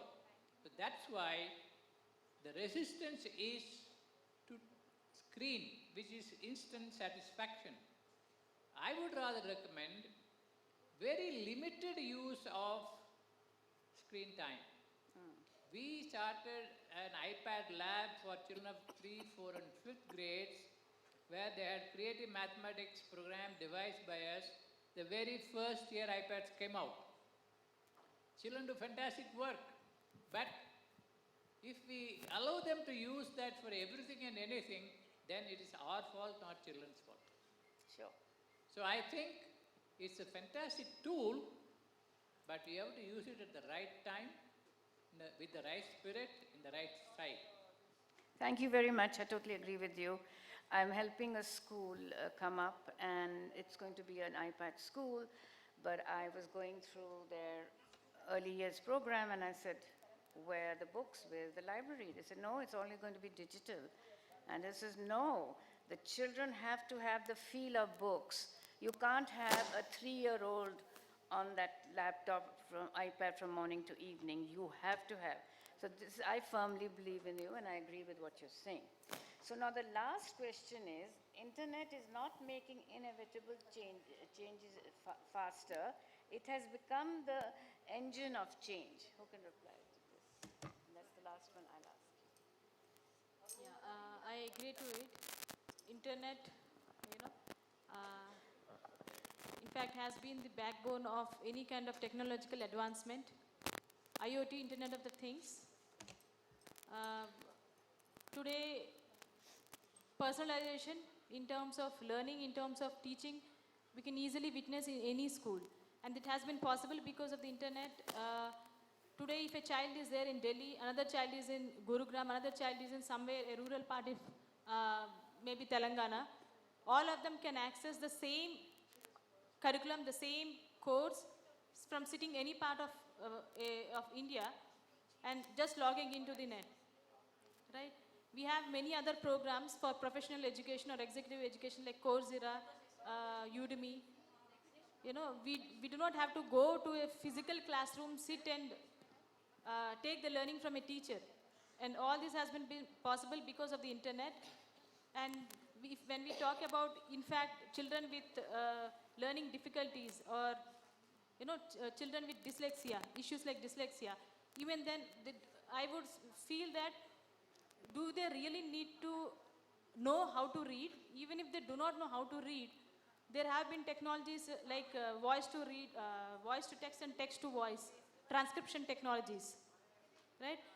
In the form of videos or in the form of online lectures or e-modules or simulation software kind of a thing, which are making learning possible, even for a child who has such learning issues. And all this has been possible because of the internet that we have today. Right. Would any of you want to ask the panelists any questions?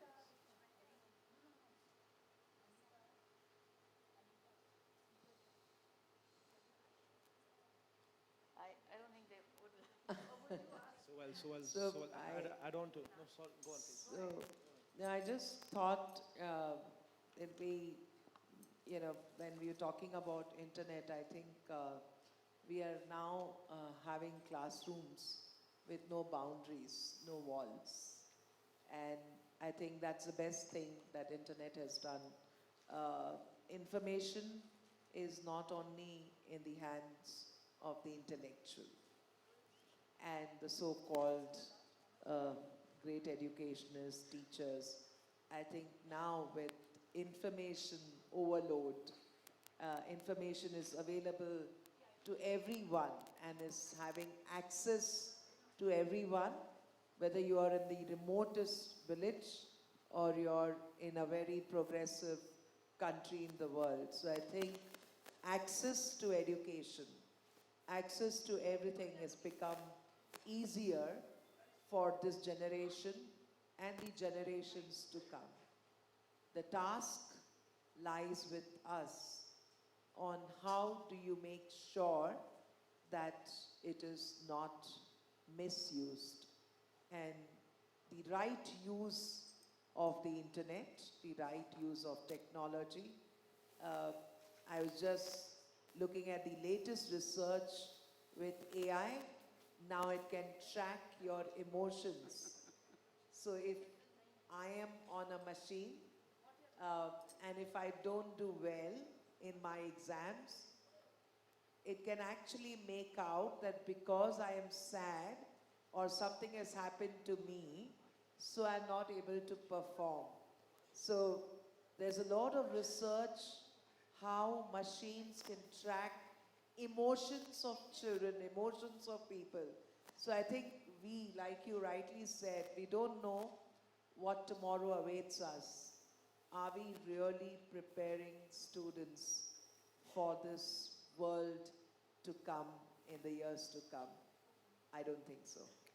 Yeah, I still wonder that so many people question themselves, what will be the future of schools? How long will the schools last, you know? Will there be schools? Yeah, but then the different kind of jobs will erupt and come. You wanted to say something? So let me try and paint a picture in your minds right now. Is this the year 2040? You get up, automatically the blinds on your windows open. There's a screen that's in front of you that plays you a video of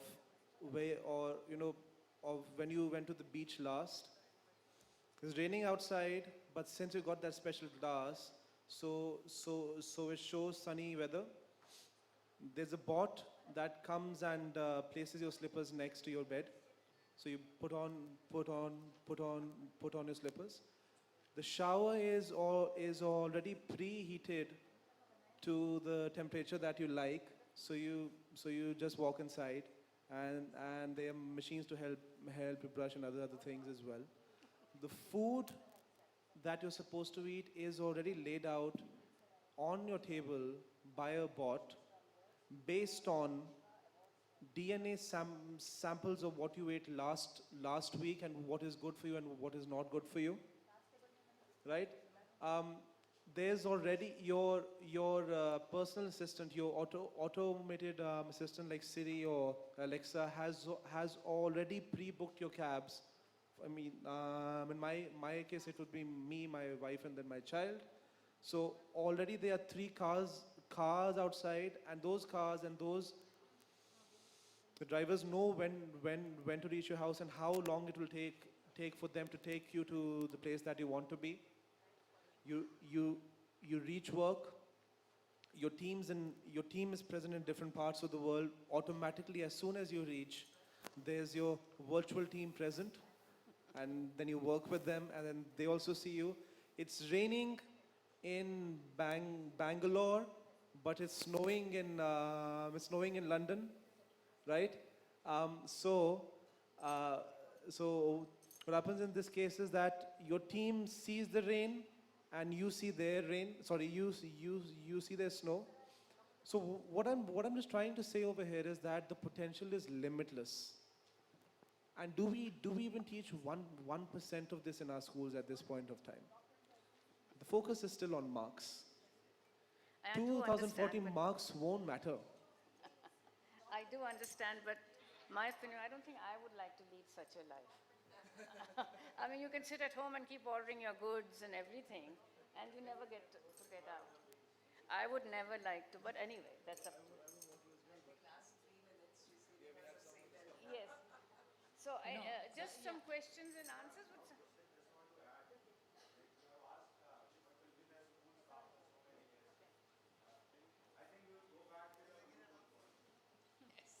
We'll be sitting under a tree.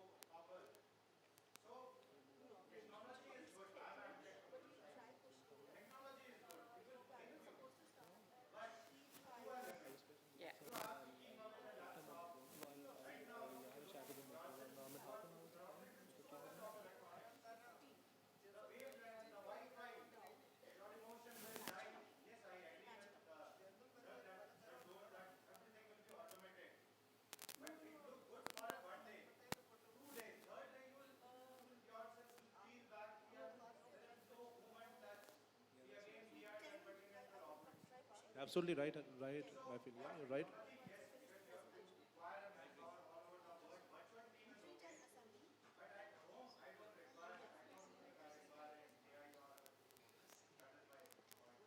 I totally agree. But now I'm afraid we have to, it's a very interesting topic, but I think there are other panels coming up. So I want to thank all my panelists, and I think they've been wonderful. Thank you very much. Thank you. Thank you.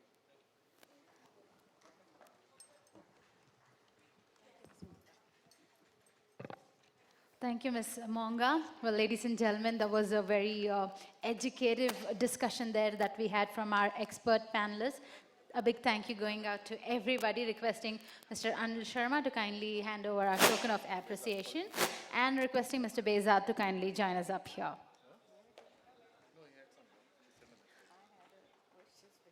Ladies and gentlemen, a huge round of applause for Ms. Anu Monga, Chairperson, TIC. Huge round of applause for her for moderating the session and sharing all her views on today's topic. Mr. Rikrit Sarai, Managing Director of Sutlej Group of Schools. A huge round of applause to him as well. Thank you very much, sir.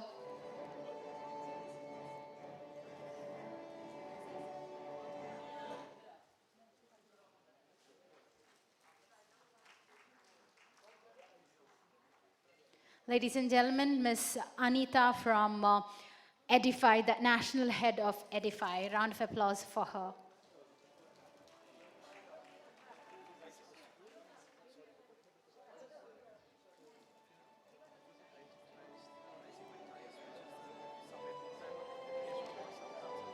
Ms. Vandana Lula, Director, Principal, Podar International School. A huge round of applause for her as well.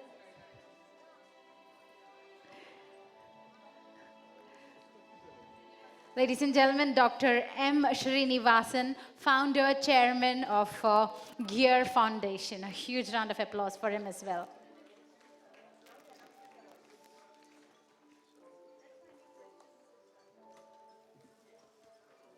Once again, a big thank you and shout out going out to all our expert moderators here.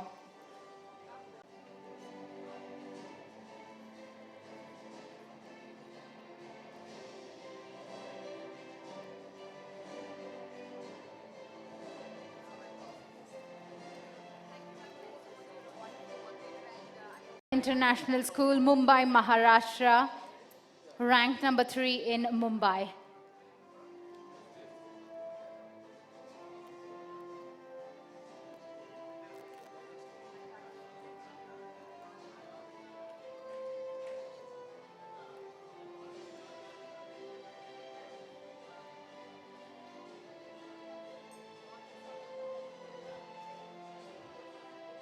Ladies and gentlemen, more reasons to applaud here. We have with us Mr. Rekrit Sarai, Managing Director, Sutlej Group of Schools. He bags 2 more awards, Education Stalwart 2019 and India's prestigious Jury Award. A huge round of applause for Mr. Rekrit Sarai.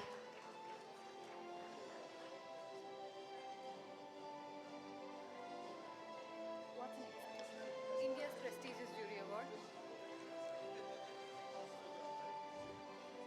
India's prestigious Jury Award.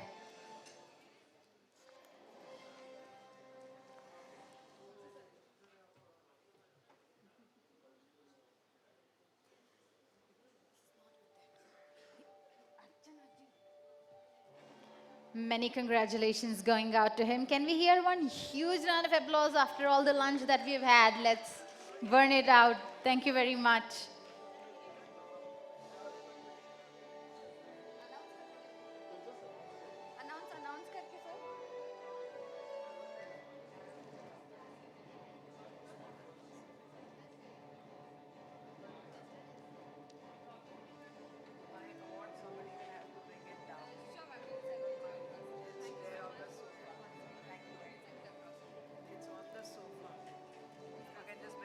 Thank you, Mr. Beza. Thank you, Mr. Anil Sharma. Thank you for joining us up here.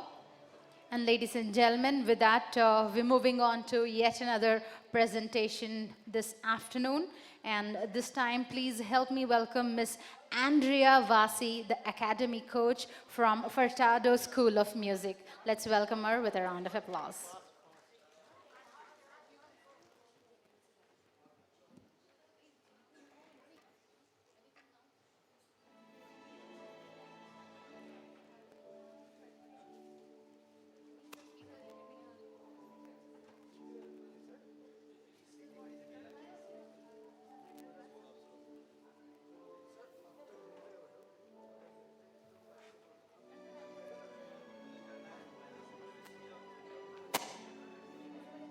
Call the representative from Bright Scholar Senior Secondary School, who has bagged the award under India's top CBSE school parameter-wise and which is ranked #1 in Holistic Development 2019.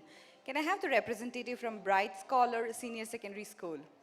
Congratulations, ma'am. Ladies and gentlemen, I request you to applaud for this beautiful lady walking up the stage.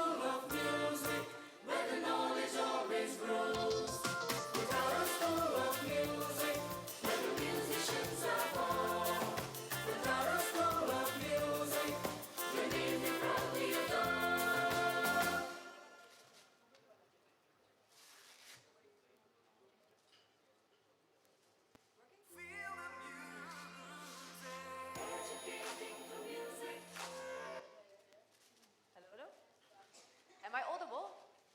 Yes. Thank you so much for having me. My name is Andrea Vasi and I'm with Furtado School of Music. We've been around since 1865 and until this day I sometimes have a hard time explaining principles why music is actually not a hobby subject but it belongs to the core of child development. I'm an academic coach, so what I usually do is I train our teachers. Why I'm here today is to explain to you why music is so important in childhood education.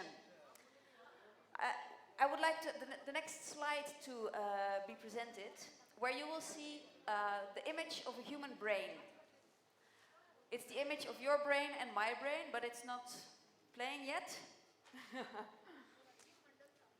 So as you all know, our brain is a very big kind of muscle that we need to train.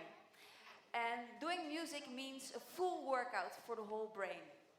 If I ask you to raise your right hand, that means your left side of the brain will immediately respond. If I ask you to raise your left hand, immediately the right side of your brain will tell your left side to go up. Now, all these different parts of the brain, like focus, attention, empathy, we all contribute to those things. And I want to do one exercise with you, but before I want to do that, I want to explain you why music is my life. 3 months ago, I played in an elderly home for people with severe Alzheimer's disease. One of the ladies had such severe Alzheimer's that she did not recognize her own son. When I started playing piano and I played one tune that I knew was popular in her childhood, she started singing along. She was 85 years old, unable to recognize her son, but there she was singing the tune I was playing.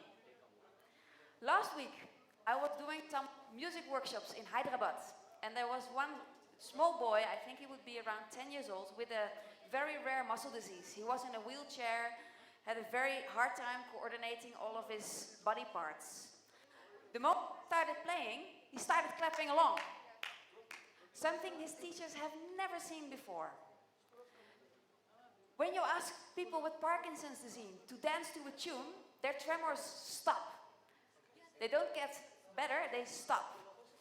So what I want you to know is that music is everywhere. It's everywhere in your life, it's everywhere in my life.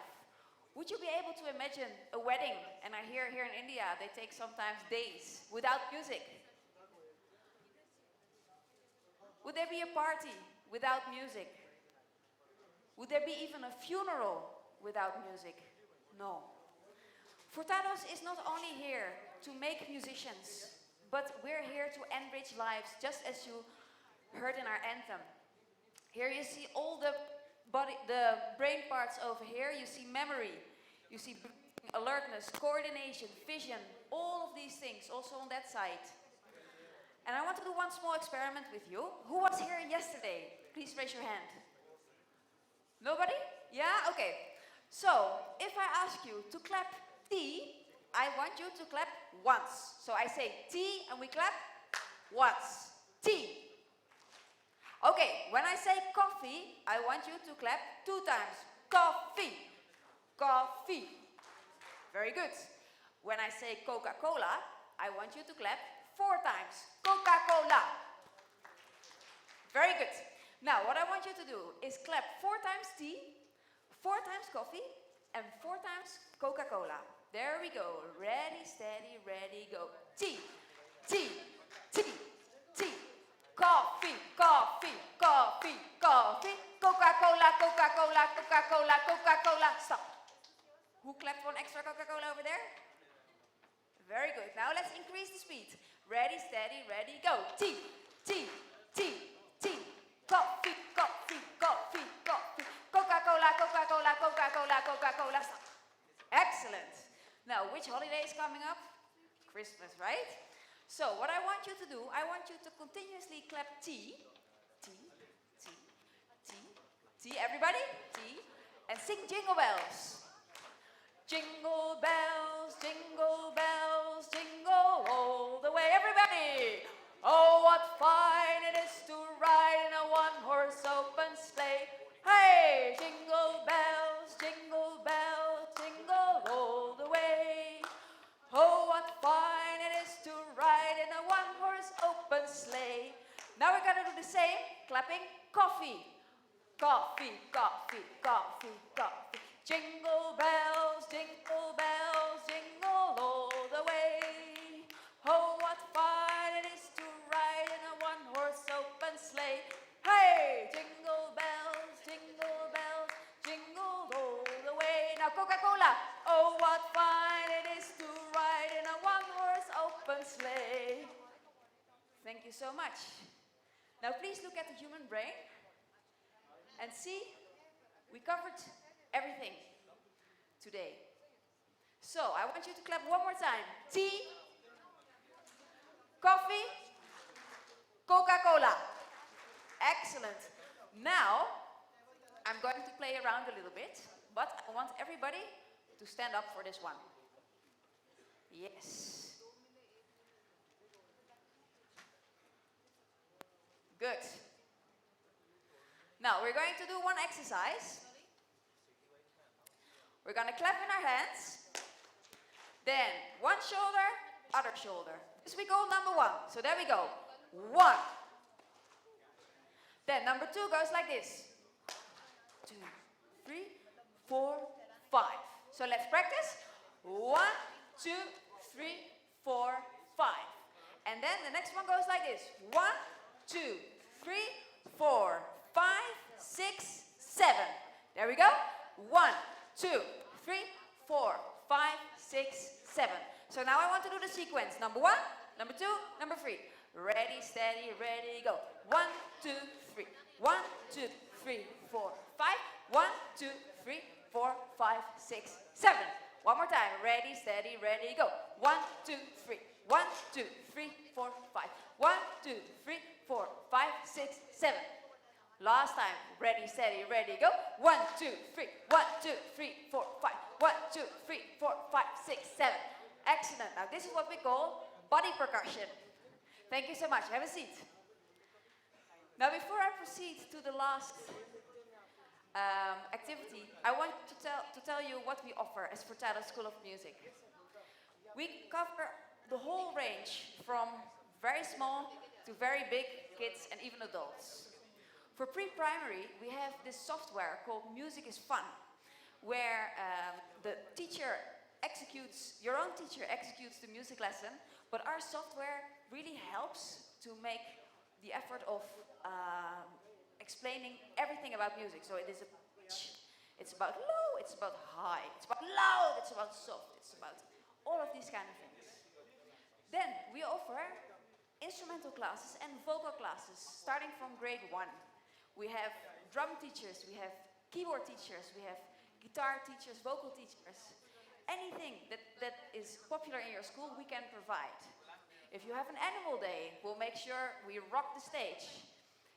If there's a farewell party for the 10th grade, we make sure the 9th grade is there to sing them goodbye.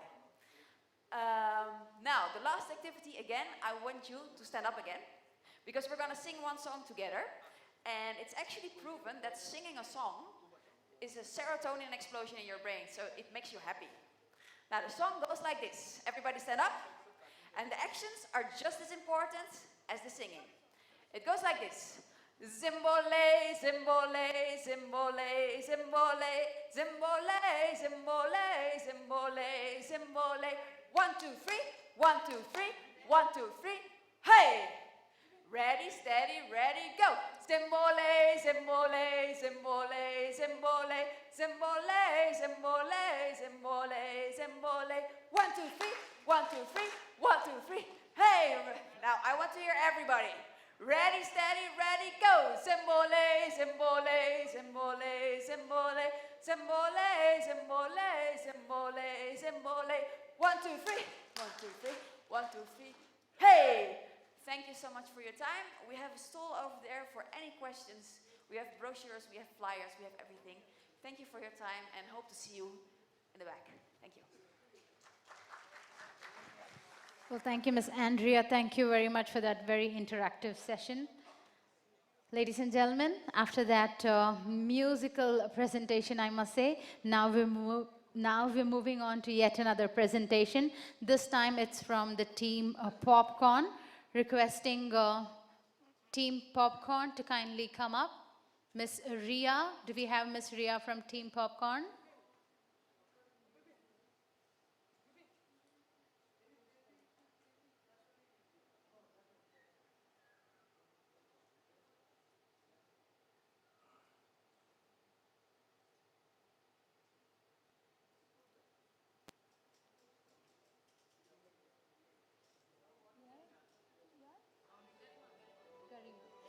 All right, ladies and gentlemen, please put your hands together for Miss Garima from Popcorn Furniture.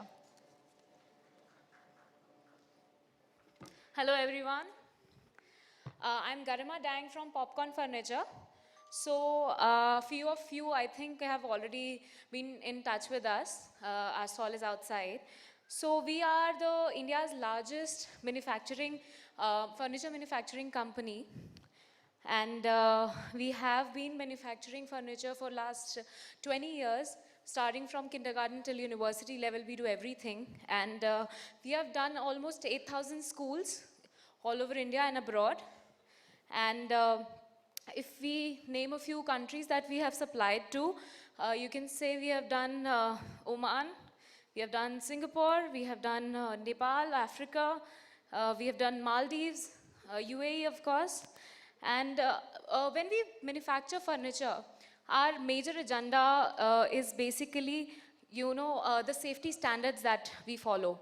So especially for kindergarten kids, it's very important that furniture that we are making, it should be safe for kids.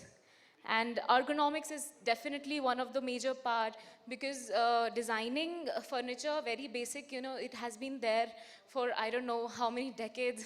I can't even say, but of course ergonomics has been a very peculiar part of furniture nowadays. If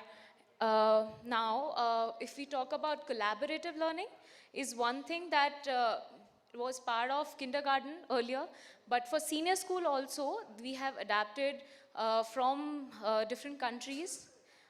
Kindergarten was using collaborative learning. They have been learning a lot of team building activities, but now, of course, it is very much important for senior school as well. So collaborative seating we have adapted. If you can have a look at the catalogs that we have provided in your kit, it is there. First page, of course, the collaborative seating is there. Now, if we talk about the designing part, we have our in-house interior designers and architects who have been working with us for quite a few years, and they help you to make the entire school. It's a complete solution for you. So you just have to give us the AutoCAD file or your PDF file for the school, starting when you are at the construction stage, and we can make the entire school for you. We also customize. So we have labs, libraries, cafeterias, auditoriums, seating, of course, classroom seating is there. And if we talk about playgrounds, we have normal playgrounds, we have sports court, we have science equipments, a lot of things in that. And so if we name a few schools that have already been associated with us, are Ryan schools, British schools, American schools, Vellamil, HDFC. If we talk about Chancery Pavilion is also part of us, and SRM University, D.Y. Patil. So these are few names that I think you all already know that are associated with us. And I would also request all of you to associate with us and just have a look at the catalogs that we have. We come up with a new variety every year, and this year's variety is already there with you. And I just like you to have a look at the video again and understand the feedback of the customers that is there in this. Thank you.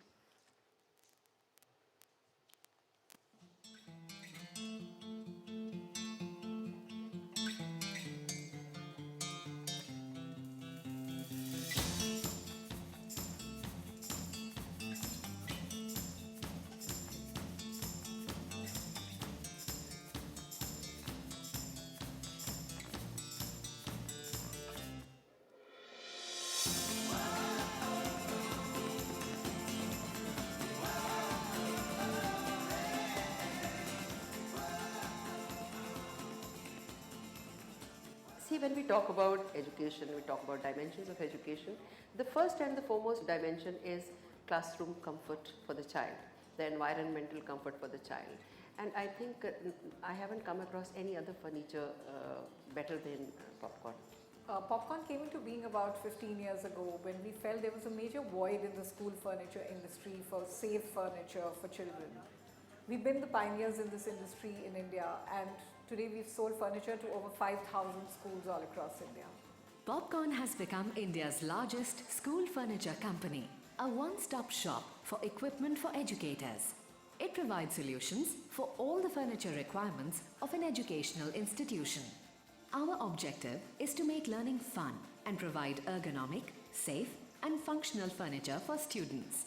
Our products are innovative and they promote collaborative learning by being modular, knocked down, and flexible. Our design department, headed by architects and interior designers, assists you in planning the furniture for your institution. Offering customized solutions to school today has become a very important aspect of our business. So when a school approaches us and we are customizing the solution for them, it's not only about giving them furniture, it's making them use that space to the maximum.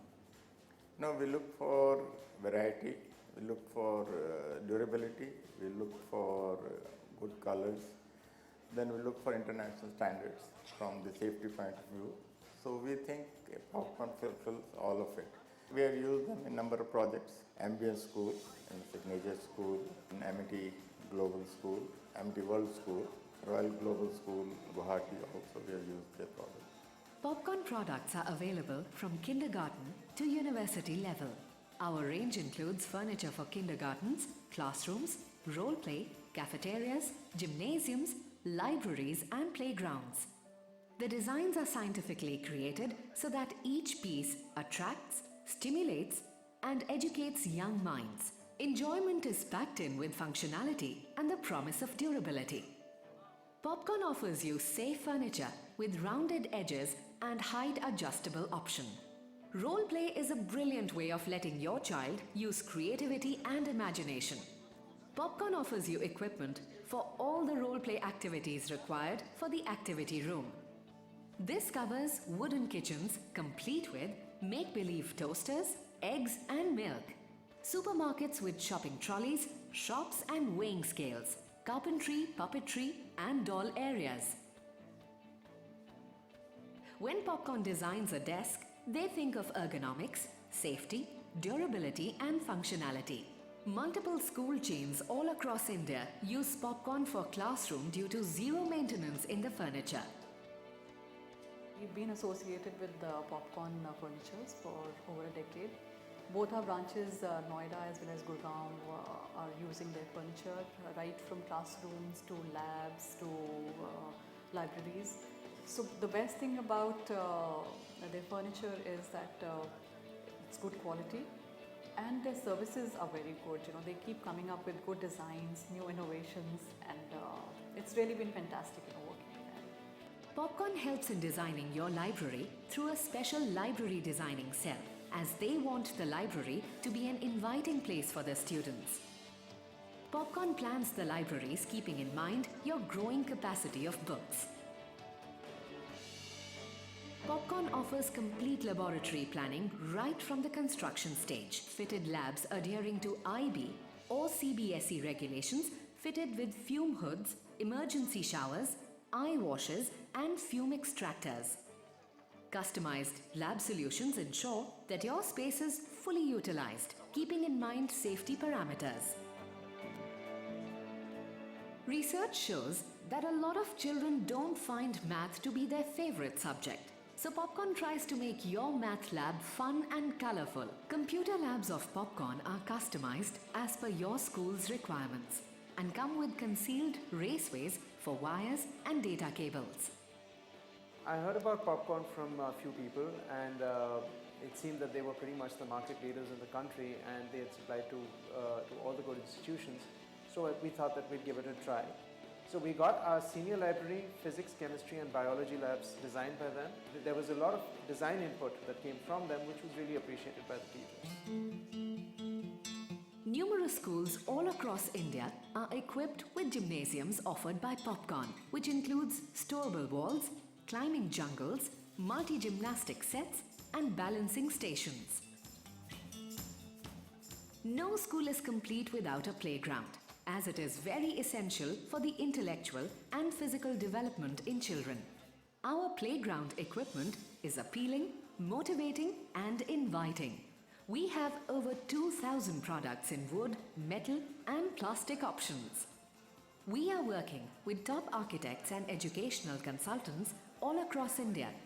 So whether it's to do with the designing of the product, or it's to do with the quality control, or it's to do with the installation of the furniture, the entire team works to ensure that the school gets a good experience when dealing with popcorn. Our production takes place on state-of-the-art German machinery, and we have strict quality controls. We have over 16,000 square feet of showroom space in Noida to help you in deciding the right furniture for your institution. Popcorn has received 2 distinguished awards from World Didac. We have a pan-India presence. We're also exporting our furniture to Singapore and Dubai. We believe learning should be fun for children, and good furniture plays a very important role in that. We want that when a school thinks furniture, they think popcorn.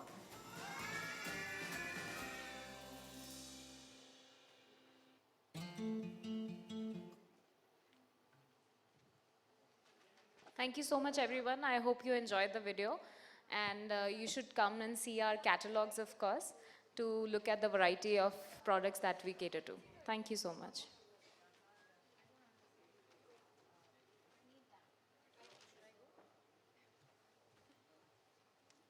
Well, thank you very much, Ms. Garima Dang, Marketing Manager, Popcorn Furniture. Can we have a round of applause for her, ladies and gentlemen?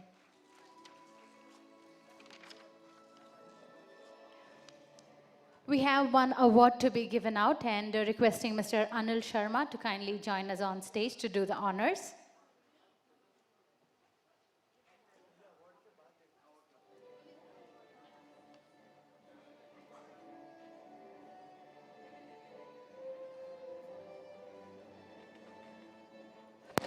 Requesting our representative from Shri Saraswati Vidya Mandir, Tamil Nadu, to kindly join us on stage. Well, they've been ranked number 1 in Coimbatore, ranked number 1 in Tamil Nadu, and ranked number 7 in India. This comes under the category India's top 20 day-cum boarding schools.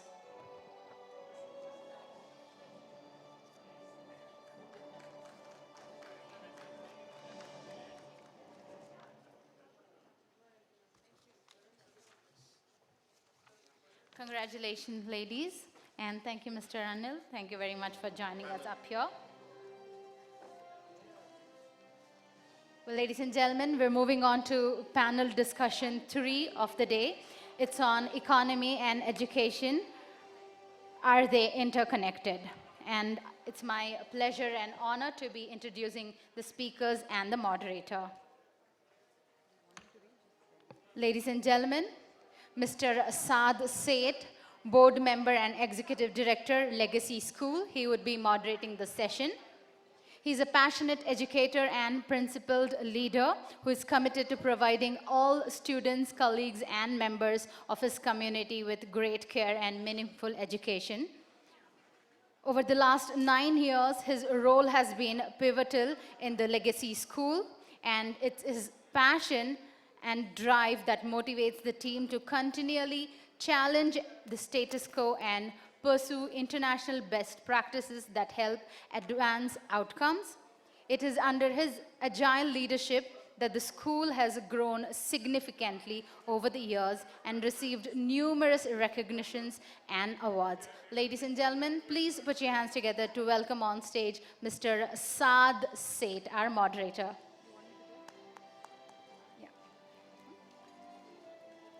Do the next one, I'll do Our second panelist is Mr. Amol Arora, the Vice Chairman and Managing Director of Shamrock and Shamford Group of Schools. Mr. Amol believes in a famous saying about life: do not go where the path may lead, but go instead where there is no path and leave a trail. He is a visionary, tech-savvy edupreneur, keynote speaker, author, inspiring leader, passionate about spreading education through franchising, ex-software developer, humanitarian, loving father and coach. And he's also a father, and he loves to play football along with his son. Mr. Amol has 30 years of school management experience and 25 years of school franchising experience. So let's give it up for Mr. Amol Arora, the Vice Chairman and Managing Director of Shamrock and Shem Ford Group of Schools. Ladies and gentlemen, let's welcome Mr. Amol Arora.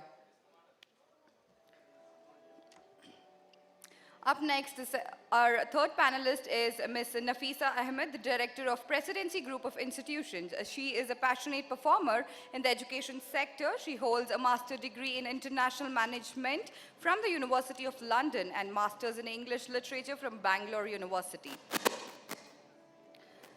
And she also has a testimony to her leadership skills. Recently, in the year of 2016, she was awarded the Edupreneur of the Year award at the Globe Platinum Award ceremony held in Hong Kong. And subsequently, she was also awarded with the prestigious India's Young Edupreneur Award in the year 2017. So let's give it up for Ms. Nafisa Ahmed, the Director of Presidency Group of Institutions.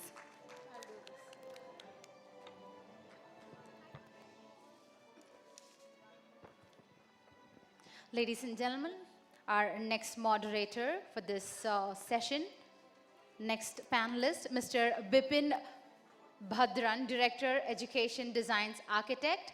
He holds a bachelor's degree in computer science and engineering and has an MBA from Leeds University Business School, UK.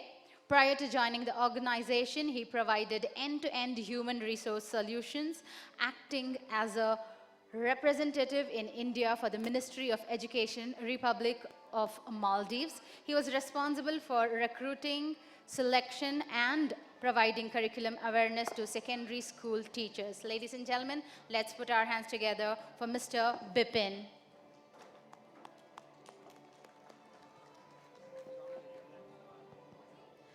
Ladies and gentlemen, I'd now like to invite on stage Mr. Vijay Kumar, Director, Wales Group of Schools. Let's welcome him on stage. He holds a MA in Public Administration and is pursuing his PhD. He has been instrumental in developing a Center for Teachers' Professional Development at Wales Group of Schools and has partnered with an NGO, Vatsalyam, to counsel around 3,000 girl students of grade 12 from various schools across Tamil Nadu. Ladies and gentlemen, let's hear it for Mr. Vijay Kumar. A very warm welcome to you, sir.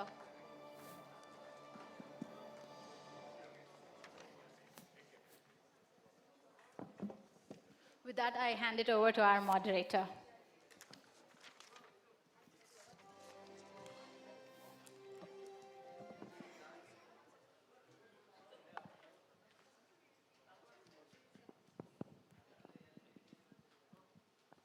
Good afternoon, ladies and gentlemen. A warm welcome to panel 3. Thank you for being here with us this afternoon. Vibha gave us a really interesting topic that talked about the economy and education and the role that education plays today, given what we're foreseeing in the upcoming scenario that we have in India over the next 2 years. Nelson Mandela said that education is the most powerful weapon that one can wield to look at change. And for us in India, we are a largely populous country, but when we look at the skills and where our youth currently are, we see a massive gap. I want to share with you a little bit of insight just to set the context for the discussion we're going to have. And the courtesy of this information comes to you from the VC Circle. It says the Indian education system is one of the largest education systems in the world, with 1.5 million schools having more than 315 million students, 903 universities, and 39,000 colleges. Having more than 242 million students, the sector is estimated at 91.7 billion in the financial year 2018. In the year 2020, I'm going to throw this to the audience. Can you take a guess as to where the education sector is pegged at in India? Anyone? Anyone in the audience? Take a guess. We're not giving you marks. We're not grading you. Anyone?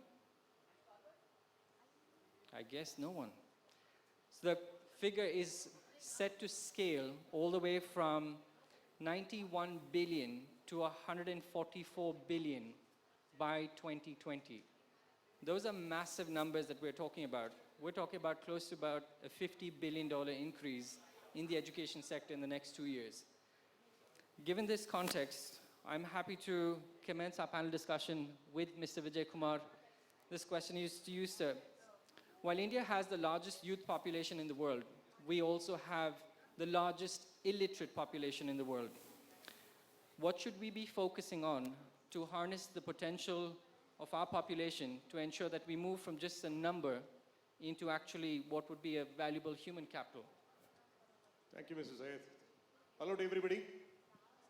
I know it's very difficult to get your concentration after the lunch hours, but still I try to do it. Anyway, the basic question here is what Syed has posed, connected with the topic, is that we have a huge population. Probably I would consider this as one of the main resources, but we have got equally the huge illiteracy. And we also accept that any country, the economic growth is directly connected or very well connected with the kind of education system we have that. So that is a contributing factor among the other things. Not only the natural resources which is available in the country. The main thing is the education, which contributes a lot towards the economic growth. That is accepted with the various studies conducted all over the world, all over the places, even in India, many studies were conducted.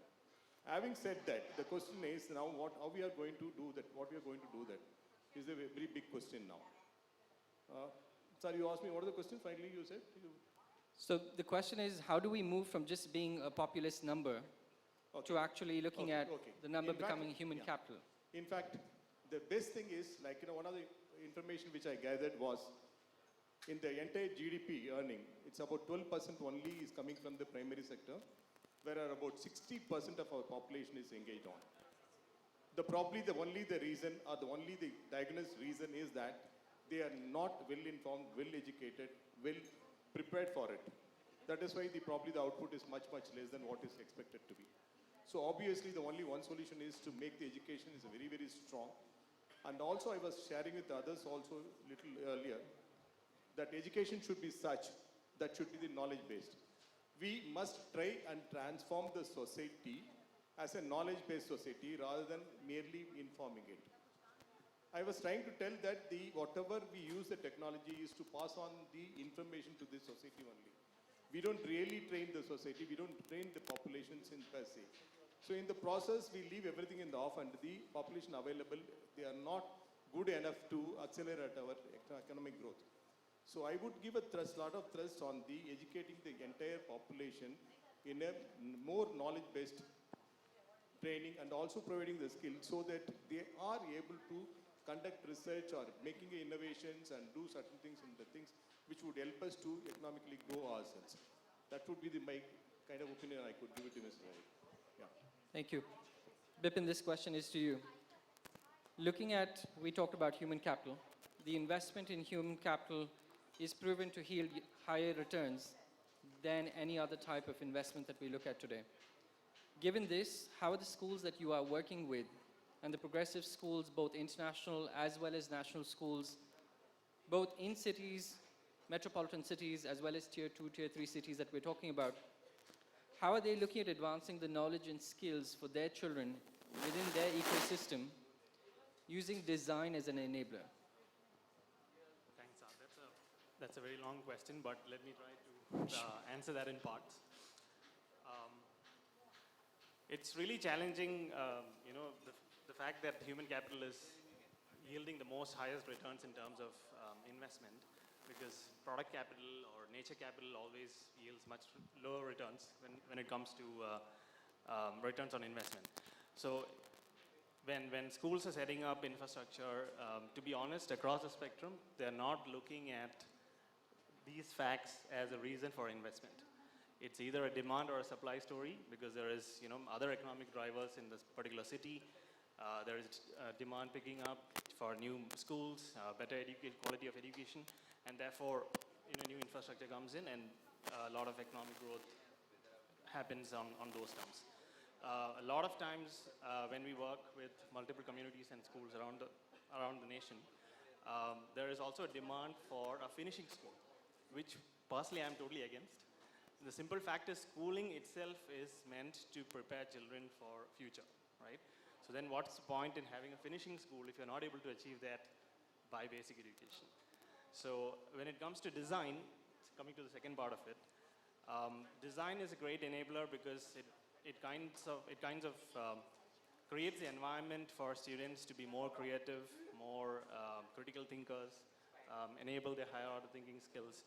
So it can have a very positive impact on how they use a space and also how, what educational outcomes are expected out of it. So, I mean, the answer is bifold in terms of what happens, but what is expected and what the reality is. Yeah. Nafisa, this question is to you. In the context of when we talk about human capital, and like we were having a conversation right now, the investment in human capital for us is the most important, particularly considering the education sector. Teachers are preparing children for every other sector. We know that we have a massive shortage, and there is a significant gap as far as talent, as far as skilled talent. Check. Can you hear at the back? Yes? We're back on. So when we talk about human capital and we talk about teachers, we know that there is a massive shortage today. When in the face of, we're starting to see the economy slow down today, we're seeing increasing regulation for schools, and we're seeing increasing costs in teacher acquisition as well as teacher retention. If you were a school owner, or if you were to talk to the school leaders out here today, what would you recommend that they start to focus on strategically as an institution, given the economic slowdown?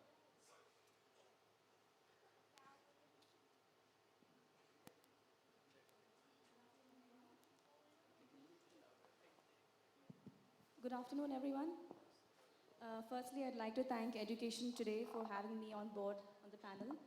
I feel very privileged to be actually speaking among an eminent set of people from various backgrounds who also contributed to the field indirectly or directly.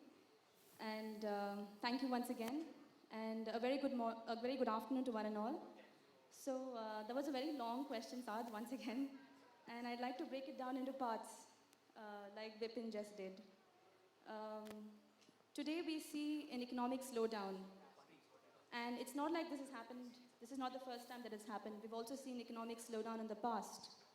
And despite the economic slowdown of aggression, despite the various challenges that we face, despite the kind of regulations that the government imposes on us, we as school leaders and management have in the past, we have overcome the crisis, either through adapting and evolving through the changing circumstances that the environment presents, or we've also built up a kind of lobby, and the government has been very, very kind enough to actually listen to our demands, give us a patient hearing. They also have this tough task of balancing between us as school leaders and also at the public at large.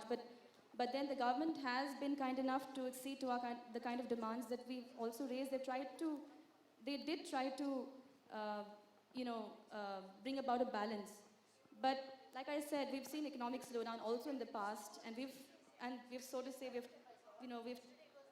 we have overcome the crisis, but however, coming to the actual question, the kind of challenges that we face, which you rightly said, is the kind of quality of teachers that we have today.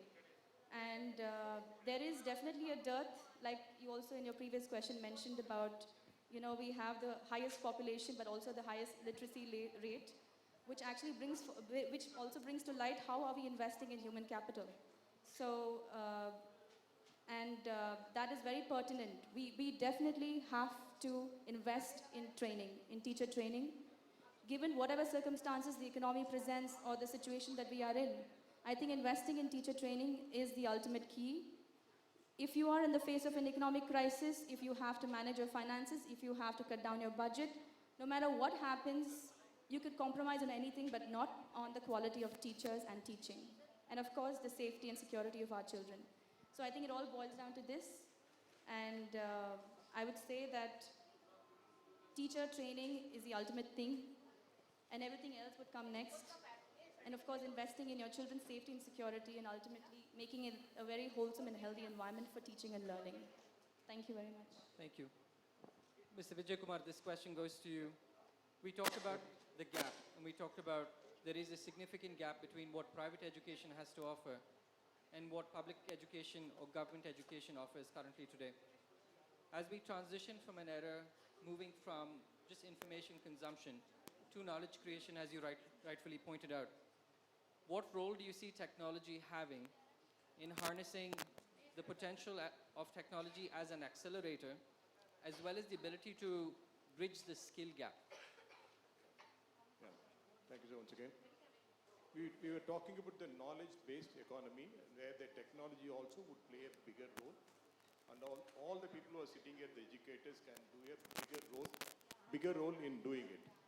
Basically, I would be suggesting is a one-point solution or a one-focus point of solution is knowledge-based economic growth, which directly connected with the education or educationalists sitting in this room, catch them very young at the early age. That is what the main point is. So that our main resource is the human capital. Rather, it is only the human population, I would call it as, to make a sense into it. We have to convert them into a human capital. Means they are all should be employable, and somewhere or the other productive, somewhere or the other their knowledge should be helpful to us into converting our natural resources into their real, he was calling the, what is it, return of investment. Return Yes, on we must make capital ultimately return of investment. So having the advantage of huge population, converting them to a huge human capital is the most easiest thing one a country like India can look at it.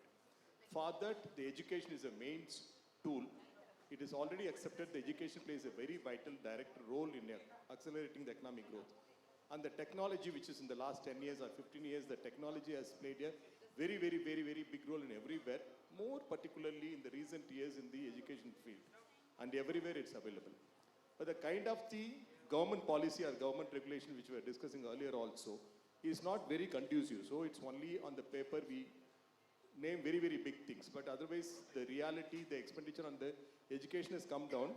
Whereas the expenditure, the expected expenditure because of the new innovation, the technology coming in would cost you more, at least in the initial years. Maybe later on, all the educational institutions, all the people are accepting it. It may cost you less or with more invention or cost saving. But as of now, the technology definitely costs you little more. So having that cost, and you said economic is also slowing down. With all these conditions, we'll make it work. Once again, what are the plans we are having, what are the regulatory plans, which sounds very nice because national policy on education is coming up and the technology is brought to the government school also, it is there. But how far it is going to be successful? Because ultimately, like I was popularly calling it as it's not that we are looking for a informed society. I'm sorry if I'm hurting anybody's feeling. More than the informed society, we must have the knowledge-based society. That is what the most important is. Everybody should play their role in ultimately.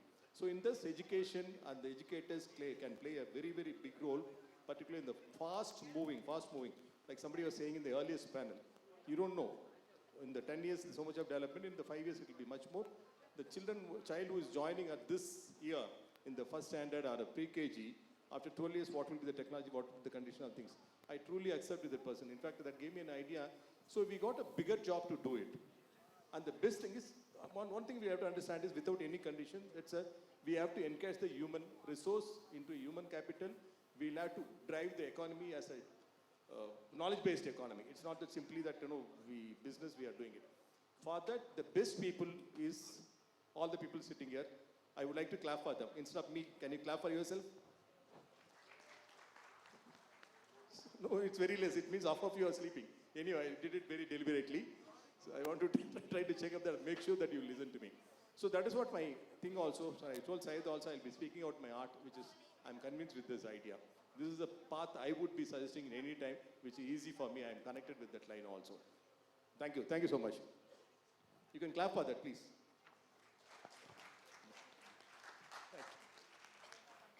Yeah. Looking at economic drivers for us, when we look at the gap in India, we see a massive gap, and the